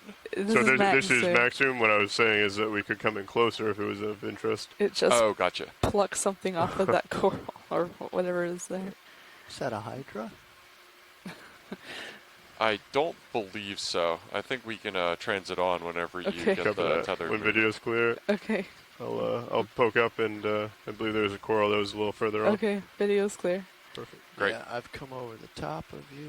Copy that. And Okay, I've that's brought full my wide. head a little bit to the right. Thank you, video. So, okay. I believe it was right here, right? Video that you saw. Yeah, that's it. Center.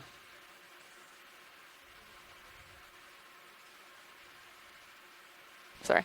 Yeah, I think it's that bigger one to the, like coming center fish. It's a coral too. Yep.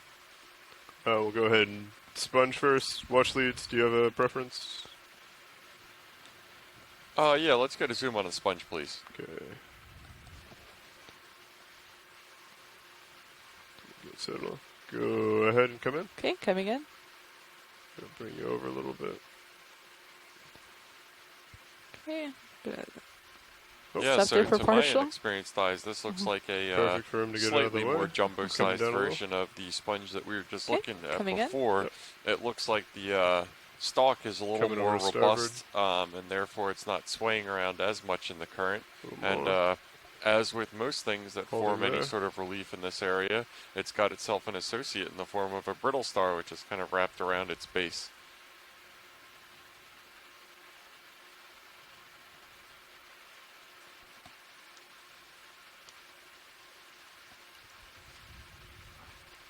Is that max zoom? There's a little bit more. That's max zoom. So as we zoom into the sponge, you can see the osculum of the sponge, this round opening. You like me to pan up to the osculum? If we can focus on the stalk of the sponge, you can see those long spicules that I was talking about. All right. Do you want me to go back down to the stalk? Okay. Okay, coming down. Alright, there we go. Yeah, I can absolutely see the individual strands that compose its base. It's nice that this is a larger specimen. You can kind of see that detail between that and the zoom that we can get with the Zeus camera. So this sponge is a type of glass sponge called Hylanema. Try and center her up a little better. We have to call it a stalk sponge because it has a long stalk. And that stalk can vary in length from animal to animal. Holding there.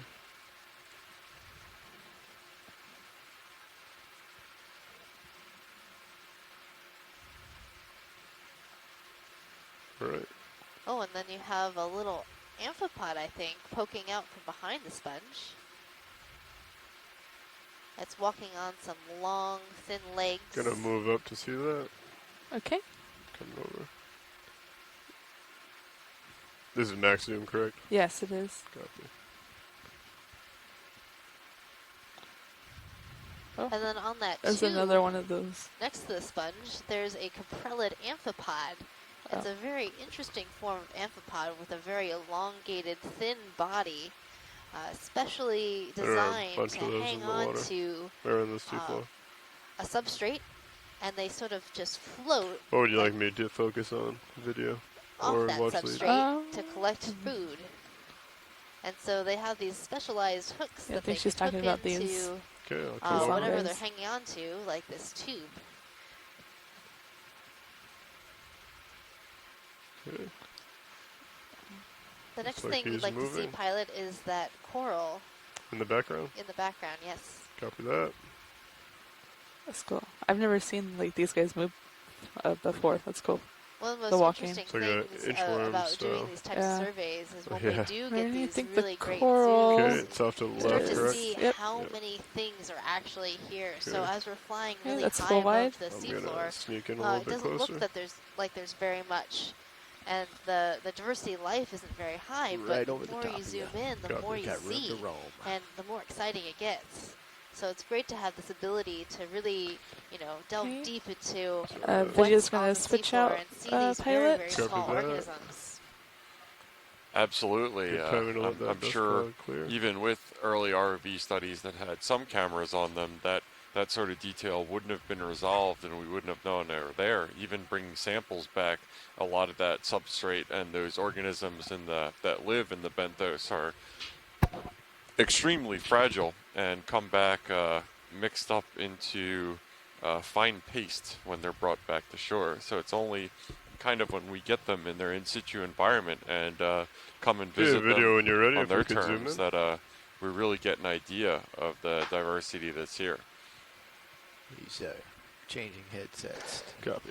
Doris on headsets. It's also great to be able to see the behavior that these organisms Whenever you are set up video, habitat. we're going to go ahead and zoom in on this coral. With the world around them. So like yesterday when we saw all those squids and fish during their feeding frenzy was such a beautiful and exciting moment to witness firsthand. Good copy. Stand by. Absolutely. And correct me if I'm wrong, but at the base of this coral right there, it looks like a couple of the sponges are the type that we collected during our first dive. Okay. Yeah, there are a few little sponges. Those might be the same kind of sponges that we just made a collection of, those small ones. The coral we're looking at right now is a type of soft coral in the family Nidalidae. And in its branches, you can see a few amphipods. Those are small crustaceans that often live in the branches of corals. Give it a little bit of detail. Some other amphipods live in the water column. Those are those hyperid amphipods. They have really fascinating eye structures. That's full zone. Copy that. Watch leads, would you like to see the top, bottom, where we are now? Can we see the bottom, pilot? Copy that. Video scrolling down to bottom. And so those red spots on the head of that amphipod are its eyes. Holding there. Copy. And it looks like right in the front of our view is a xenophyophore. And then near the base of the coral, we're seeing some demisponges along with an anemone. Slip to the background. It looks like this sort of sparsely branching structure that the capellate amphipod is hanging onto is a hydroid. And this capellate amphipod has its brood pouch full. So you can see on the stomach of the amphipod, it's got this sort of red Come back to the foreground. Circle. So that's a female holding her eggs. I'm good, Lars. If you want to pan up, and I'll pull back when you're ready. I believe a brittle star behind this soft coral that actually just perturbed that anemone and made it close up its tentacles. Nice. So it did not want to be forgotten in this shot. Go ahead and come down a little bit so we get a full. Get forgotten in the description of this area. I'll come back. It was waving its arms, saying, "Hey, come here back. I am." There. That one friend who's always late to the picture and just crashes it at the last moment. It's all you. Your call now. Okay. Pilot and video are clear when watch leads are.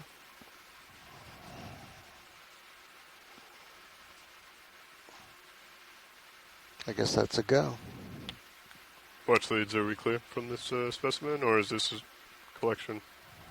I believe negative on the collection. Copy that. I'll come back. Are we ready to continue? Yes, please. Sounds good. Coming back. Oh, sorry. Okay. Gotcha. Pulling back. Pulling back. I'm 90 right of Copy. the original landing. If you will head straight ahead for a moment, and then I'll follow you out on the departure bearer. Sorry about that. And feel free to pass the skids whenever. Good copy. Stand by. Yep.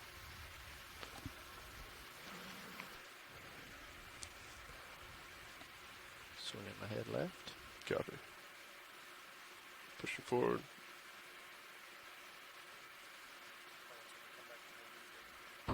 Definitely. Yeah, you can go ahead and call it in. It's going to take a while to get down to us.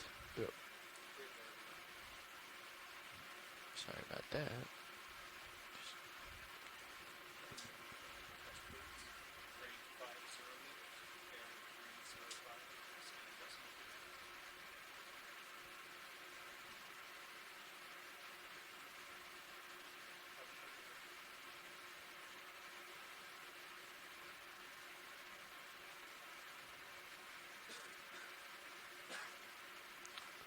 Stayed up on 305, passing through 60 degrees. Video, if you see anything, feel free to call it out. Same thing with watch leads. Copy that. I'm at 45 degrees, heading 305. Now, if you see anything, feel free. Co-pilot? Bottom. Anyone. It's a small world. Need to engage the macroscope.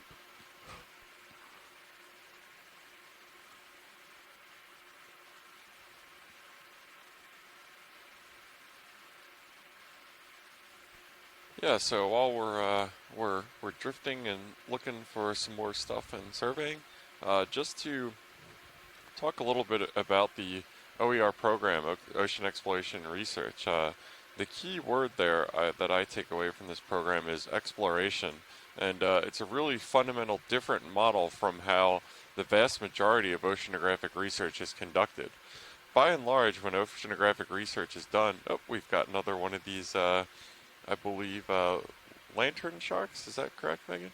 Yes. So actually, Ken Sulak from the USGS wrote in our chat that these sharks are a type of lantern shark, possibly in the genus Centrosimonus. So Centrosimonus, the lantern shark. An interesting fact about lantern sharks is they have bioluminescent pores on its snout, which make it sort of a lantern, hence its name. I was wondering how it got that name, actually. And yeah, so that's a really good example. Ken coming in and giving us all this great annotation and identification of these species as the video are being taken in. It's a very decentralized model of science where instead of one primary investigator, one lead scientist going out in the field, maybe with a couple other scientists, collecting their data, analyzing it, and publishing it, in real time, we are involving a huge host of scientists on shore in this research. The data are coming to multiple parties at the same time, like a lot of those whom are corals. looking at different biological or geological phenomena that's available in the video or the samples, and producing, really serving as kind of a effort multiplier or a lever for this research, where immediately all of this research, instead of just going to a few and then coming out, dribbling out into the literature and papers, it's being utilized by a lot of different parties at the same time. And it's just a fundamentally different way to do science, and I think a really good one that could benefit a lot of different fields. What shades is this of interest? Either this or the other reddish color? Can we get a zoom on the one to the right? Copy. The one center now? Yeah, the paler one, not the little mushroom card on the left. Copy. Yeah, so it looks like we're looking at another feel free to come in video. Copy. Coral here, fairly similar to the one that we were looking at in minute 4, with its associates, always the associates in the deep sea. Feel free to take as much or as little as you'd like. Good copy. So this is a bamboo coral in the genus Acanella. So it's a pretty bushy, nodally branching bamboo coral. And you can tell that it's a bamboo coral because of the nodes and internodes. Those little lines are the nodes within the skeleton, and the skeletal parts are the internodes. Now you might be seeing this small tilt little down to the bottom, and I'll come in tight, and then maybe tilt up. Yeah. It's called an opossum shrimp. Okay. Holding that. Coming in.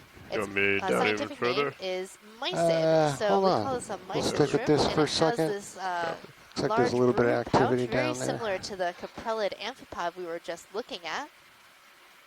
Yeah. So that's likely a female with that large brood pouch.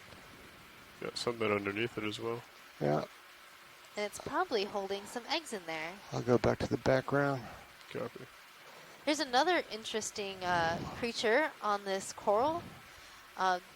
See at the bottom of your screen, Coming down it's a little very more video. small. In between the copy. two anemones is a tubularid. Yep. It's a type of hydrozoan.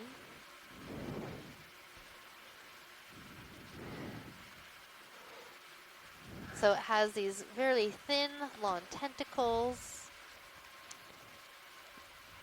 It's a very interesting animal. What, tilt up, Lars? Start Related to tilting up the whole, corals the and whole anemones, coral. but a little bit different. More like the hydrozoans you might see in fresh water. Further? And then this little Stick creature with that for a is second a or two. polychaete worm.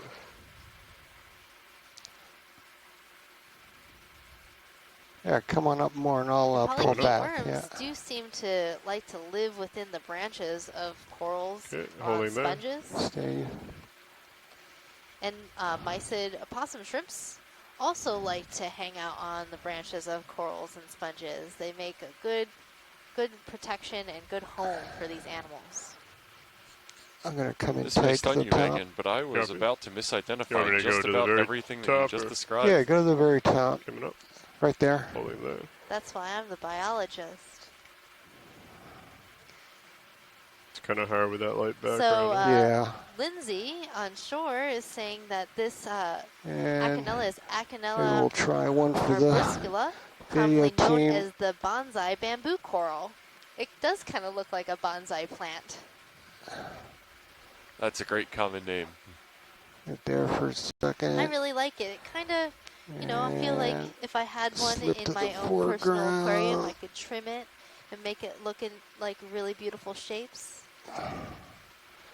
I'll pull back.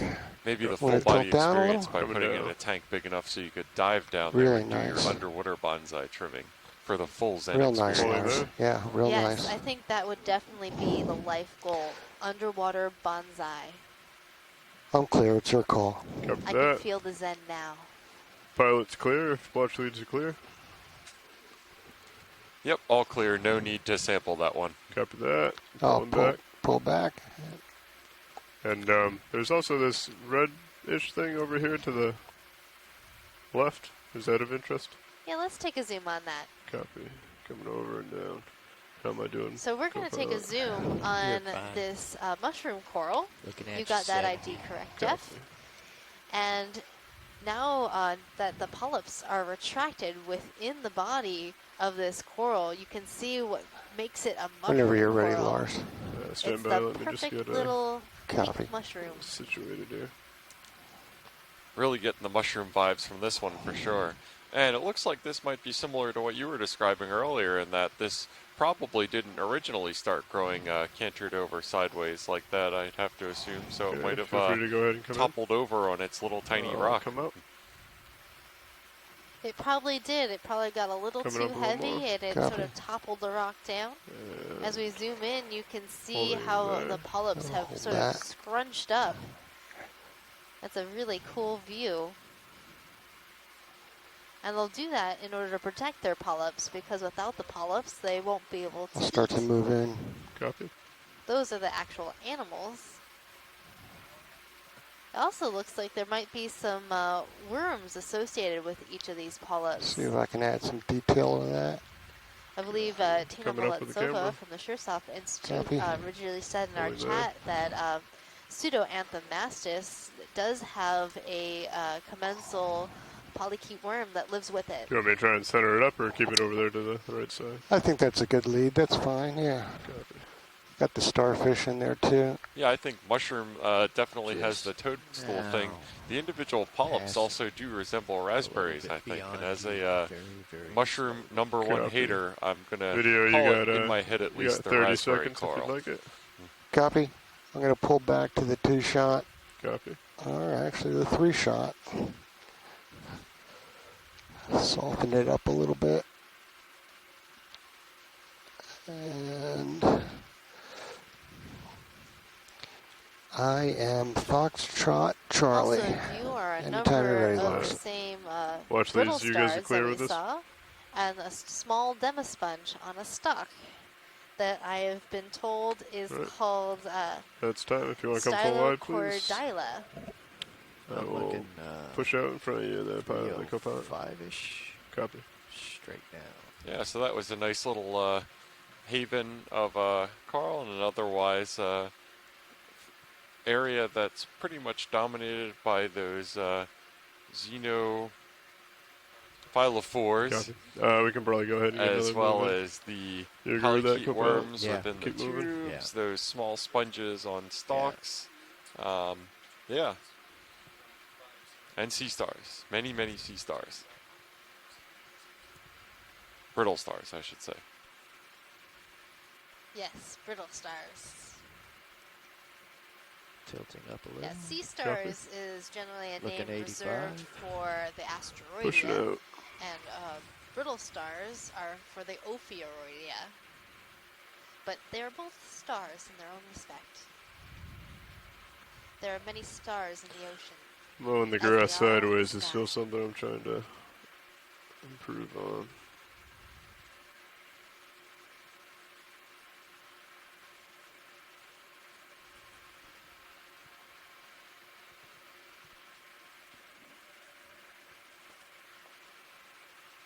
How much time do we have left on the bottom? We have. Hey, I gotta go off headsets for a second. Okay.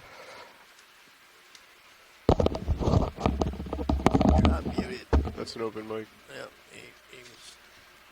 So we have approximately 1 hour and 40 minutes crisis. left in our dive. Plenty of time to keep exploring 65. this interesting habitat full of quite a diverse array of invertebrates, with a few sponges, a few corals, many polychaete worms, many brittle stars.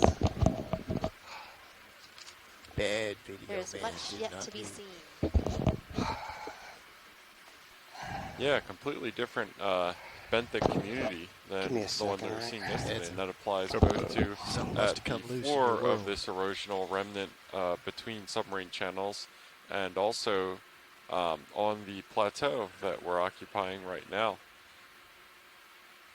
Oh, the call dropped. That's what it was. Okay, coming up, looking. 6-2 still, right? Yeah, just now 60.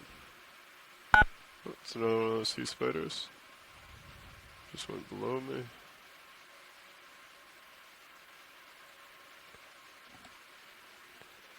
Just as a heads up video, you have an open mic currently? He's not. He doesn't have any talks on, but we're still here. Oh, he's got one. No, he's listening to you. Oh, he's latched on UNH for some reason. That's why we're hearing it. If you. No. Yeah, we're listening. It's us. It's all right. So that fish that just swam by is likely a cyclothone. Cyclothone is a type of fish also known as a bristlemouth, and it's very abundant in the mid-water. It's thought to be the most abundant fish or abundant organism on the planet. That's an incredible fact, Megan. A fish is? Wow, no kidding. I thought it would be an insect or something like that. Yeah, I was trying to. But I guess the oceans are so much more volume-wise than land that I guess it makes get sense ahead now of that you say you it. too far, just in case there was anything we could see. The bristlemouth. Come out until you got me at 50, and then I'll try and stay. That's a great fact. The sweet spot. Bristlemouth is the champion of us all. Makes you. Oh yeah. Makes you the star of the show. That's the. That's at 45. No, that's at 65. Oh, it's 65. Let me come to 50. I think that might be the sweet spot. Copy. In terms of light. At I'm a little high too. I'm gonna come down some here. Coming down. We're actually trending down slope a little bit here, so our next move should have a little more north in it. Okay. Can we take a look at that sponge over on the left? Yeah, sure. We can set up for it. I believe Video's working on getting the call back up and running, so. This one right here to the left? That little one. Sure. It just caught my eye. It looks like, 3 tubes that come together. Sort of an interesting structure and not something I think we have seen yet today. Copy that. We're gonna. I've always got my eye peeled for something new and different. Maybe some of our experts on shore in Canada, Joan perhaps, if you're listening, can you take a look at this nice sponge? bush down there. Oh yeah, it's pretty soft. Yeah, but it's. That's perfect. Well, my first impression is that it is a glass sponge. Well, the current's running that way, so I did knock up quite a bit, but definitely a different I got it to flow underneath me. Rather than and it's got the Is it 3 osculums, or are we seeing right through it that would be 4? That's hard to tell. Oh, nope, I think we can see right through it, so that would be 4. Wow, yeah. Yeah. It looks like we've got a clear passage right through it, so yeah, but definitely unique shape. So if it was a glass sponge, is that the one that would be rooted down into the sediment, like the stemmed ones? Yes, I do believe it has some sort of rooting into the sediment. The only way to know for sure would be to pick it up to see what kind of attachment it has, but it's likely sort of a net of specialized spicules for rooting down in the sediment to keep that sponge from floating away.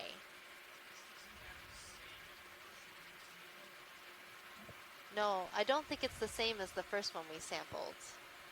So Joanna on shore is telling us that it looks like Asconema foliata, a glass sponge.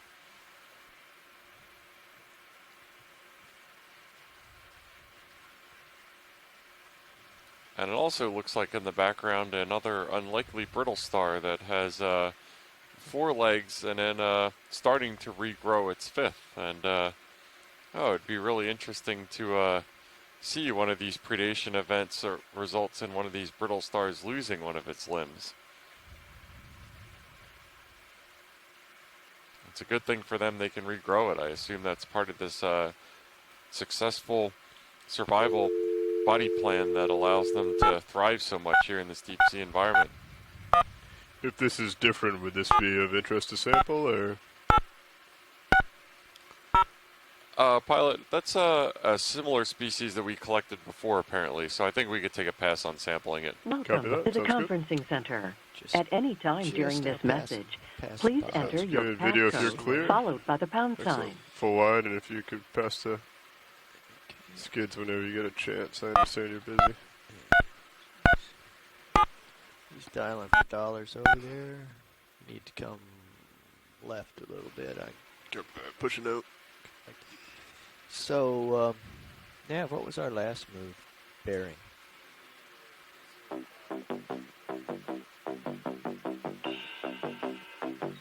Your passcode has been confirmed. If you need technical assistance during your call, press *0. I think we need After to go the about tone, 20 degrees please state north your of name, followed by the pound that. sign. At least 20, 30 degrees. Sure, we can start heading that way. Thank you. Yeah. There are 3 parties in conference, including you. Yeah, that sounds good. Yeah, so it looks like we're getting another view of one of these trending back down the slope here. pancake urchins, right? Those are the ones with the horsey hooves. It's steepening and leaving us behind. Urchin. Time for more pancakes. Hey, Pilot, is it too late to get a zoom on that rock over there? Not at all. Yeah, we can go ahead and get a quick zoom. There's been enough fine sediment that I am come out, please. Going rock gazing. I'm wondering, I saw modeling on that rock, but now looking at it, I'm going to assume that those are probably sponges instead of coloration of the rock itself. Quick zoom there, video, please. Yep, I'm definitely going with sponges on those discolorations. Okay, watch leads, we don't have a whole lot of time here, but... Oh, there's a scleractinian coral on this. This is a cup coral on this rock. Okay. Yeah, that's no worries. That's all. I just wanted to confirm that it wasn't modeling on the rock. It's sponges. Thank you. We can proceed on. Copy. Full line, please, video. So the cup coral was a really good observation. The fish eye there. Gotcha. Our first scleractinian coral of the day. Scleractinian corals are hard corals, and those are the corals that you most often associate with shallow water coral reefs. That coral is unique in that it only has 1 polyp, so we often call them single polyp scleractinians. That was a good chance observation in that case. Just goes to show the whole idea of this whole exploration thing is you never know what you'll find, and it's not often that we zoom in on something and don't find something of interest. It's great. I believe we found slightly larger rock for you to look at if you'd like. Yeah, if you wouldn't mind getting lasers on that and a little zoom, that would be great. Lasers? Okay. There you go. Feel free to do a quick zoom here, video. All right, yeah. So here we have a nice, nice classed large rock that we're looking at here. Based on dimensions, it looks to be about 1 meter across or 1 meter in diameter, thereabouts.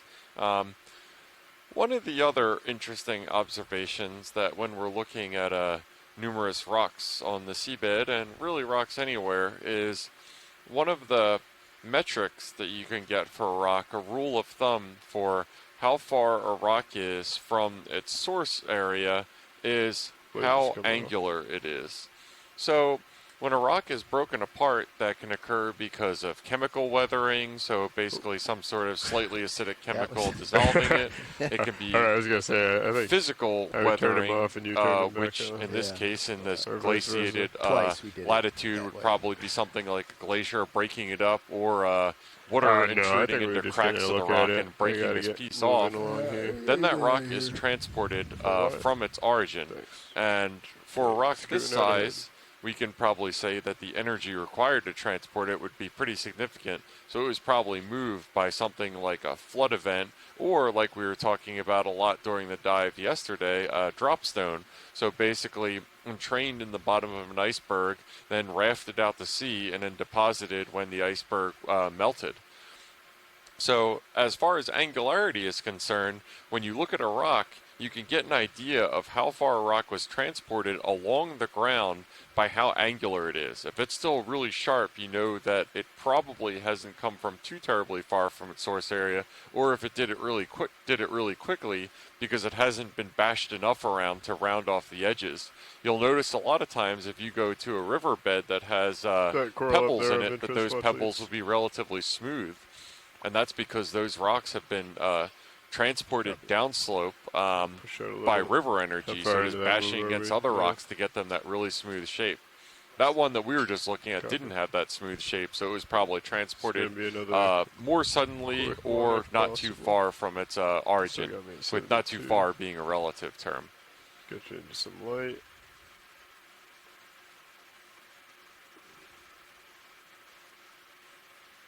Video if you want to come in.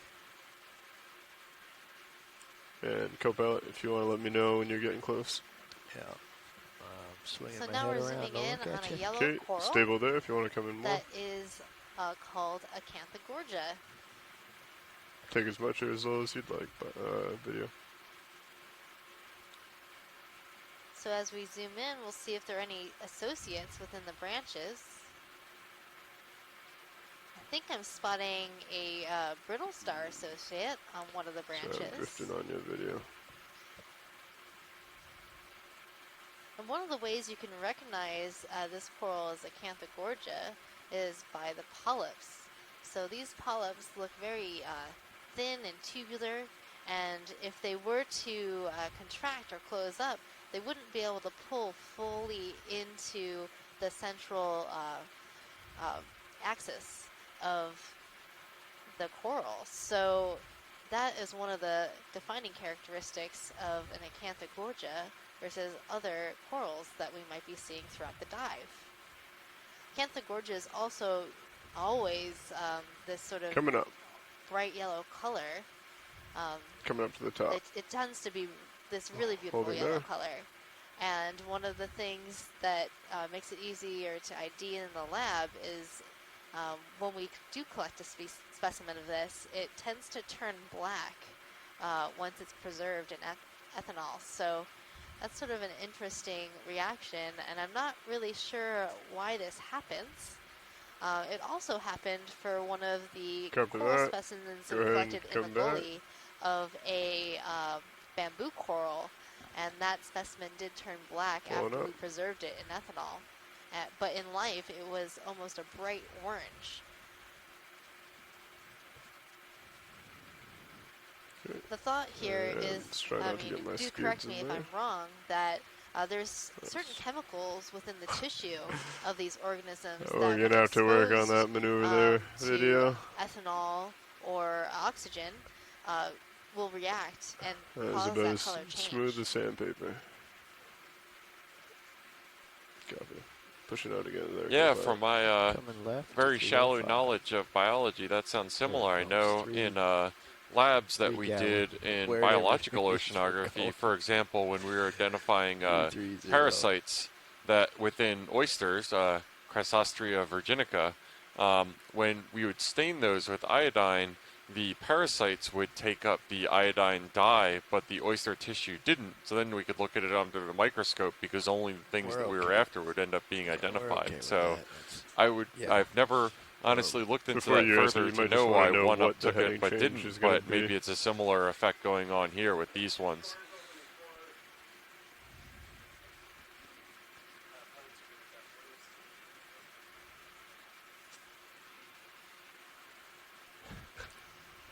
We're seeing another one of those Hylanema glass sponges. They kind of look like roses on stalks, with the main mass of the body of the sponge being that white portion floating on the end of these long glass spicules that are twined together and rooted in the sediment. Like a, what, 50-degree change? That's normally something that like 5 to 10 degrees are normally fine, but 50 degrees starts to get into a lot. Blue hakes so it's swimming by. You did it right where you stopped and Antemora double checked with us. However, knowing what the heading change would be before you say that we're fine with it's always important.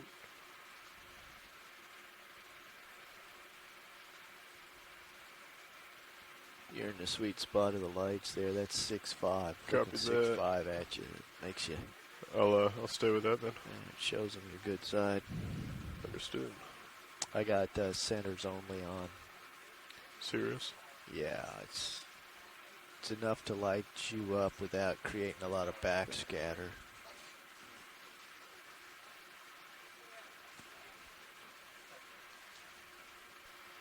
Now, most of the sponges that we've, or I should say all the sponges that we've observed so far have been generally filter feeders for their life strategy, but when we were making our way down the water column, Megan was also telling me about another really interesting adaptation that some sponges have, which are actually carnivorous instead of filter feeders. Yeah, so those carnivorous sponges are called collateralized sponges, and they have a unique adaptation to capture animals and digest them in a similar manner to carnivorous plants.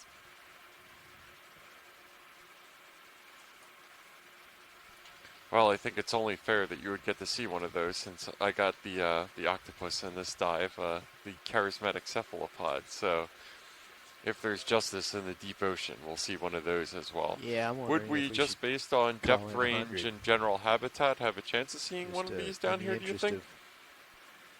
Covering ground. Definitely. I think we saw maybe one or two in the gully during our dive. So dive goals for a day. So dense with different organisms to look at that we might have missed actually getting a zoom on one of them. So I do believe we're at a good depth for these carnivorous sponges, and a number of them can live in soft sediment that like we're seeing now, or a lot of them are very small and might live on one of the pebbles, rocks, or boulders that we've been seeing periodically.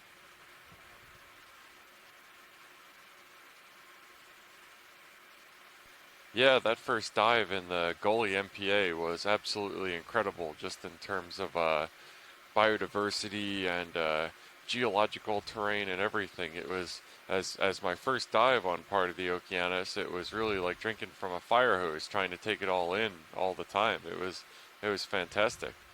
So if you missed that one, the first dive of this expedition, I believe that all of these are recorded and publicly available thereafter to go back if you missed that excitement. Just really dense bamboo coral forests and just really magnificent to see. Yes, all of our video and data collected during this cruise will be made publicly available on the oceanexplorer.noaa.gov website. You can search through different dives and expeditions on the atlas. So if you poke around on the website, there are ways to download different portions of the data, and the video is served out in small 5-minute chunks so that it's easy to download a whole entire dive without overtaxing your computer. So that is a great use. And then if you do have a video program like Final Cut Pro, you can easily stitch them back together to watch it without interruption. Yeah, absolutely, and that's kind of the fundamental mission statement of this this program is democratizing science and just getting the stuff out so that any other scientists working on this, or not necessarily even scientists, just people who are just really interested in deep sea biology or anything like that, can watch this footage at their leisure and put it to any use that they may want to make.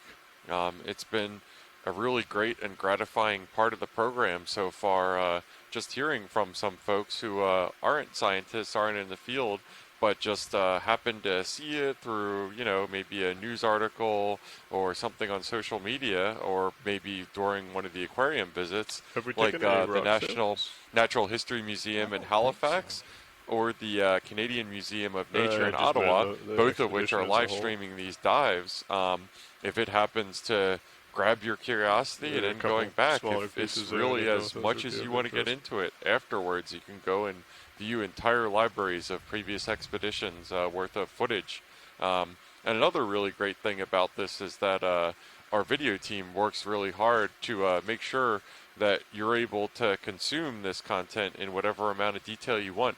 That's from the footage that you're seeing right now, entire video feeds worth of HD video, down to if you just want kind of a taster or something to send to somebody who might be interested, 1-minute highlight clips that are produced for each dive, just showing kind of a couple really just the pinnacles of each dive, and just kind of a very condensed and neatly edited format with music and everything. So yeah, it's really a smorgasbord of deep sea exploration available at NOAA Ocean Explorer.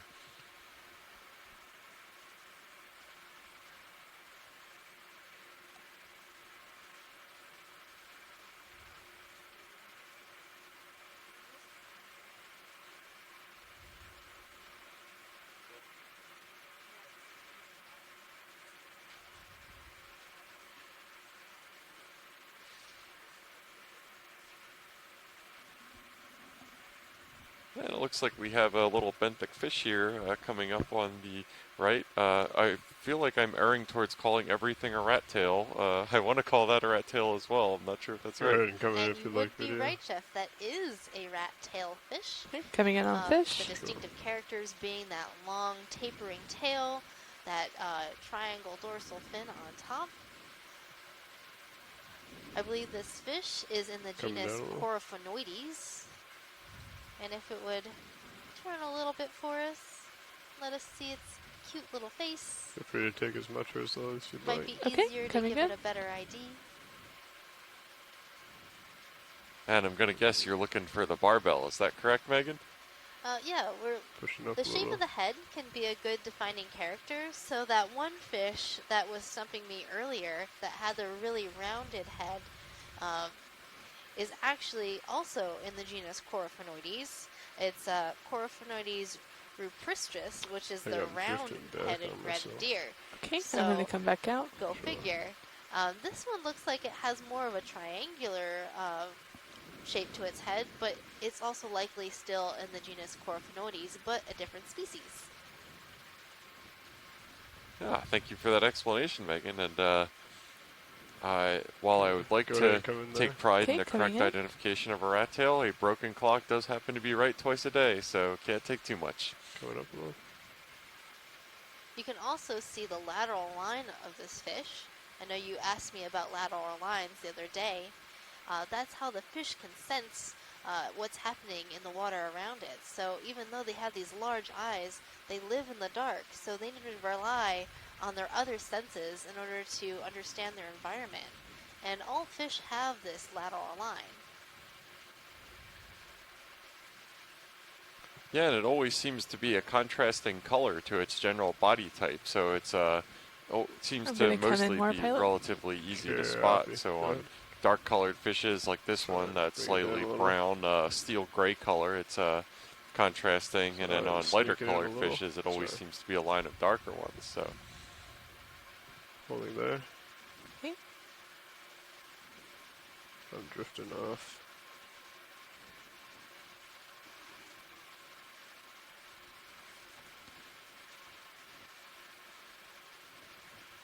Trying to get it back for you.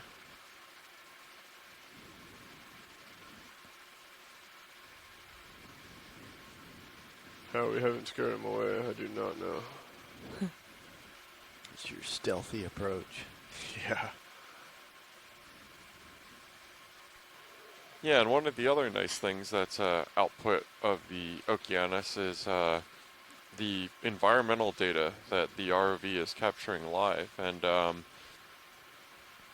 that is a printout of the conductivity, temperature, depth that we're getting in the chat room of latitude, location, sparkle in its eye. temperature, salinity, dissolved oxygen content. And you want me to scoot over to get his eye? Whenever we sample an organism here, we're always quick to grab a timestamp of what the environmental data were at that time, because that can provide important context on what the preference of that particular species or that organism's range is. And one of the interesting outputs from here has been just looking at the temperature in this area. As I think Megan was touching on earlier during this dive, it's a good 5 degrees C cooler than the area we were at yesterday. Just a little bit. And that's full interesting body. because the Really, dive there's a yesterday on was the selected tail. specifically for the warmer than average temperatures of the water here, which was from the Gulf Stream impinging over the Vizela Sponge Grounds dive site. There you go. This area is more typical, colder and approximately average ocean salinity, 35 PSU. Just passing over you. Copy that. We're just creeping. It's just residual motion, and this heading changes. Taking a while. Yeah. 2 minutes. Yeah. 2 degrees. Copy that. Is there anything else you'd like? I don't think so. Not on the fish. Okay. Okay, I'm gonna come back out. Sure. Science, you're clear. Okay, hang on. Pilot, there's a little black thing at the bottom of the screen right there to the left. It kind of looks like a purple blob. Sure. It caught my eye earlier, and I'm not sure what it is. Creeping over to it. Feel free to come in. Okay. And I was also looking at the depth, noticing the elevation that has been gained since our initial. How did you see that? Wow. What is that thing? I just saw it like earlier. What is coming down? Is it a juvenile it fish? Looks like there's an eye. It looks like a fish head. Is that full zoom? Yeah, that's full zoom. It's got to be a fish. Yeah, you can see its tail. It's the a fin. juvenile fish.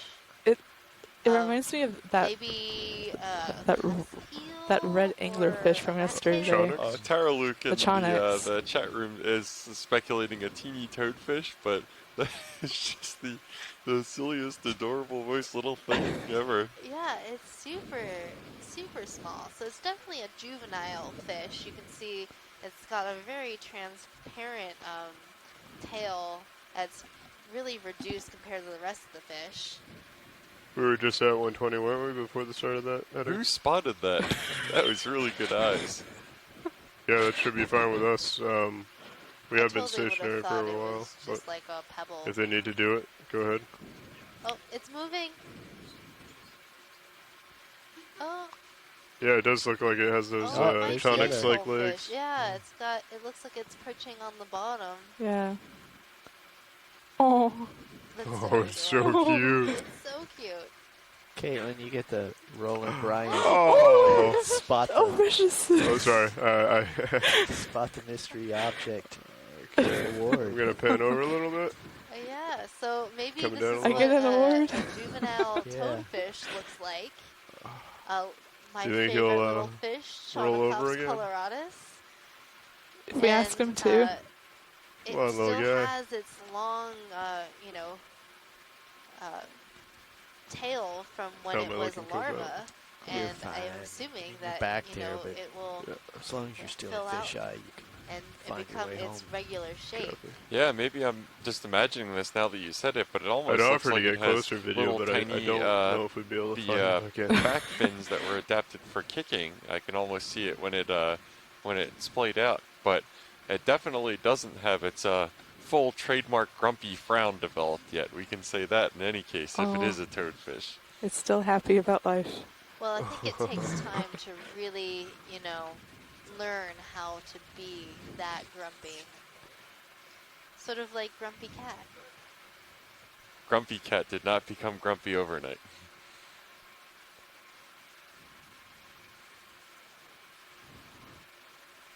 That's okay. No. Should we get lasers on it? What?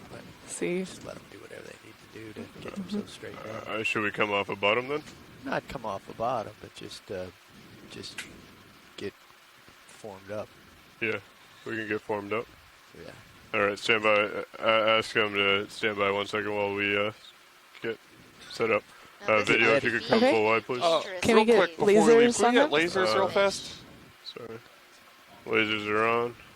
Oh, I just pushed Are the they? button at the same Yeah, they time. should be. No, I put. Do you see lasers? There they are. Yeah. Okay. There we go. Thank you. No problem. Had a So request. those lasers are 10 centimeters Feel free to apart. full wide, please. Okay. We have a. Going full wide? We gotta go. That's full wide. I would say that even 1 coming centimeter, I would put it at 5 millimeters or something like that. Extremely small. That's a We're so very far small down. fish. Yeah, that's my guess. Their We're gonna rotation say isn't that gonna to upset Tara us. in the chat room that 5 millimeters to 1 centimeter is our Nothing's gonna best happen guess. faster than you can react. Max. So. Copy. Okay, let me push out to at least 45 and then Sirius Sometimes 45. when we zoom in, I forget how small things actually are. They look so big on our screens that, you know, when we get some samples in the lab especially, you think that they're going to be really massive. You're like, how am I going to handle the sample? And it turns out it's only like, you know, finger length long. There you are.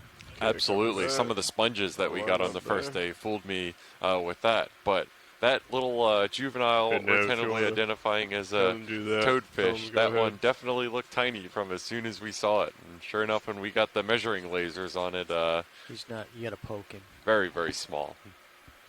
We're good to go with that heading change if they want to get that started.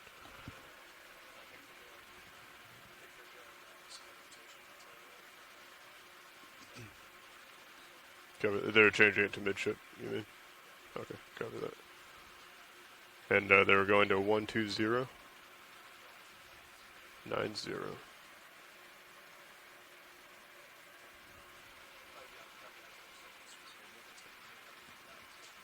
Cover that.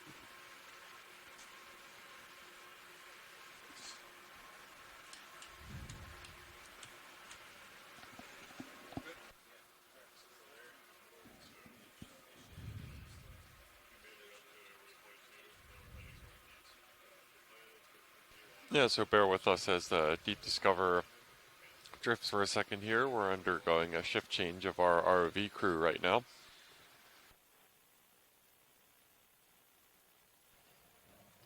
If you're just joining us, welcome to the Deep Connections expedition of 2019, exploring Atlantic canyons and seamounts of the United States and Canada. This is dive 4 in our expedition at the Northeast Channel in Canada. This will be our last dive within Canadian waters, and tomorrow we'll be transiting into U.S. waters for our 5th dive of the expedition, which will take place at an unnamed canyon. My name is Megan Putz. I'm your biology lead from the University of Hawaii. My area of expertise is deep sea corals and benthic ecology. Yeah, and I'm Jeff Obeltz. I'm your geology lead for this expedition. I am at the Naval Research Lab in Stennis, Mississippi, and my general field of expertise is submarine slope instability, from mud flows to submarine landslides.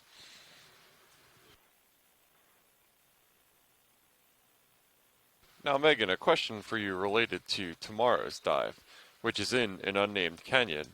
What does one have to do to get a name on a canyon?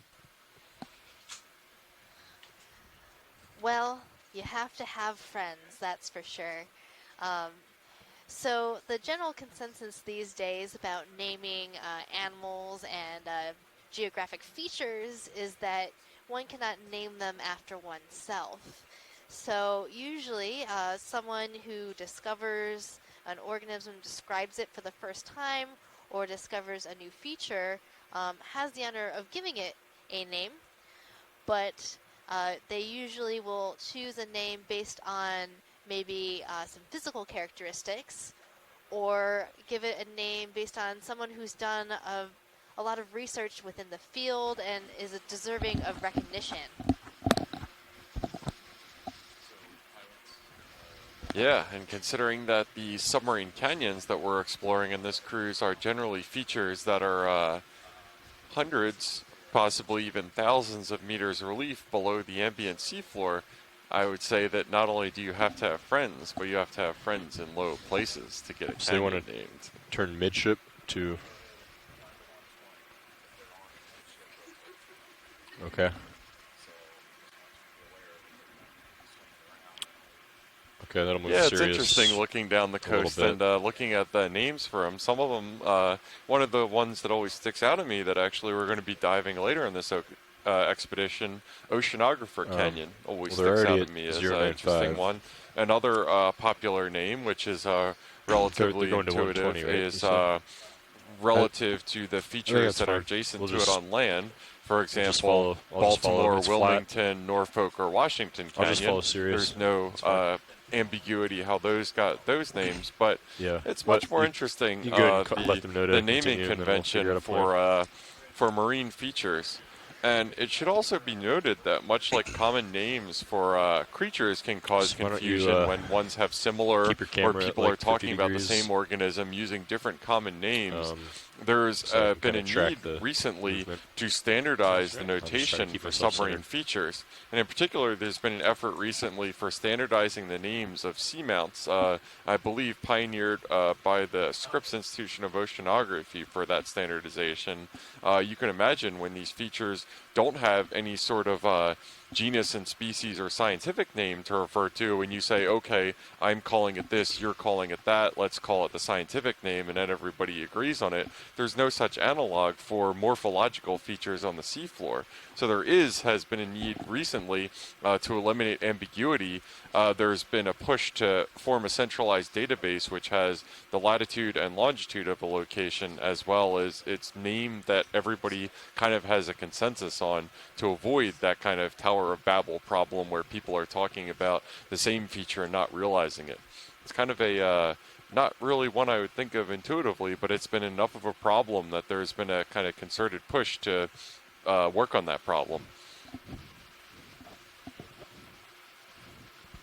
And Caitlin, you can feel free to zoom past the skids whenever they're in view. Sounds good. Fish right ahead of us. We haven't seen this fish yet, Pilot. Maybe this is the adult version of that small juvenile we were just looking at.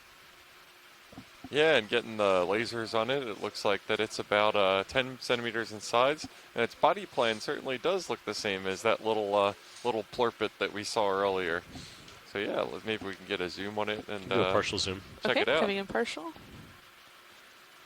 Hold that. Holding. This is a pretty cute little grumpy fish. And I do think it looks a lot like that small juvenile fish that we were viewing earlier.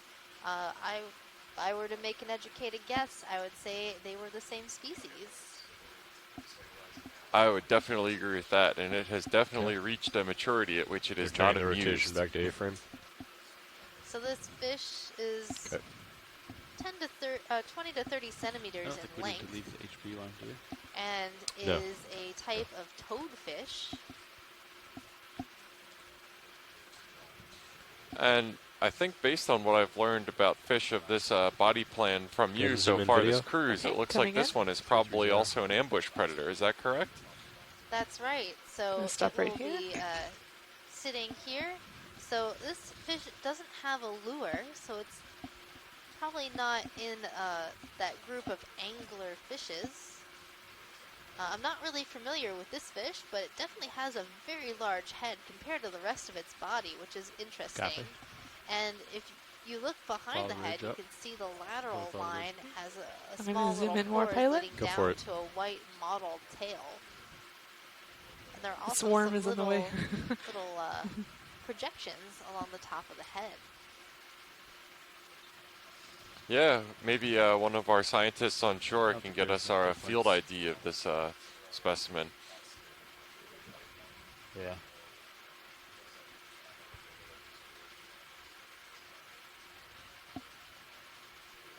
So in this case, if this one didn't have that sort of lure that the other ones that we've seen so far had, this one would just kind of wait for something to come by, and instead of trying to lure it in, just more or less take it by surprise and open that mouth, as you said, much larger than it would appear like it was capable, and flat, so consume. We'll turn that way. Yes, it does look like it is more stomach than body. And Tara in the chat room says it might be a blobfish, which I had heard of a couple years ago, which are distinctive looking extremely sad when brought up on land. I would call the blobfish fairly iconic, considering that it holds the title, the unofficial title of the world's ugliest animal, and has had sort of a fan club pop up around it in defense of its possible There's a little shark. only a mother could love looks. Yeah, absolutely. But it should be noted that the most common picture of blobfish that is seen, I believe, is taken out of the submerged environment. So it doesn't actually look quite so blobby when it's in its natural habitat, as we're seeing this possible toadfish here. Curious. So this is just a reminder that this kind of exploration is just a lot better way of getting a true picture of what these organisms are like in their native environment, instead of being taken up from many, I hear something about 100 meters. Hundreds, or I shouldn't say hundreds, but many, many tons of pressure on them that gives them their shape in the depth. Why don't we do a 50? Yeah.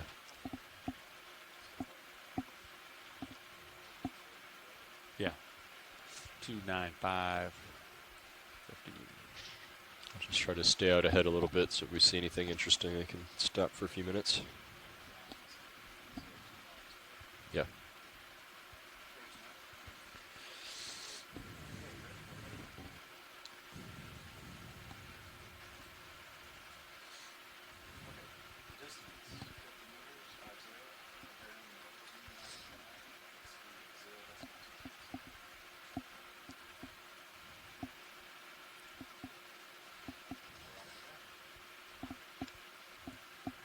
Can zoom past the skid video.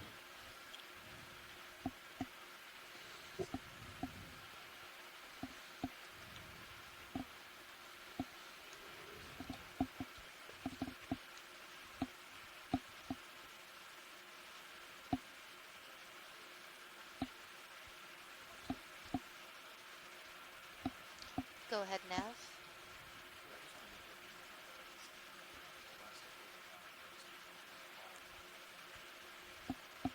Yeah, I'm looking at it.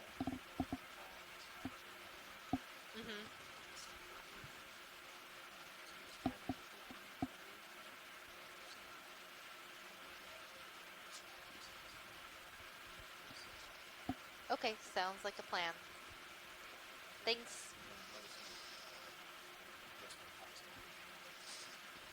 Yeah. Yeah, now it's just exploring as we go. Thanks. Yeah.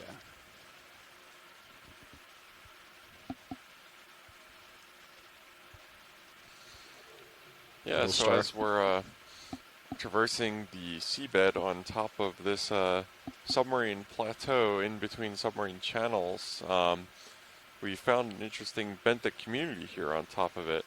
As we can see, probably the two dominant species, and I shouldn't say dominant, are probably these two polychaetes, as well as the coming in. I can never remember. Xenophyophore. That form these little basket spaghetti-looking mounds and are single-celled organisms. We'd like to get a zoom on some of these tube worms, especially in their mouths if they're open.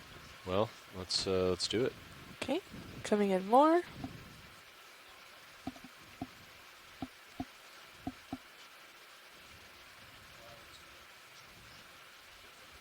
I guess that's max zoom right there. I can try to get a little closer. I suspect if I touch down too close, it'll it might close suck into the tube. Yeah. Okay, gonna come wide. Okay, I can move in. So Tina on shore suggested that we take a look at these polychaete worms. That's full wide. Tubes. There's a lot of them around, actually. See, they have an interesting mouth and color of their tentacles. And they seem to be pretty prevalent in this area. Everywhere I look, I see these little tube worms. And if we do get too close to one, they do suck into their tubes. They're very sensitive. Very much like the Christmas tree worms you might see on a coral reef. If you get a little close, see one that's show up, and you want to zoom in? Yeah, I see it. Go into their tube. It seems like a good survival adaptation in this environment where there's not a lot of natural cover, so being able to construct your own makes a lot of sense. Yeah, and this is a really nice look at one of those with its feathers extended into the current to passively filter food out that it might find. And it looks like everything down here, it has a little associate with it now that I can see. Looks like on its backside, is that a, I'm not even going to guess. Nope. You got a little more zoom, or is that max? That is max zoom. Okay.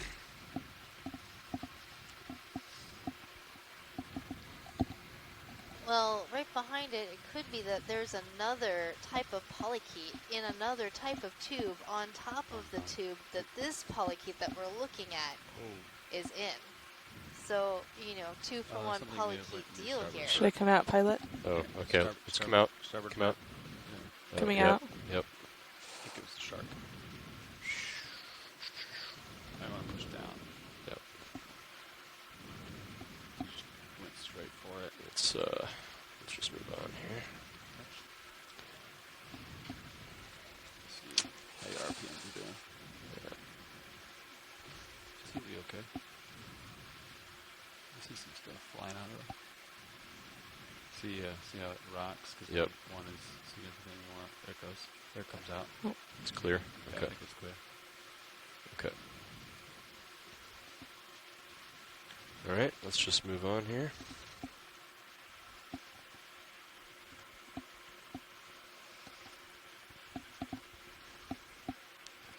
Seems to be behaving okay now. RPMs are matching both sides.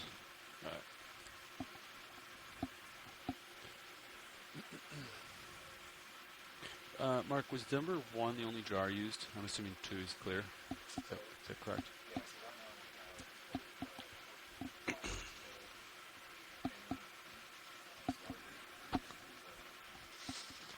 Okay. I just wanted to make sure that jar 2 was clear because we're lined up for it.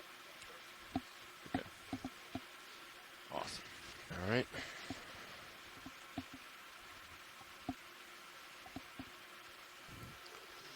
Yeah, those galloping pancake urchins definitely stick out in stark relief just based off coloration alone. Oh, and I sit corrected. That appears to be a mushroom coral. Yeah. Yep, that is a mushroom coral, but they are very similar color. Those pancake urchins are sort of a deep purple, and the pseudoanthomastis mushroom corals are more of a reddish pink color. Very similar when seen from far away. Okay, and zooming the in. red color sort of disappears in the water. Absolutely, and that's taken a lot to getting used to. Doing this sort of expedition is just the coloration of everything. Considering that, this is a zone where little to no light penetrates down to.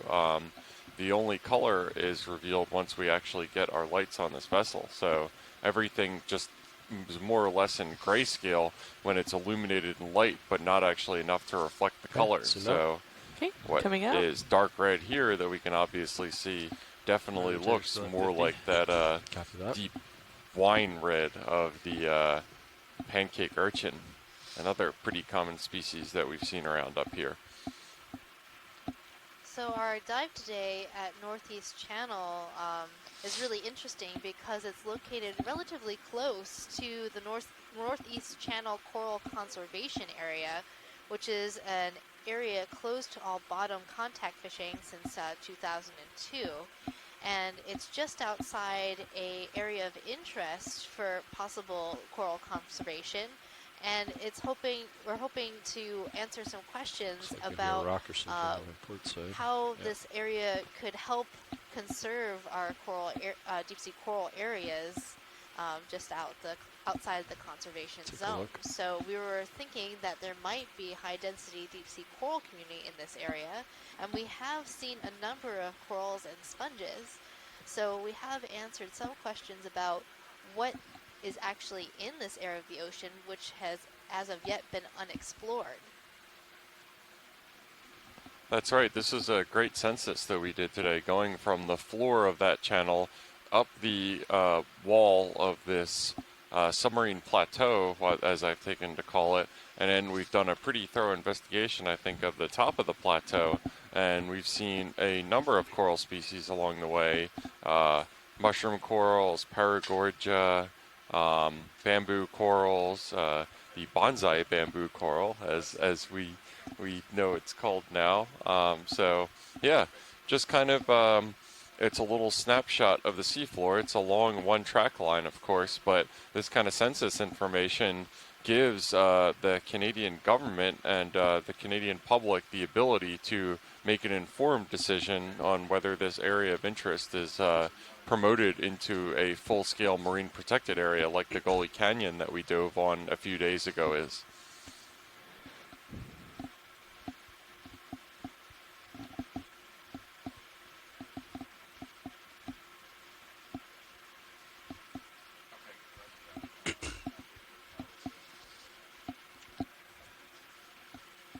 Yeah, that sounds fine.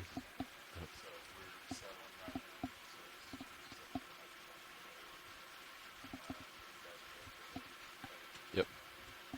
Can we get a zoom on that little hole? Sure. In one of these burrows? And this definitely, to my eyes, looks like something probably biologic. Would you say the same, Megan? Yes, this is definitely a biologic burrow. So certain types of animals watch how the tube worms suck in. Will create a U-shaped burrow with an exit and an entrance. So we're seeing them right next to each other, and the animal will actually live in that middle part, using one side for popping out and feeding, and the other side. Okay, go ahead, video. Okay, coming in. The opposite. Yeah, so maybe at the beginning of this dive, when we saw that depression and then that collapse, that linear feature, maybe that was just something like this where it kind of fell out in between or something similar. Yes, I think you're right. So it was probably belonged to the same animal that created this burrow. It's just that was an older collapsed burrow, and the animal had thus moved on to a different location. It looked like there was a chain of these burrows in that vicinity. So it could be that the first burrow got mucked up and they decided to move on to another one. Yeah, and I think this is a nice example of kind of the general hypothesis-making process of science, in that we observed something at first and we made a number of conjectures. At this point, we collected something that gave us another observation relevant to the environment that we were in, and went back and readjusted our hypothesis. And if we see any more evidence that kind of disproves that and says there might be more to the story, then that's what we'll move on to. But that's it's kind of an insight into the scientific process, that we don't just observe something and plant our flag and say that that's our story and we're sticking to it. If there's evidence that comes along that fits the data a little bit better, then we'll adjust our hypothesis accordingly. And even when we're I think the hole in the back is bigger. This hypothesis-driven It looks science, bigger. Yeah. So one of the ways we decided on some down. of these locations to Yeah, explore is going again. being that no one has Okay. ever explored here Coming before, in. but that's most of the ocean. There are a lot of places in the ocean that have never been explored. So how do we narrow down that vast amount of area to our 17 dive sites that we have for this expedition? Go in tighter. Well, we're looking at bathymetric maps, trying to look for interesting features. We might use predictive modeling that says there might be animals that we find of interest in certain areas. Okay, come up. Because the habitat is Coming suitable out. for those animals. Oh wait. Using our You model. see something? And then we can go down and ground truth whether that's true or Oh not. no, never mind. I think it's something sticking out Or of the we wall. have Oh. conservation Never mind. areas that Okay. Okay, coming back. people who are managing these areas might want more information about what's in and around that Okay, area that's like full we're doing wide. today. Yeah, that was a great point, Megan. The various schools of thought for how to choose sites and site criteria, and we were taking a look into that barrow again, getting a kind of another idea. We got a great zoomed-in shot See what else deep is out within there. the barrow. Another Exploding geological unknown. point that I do want to make about that barrow is you could see that nice little cross-section through the sediment, a number of various pebbles and clasts of different size other than that really fine-grained sediment that makes up most of this area. So again, that provides kind of context clues for where this area is sourced from.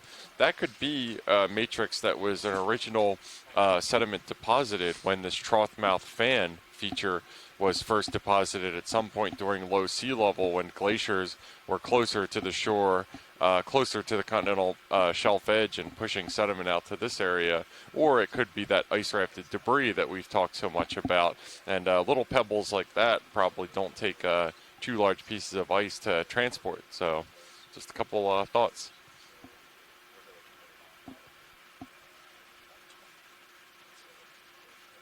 $19.20. Okay. But we're off bottom at 19.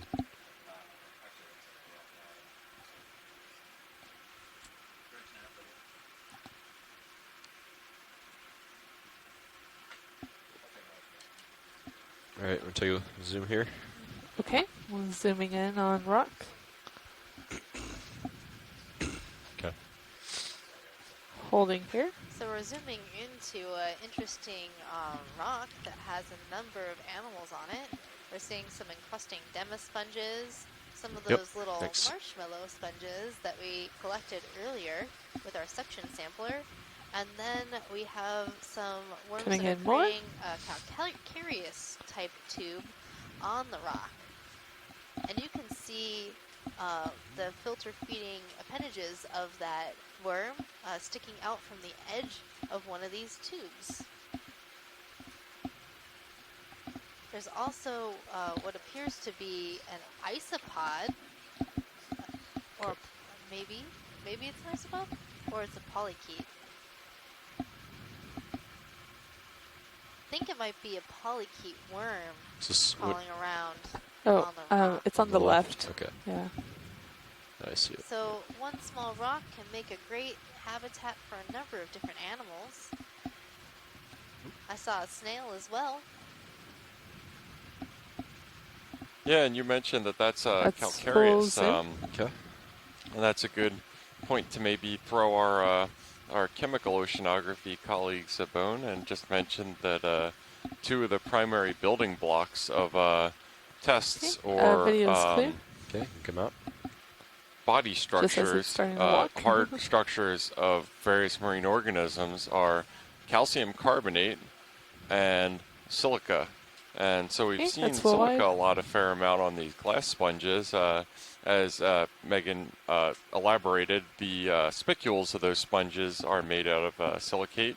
And then there's also calcium carbonate is the other main builder. And that a lot of bivalves or clams or oysters or whatnot that you might think of. Those are calcium carbonate shells. All right. And they're also the 50? shells of coccolithophores, which are really tiny house-making marine, I'm not sure what genus or any group that they're in or anything like that. Us geologists really like them because their shells are abundant and area specific, and individual species can be used to determine environmental settings at that time.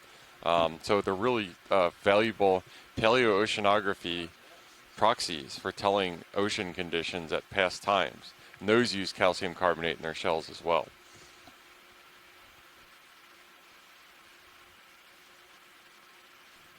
And the material that an organism makes its shell or skeleton out of can limit the rate at which they can grow, depending on how limiting those nutrients and materials are in the deep ocean.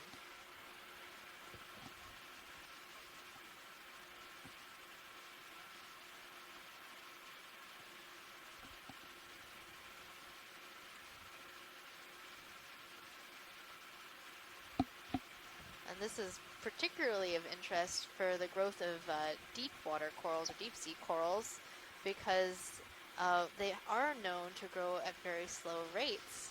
And some of my research showed that the calcareous species grow a bit faster and come into a community earlier than some of the slower growing species. So the pink coral, Corallium, is relatively fast growing, and on Mauna Loa lava flows in Hawaii, they're one of the first colonizers into a new community. And as the community ages, we start to see corals with proteinaceous skeletons coming into the community. Okay. Like black corals and gold corals. Hold that. Might be what. I don't know what that is. Well, yeah, it looks like we've got a little infested clast here. Approximately Same one you got earlier? 10 centimeters, 5 or 10 centimeters in width, with a couple sponges and some brittle star growth on it as well as some of those little. Okay, come out. Think of the coming out.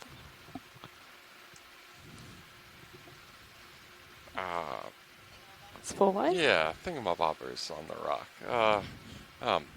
We saw a lot of them yesterday. The curlicue foraminifera. There we go. Those on there. Sorry, the biology is leaking out the side of my head a little bit here.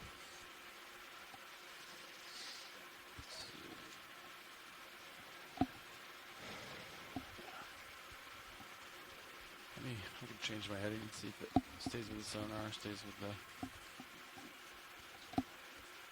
Yeah, so we've got a lot of great dives coming up in U.S. waters on the rest of this expedition. That includes on Tuesday, where you're going to have a combo dive that is on the Kinlan Canyon, which is going to start as a benthic dive. We're going to do about half of our bottom time on the actual seabed doing this kind of characterization that we've been doing. And then for the second half of the dive will be the midwater part, in which our ROV will be taking up and do transects through the water column to look at an entirely different pelagic assemblage. And we're investigating this object in the top left of our screen coming into center now to see if it might be another octopus, of which me and Megan are enthusiasts. I don't know. It looked kind of squiggly when I first saw it, but I think it's just a rock. I think rocks are just growing on you. I think that's what's happening. Oh, man. You know, sometimes it's really easy to identify rocks to, like, genus of a species. And sometimes you just have to subsample them and dissect them to figure out what's inside the rock, to know what it is, you know? That rock tricked me. I just got too excited. I felt left out. I didn't get to see the octopus.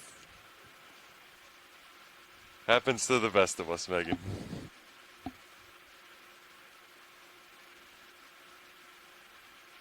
Yep, and wheeling back around to what I was talking about coccolithophores before, Tina in the chat room also mentioned that forams are used for stratal dating, and in that case, strata, which are the individual layers of rocks within a succession, forams that are known to prefer and grow during certain time periods based on temperature, ocean acidity, ocean primary productivity, etc. Those are known to grow in certain times. They can be referenced to an absolute age, and this is an entire subset of geology and biology known as biostratigraphy. And those are what are known as marker species that do not tolerate a wide range of conditions and therefore provide a lot of information about the context that they were living in at that time.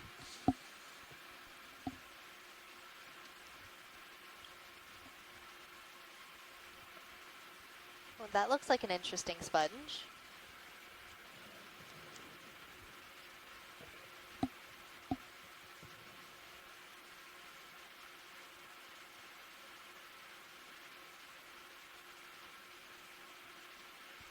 Want to do a partial zoom? Okay.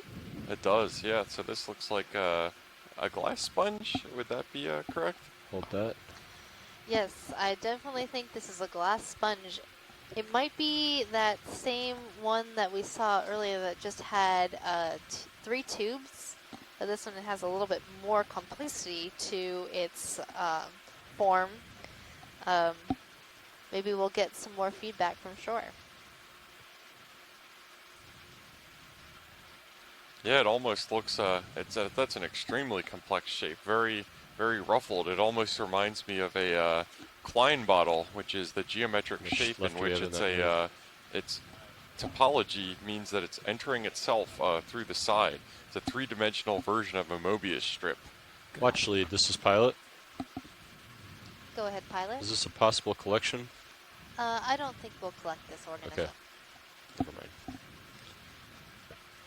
Yeah, so if this is what I think it is, the Ascanema foliata, similar to what we saw before, foliata sort of sounds like folds, right? That's a good descriptive name for this sponge. Absolutely, and stop me if you've heard this before, but it certainly does look like there's a fair amount of associates on this one as well. I can see some tendrils reaching around the corners of it. Yeah, those are the Going arms of some brittle stars. Coming in. The hold Waving here. as if to say, "Don't forget me, I'm right here." Am I free to zoom, and sometimes Pilot? when we see these brittle stars on corals and the ROV lands nearby, they actually react. That's full zoom. And they'll just jump off the coral or sponge and float down to the bottom to try to run away. Copy that. So is that what looks like just kind of slime growing on the fringes of those sponge? Are those organisms, or is that just sea scum that happened to be blown by the current accumulating on it? I believe that is some sediment. So the animals themselves have little cilia that beat, and they can remove particles and video's clear? from the sponge so it doesn't get clogged up. And right near the edge, it could be that there's nobody cleaning that area, so it's accumulating. So it's like the area in between your 2 windshield wipers that you just can't get it clean no matter what. Understood. Just like that.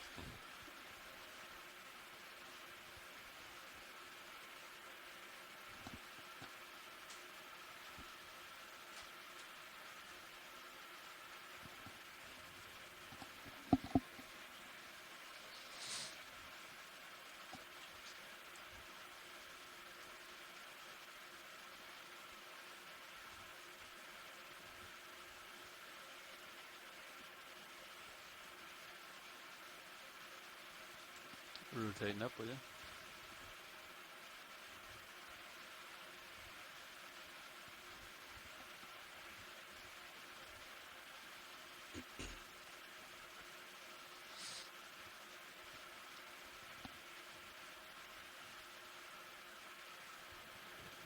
So earlier you were talking about stratigraphy and understanding and dating different layers. I remember reading or learning about using the ratios of different isotopes in order to better understand the layers and how things have changed over the course of history. Do you know anything about that? Yeah, I think what you're referring to there is oxygen isotope fractionation. And I have not brushed up on that recently enough to confidently dig down too much into the details, but I know that broadly speaking, it is a method for looking at the relative weight of oxygen isotopes that get preferentially evaporated into the environment.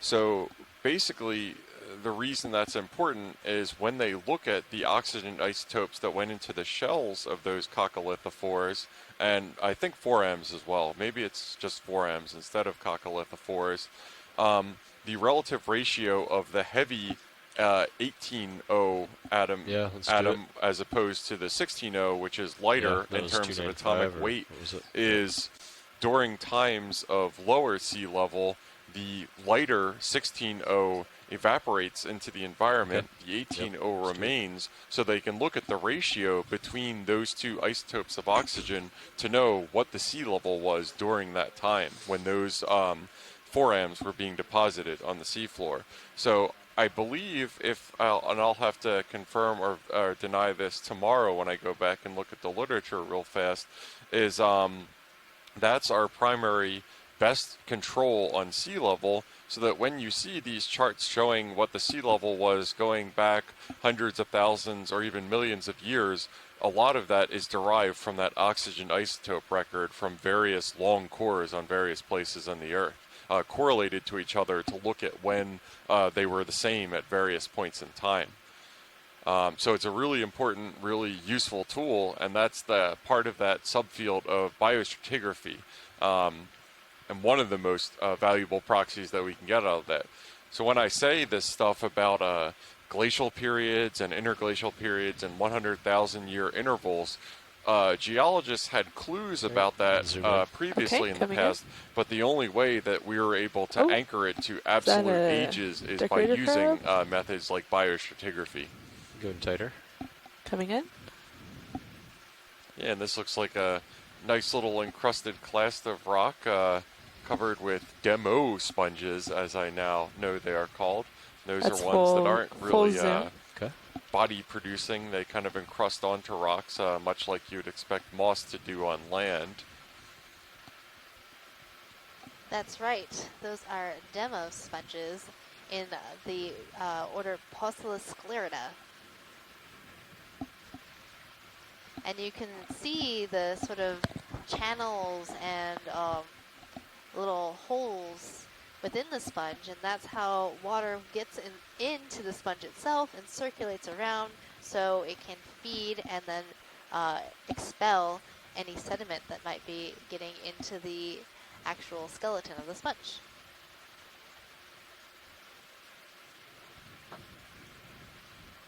This crab is interesting looking, huh? Yeah. There's a lot going on. Yeah.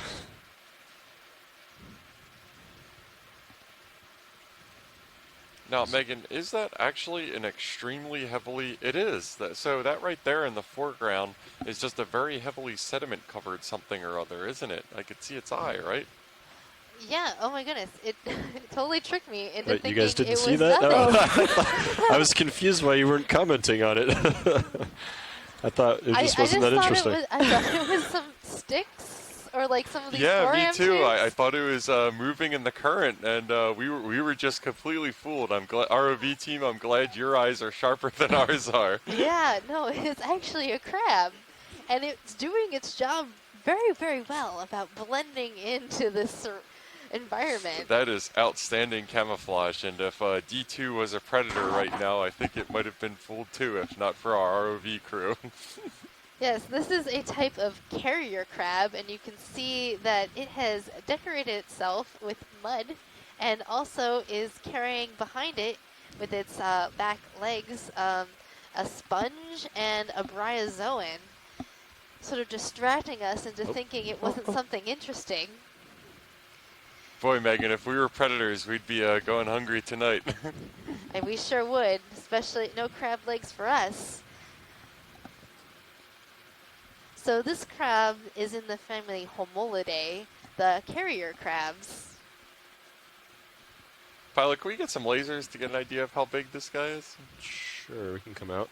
Okay, coming out. There's someone over there. He's pretty small. Yeah, Awesome. that's probably the most decorated carrier crab I've seen in a long time. Yeah, and size-wise, it's looking like about maybe 3 centimeters long or something like that, with 10 centimeters between the lasers. So a little guy and a sneaky guy. And again, when he goes back to staying still, and just that eye wasn't first visible, just really... no, I totally didn't see it. Yeah, just looked like a couple of those foram tubes just twined together or something like that. Well, it definitely knows how not to be seen. Absolutely.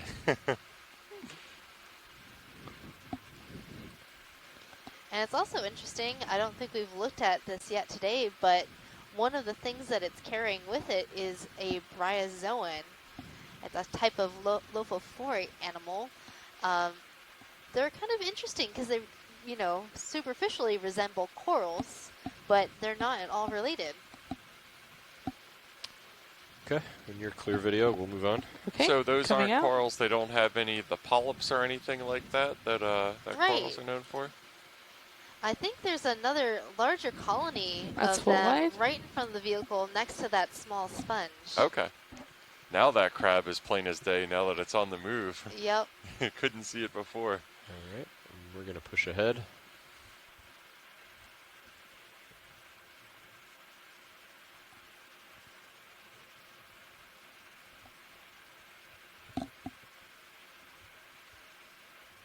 So bryozoans are also filter feeders, just like corals and sponges. And they can retract their body into... I think there's an octopus pilot at the base of that. Form. Yeah. So it's sort of like they live inside these little cells. There's your octopus, Megan. Yay! Thank you, pilot. All right, we got our octopus. Great spot. And that is video like I was saying earlier, when the octopus was just kind of next to the rock and not doing a very good job of hiding. This one has found really nice. a much better spot for hiding. And another little guy like the one that we saw before, about 20 centimeters on the edge. And just absolutely underneath that rock, hiding from any predators that may be looking for it. It's Octopus Sunday. I'm super excited, if you can't tell. Yeah, and last time I could just say this is an octopus and some just generic octopus facts. Megan, maybe you can lay on some more details about this particular octopus that I could not bring to bear. When we get down. So, does this octopus look like the one you saw earlier? It does. It looks very similar, coloration and everything. So, I believe Tina in the chat room pointed out that octopus you saw earlier was likely Granulodone. So I'm thinking that this might be the same genus of octopus that we're seeing. It has a very beautiful white-purple color. And also have noticed just this general rock has quite a festooning of mushroom coral on it too. It is. It's a small forest of mushrooms.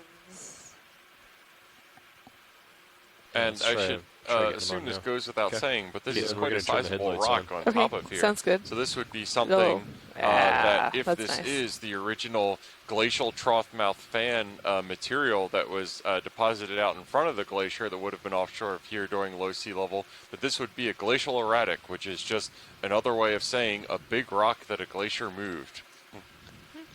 So these Can I mushroom come in corals a little bit can and frame up the rock? produce smaller corals, Okay. sister corals. So if we were to zoom in, you might see around the base of these larger corals, really small ones. Gonna that are like frame one, up the maybe rock. 2 polyps.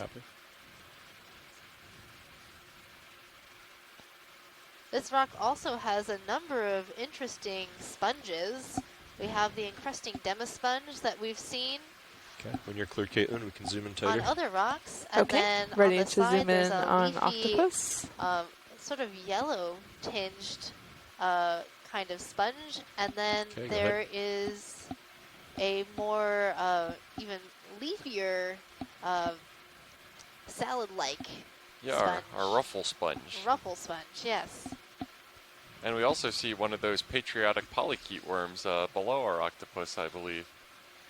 Do you remember that that is called a scale worm? It's called a scale worm because it has numerous scales over its back. It provides some protection.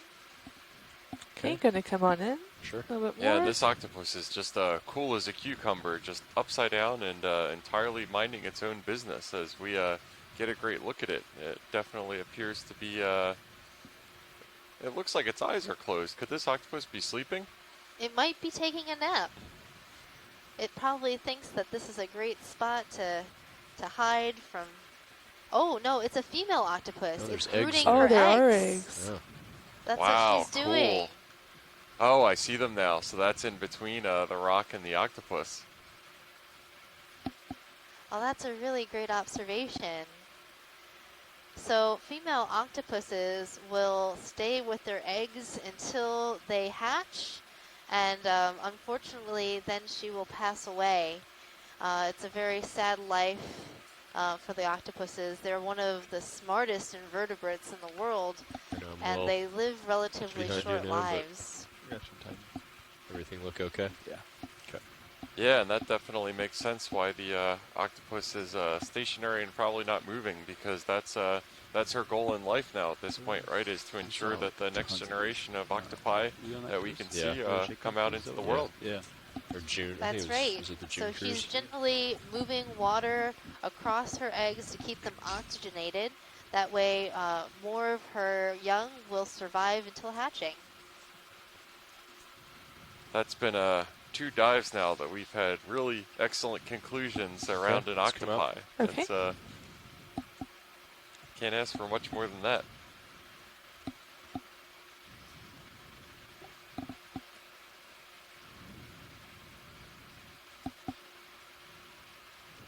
It's just so beautiful. It is.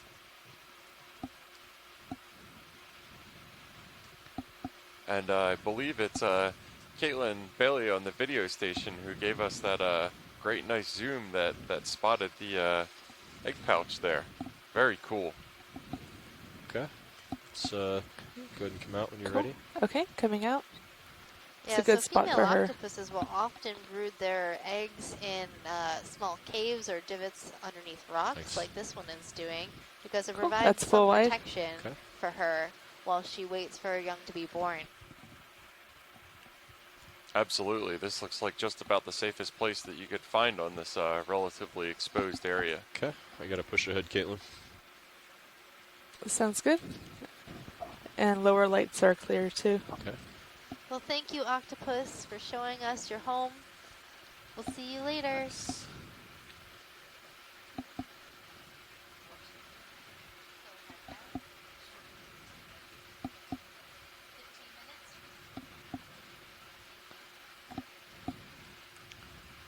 There's your light pole.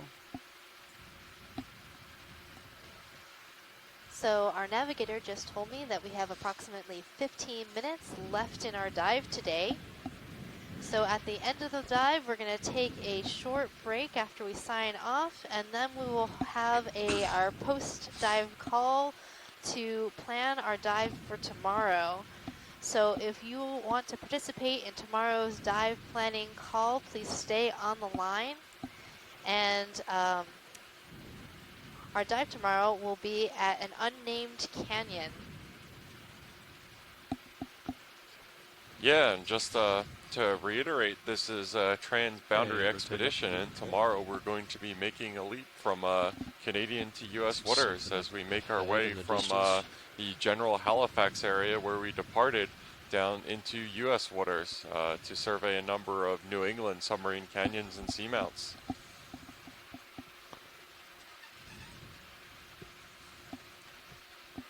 and we can only hope that there are as many spectacular cephalopods and corals and anemones and everything else that we've seen, such as on the dive today.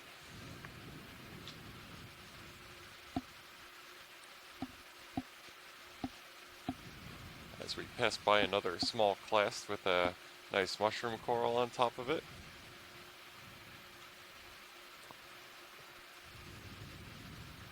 So tomorrow's dive is going to be inside a minor canyon very close to the Kinlan Canyon that we'll explore on Tuesday.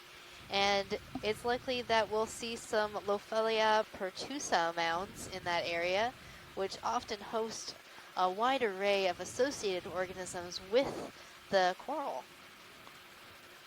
So Lophelia pertusa is a type of scleractinian coral, meaning it's a hard coral producing a calcium skeleton.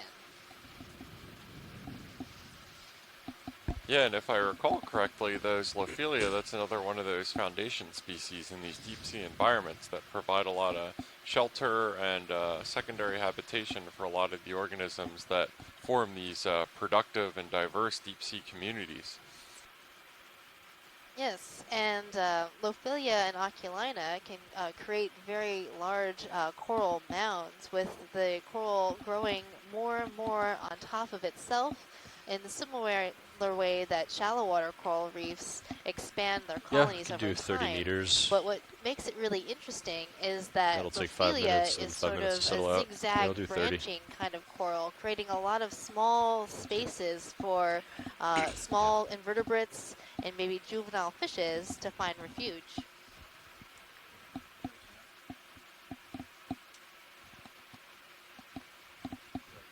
Yeah, we're definitely... Oh.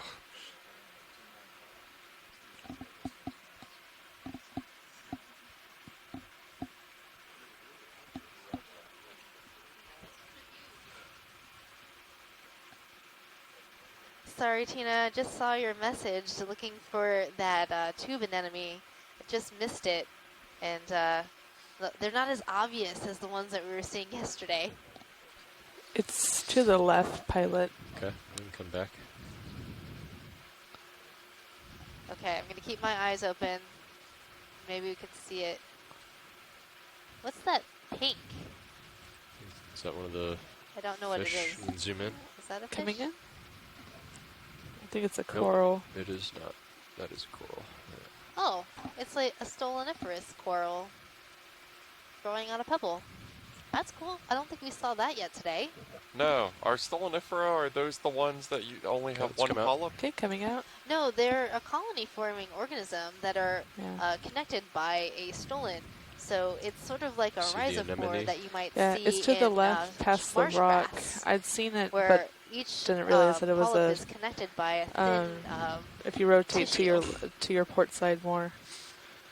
Okay, tube anemone, where are you?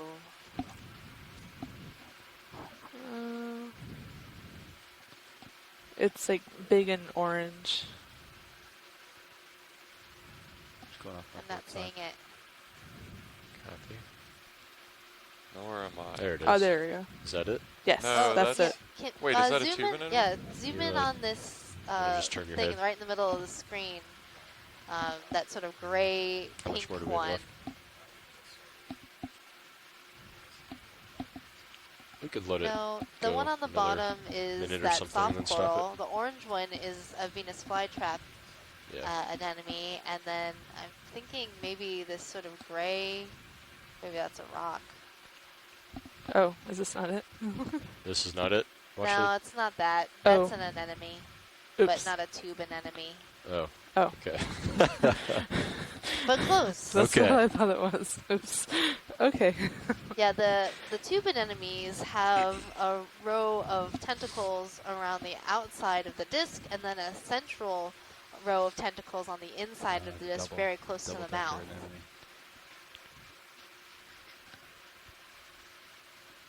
And they look a lot like these little worms that we're seeing inside the tubes, but slightly larger.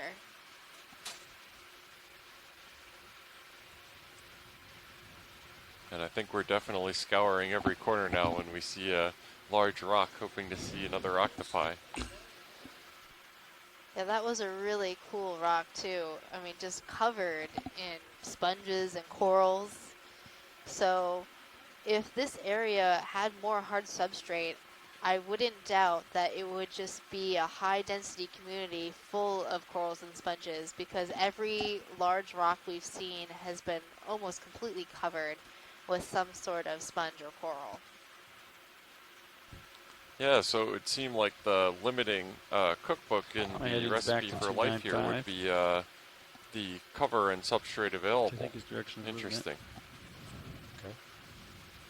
Well, it's not that there isn't a lot of life down here. Just keep it going. There's probably even more animals in the sediment. So if we were to take a box core of this area, we could probably find tons of small invertebrates in the sand here. It's just that we have this need to see these coral and sponge communities, and without hard substrate, you're not going to see that many of them.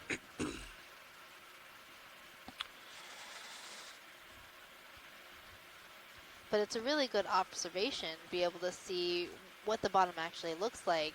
So no matter how much you just need to we turn look at the backscatter and the I bathymetry, don't even need to turn, right? this goes to show right. that You're even pretty much where out we now. thought we might have So, yeah. hard substrate, sometimes it's Easy. sediment covered. But that doesn't mean that there isn't life here. Absolutely, there's a reason they call it ground truthing. We are getting as close as we can get to the truth right now without being down there ourselves, and considering we wouldn't like to fold into an accordion shape within seconds of being down here, I think Deep Discover is our best bet.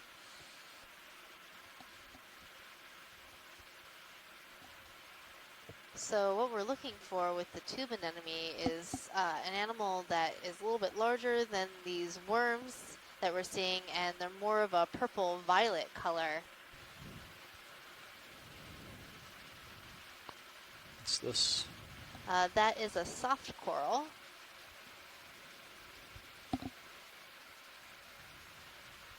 There's something round and white at the bottom. Small pebbles. It just went off screen. Yeah. That's what they're using as substrate. Yeah, I think it seems that way. I'd be curious to know if, like, soft corals like this one There it and is. Anthomastus corals, the mushroom corals, can move their base. I'm not sure what color that if they could do that, anemone it is that they're talking give about. them some reason to, you know, You can do it. be Just on quick these snap. small rock See if that's it. substrates, because if they did fall over, they could reorient back to vertical. Sponge. But I don't know if that's possible. What about that up ahead in the distance? Now here's a question for you, Megan.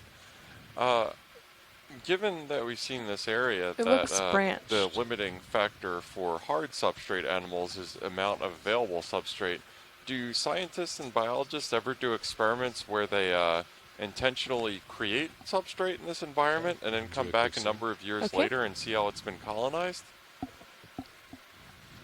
Well, they certainly do that in shallow coral looks like a reefs, tumbleweed. where people will put down coral settling plates to see how quickly coral polyps will start to grow on those plates, and see how quickly animals can grow on those plates. I've done a few studies on the Swanee River where we put out what we call Hester Dendy samplers, which are just a bunch of compressed board plates that allow for different animals to colonize and use it as a home, and then we can see what's living in the river. But one of the things that we can do in the deep sea, especially since a lot of these corals and sponges grow at small, slow rates, is to use actually accidental substrates that come down that we know how old they are, and like shipwrecks. So if you know the date that a ship sank to the bottom, that gives you the minimum, that maximum age that the community could have started on that wreck. Yep. And that's a new substrate that never before had seen these animals. And animals do use those shipwrecks and other human inputs as habitat. Yeah, that totally makes sense.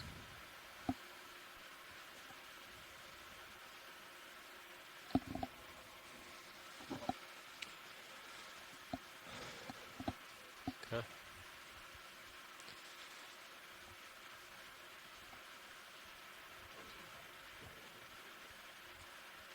Go ahead, Nav. Okay. You're clear to go ahead and stow swing arms and stuff if you want. Understood. So it looks like this is going to be our final look at the bottom here before we end our dive. I'm still keeping my eye out for those Cereanthids.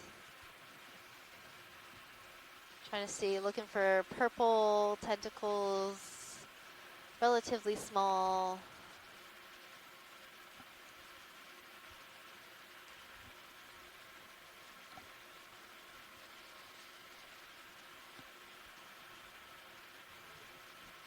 I wonder what that white thing is.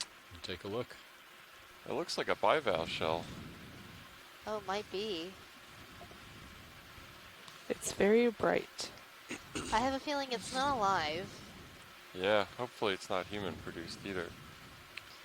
Now it looks too wonky of a shape to be human produced. Okay, coming in. Never underestimate humans' wonkiness. I think it's a scallop. Yeah, seems that way. Yeah, you called it with a bivalve shell.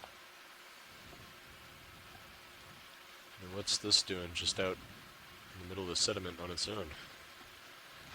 Yeah, I think this might be another example of things that were transported by either ice rafted debris in an iceberg or from a glacial outburst flood of the variety that formed this whole entire structure that is sourced from a glacial trough mouth fan, where the trough was that depression going all the way across the continental shelf.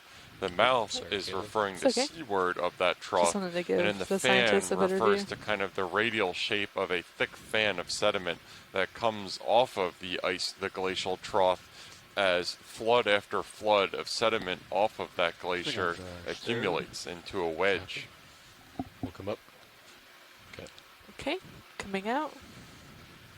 All right. All right. So I'll come up off the bottom a bit.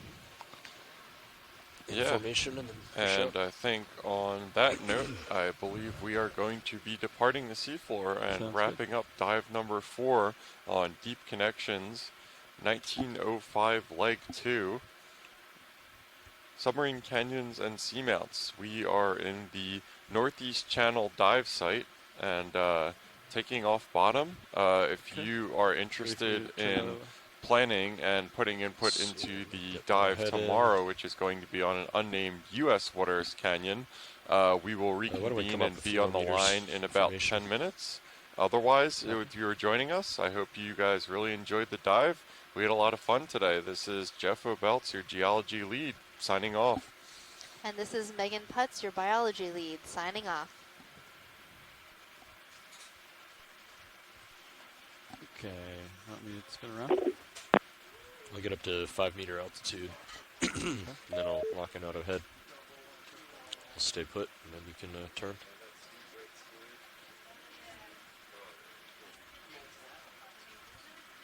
Okay, I'm gonna hold here. Okay. We can let the bridge know we're off bottom.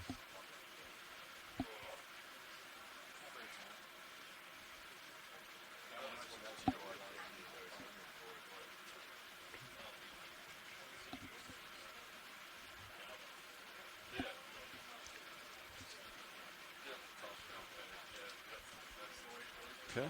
Okay, I'm gonna push ahead. Turns are 0.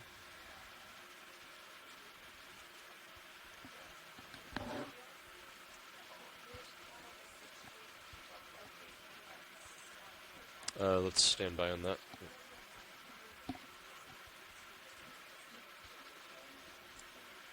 Okay, think you can come out of auto head.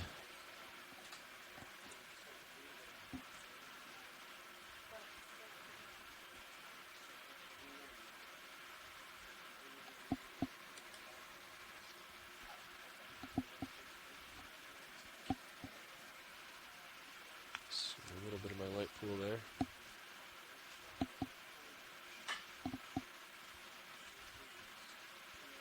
There I am.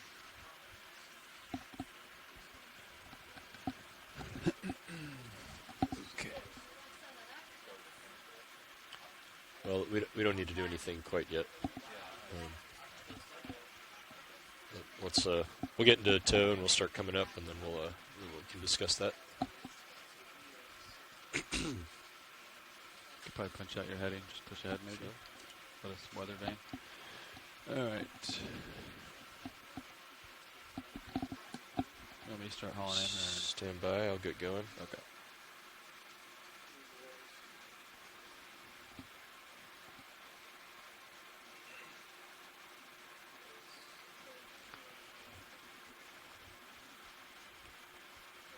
Okay, I'm on my way up.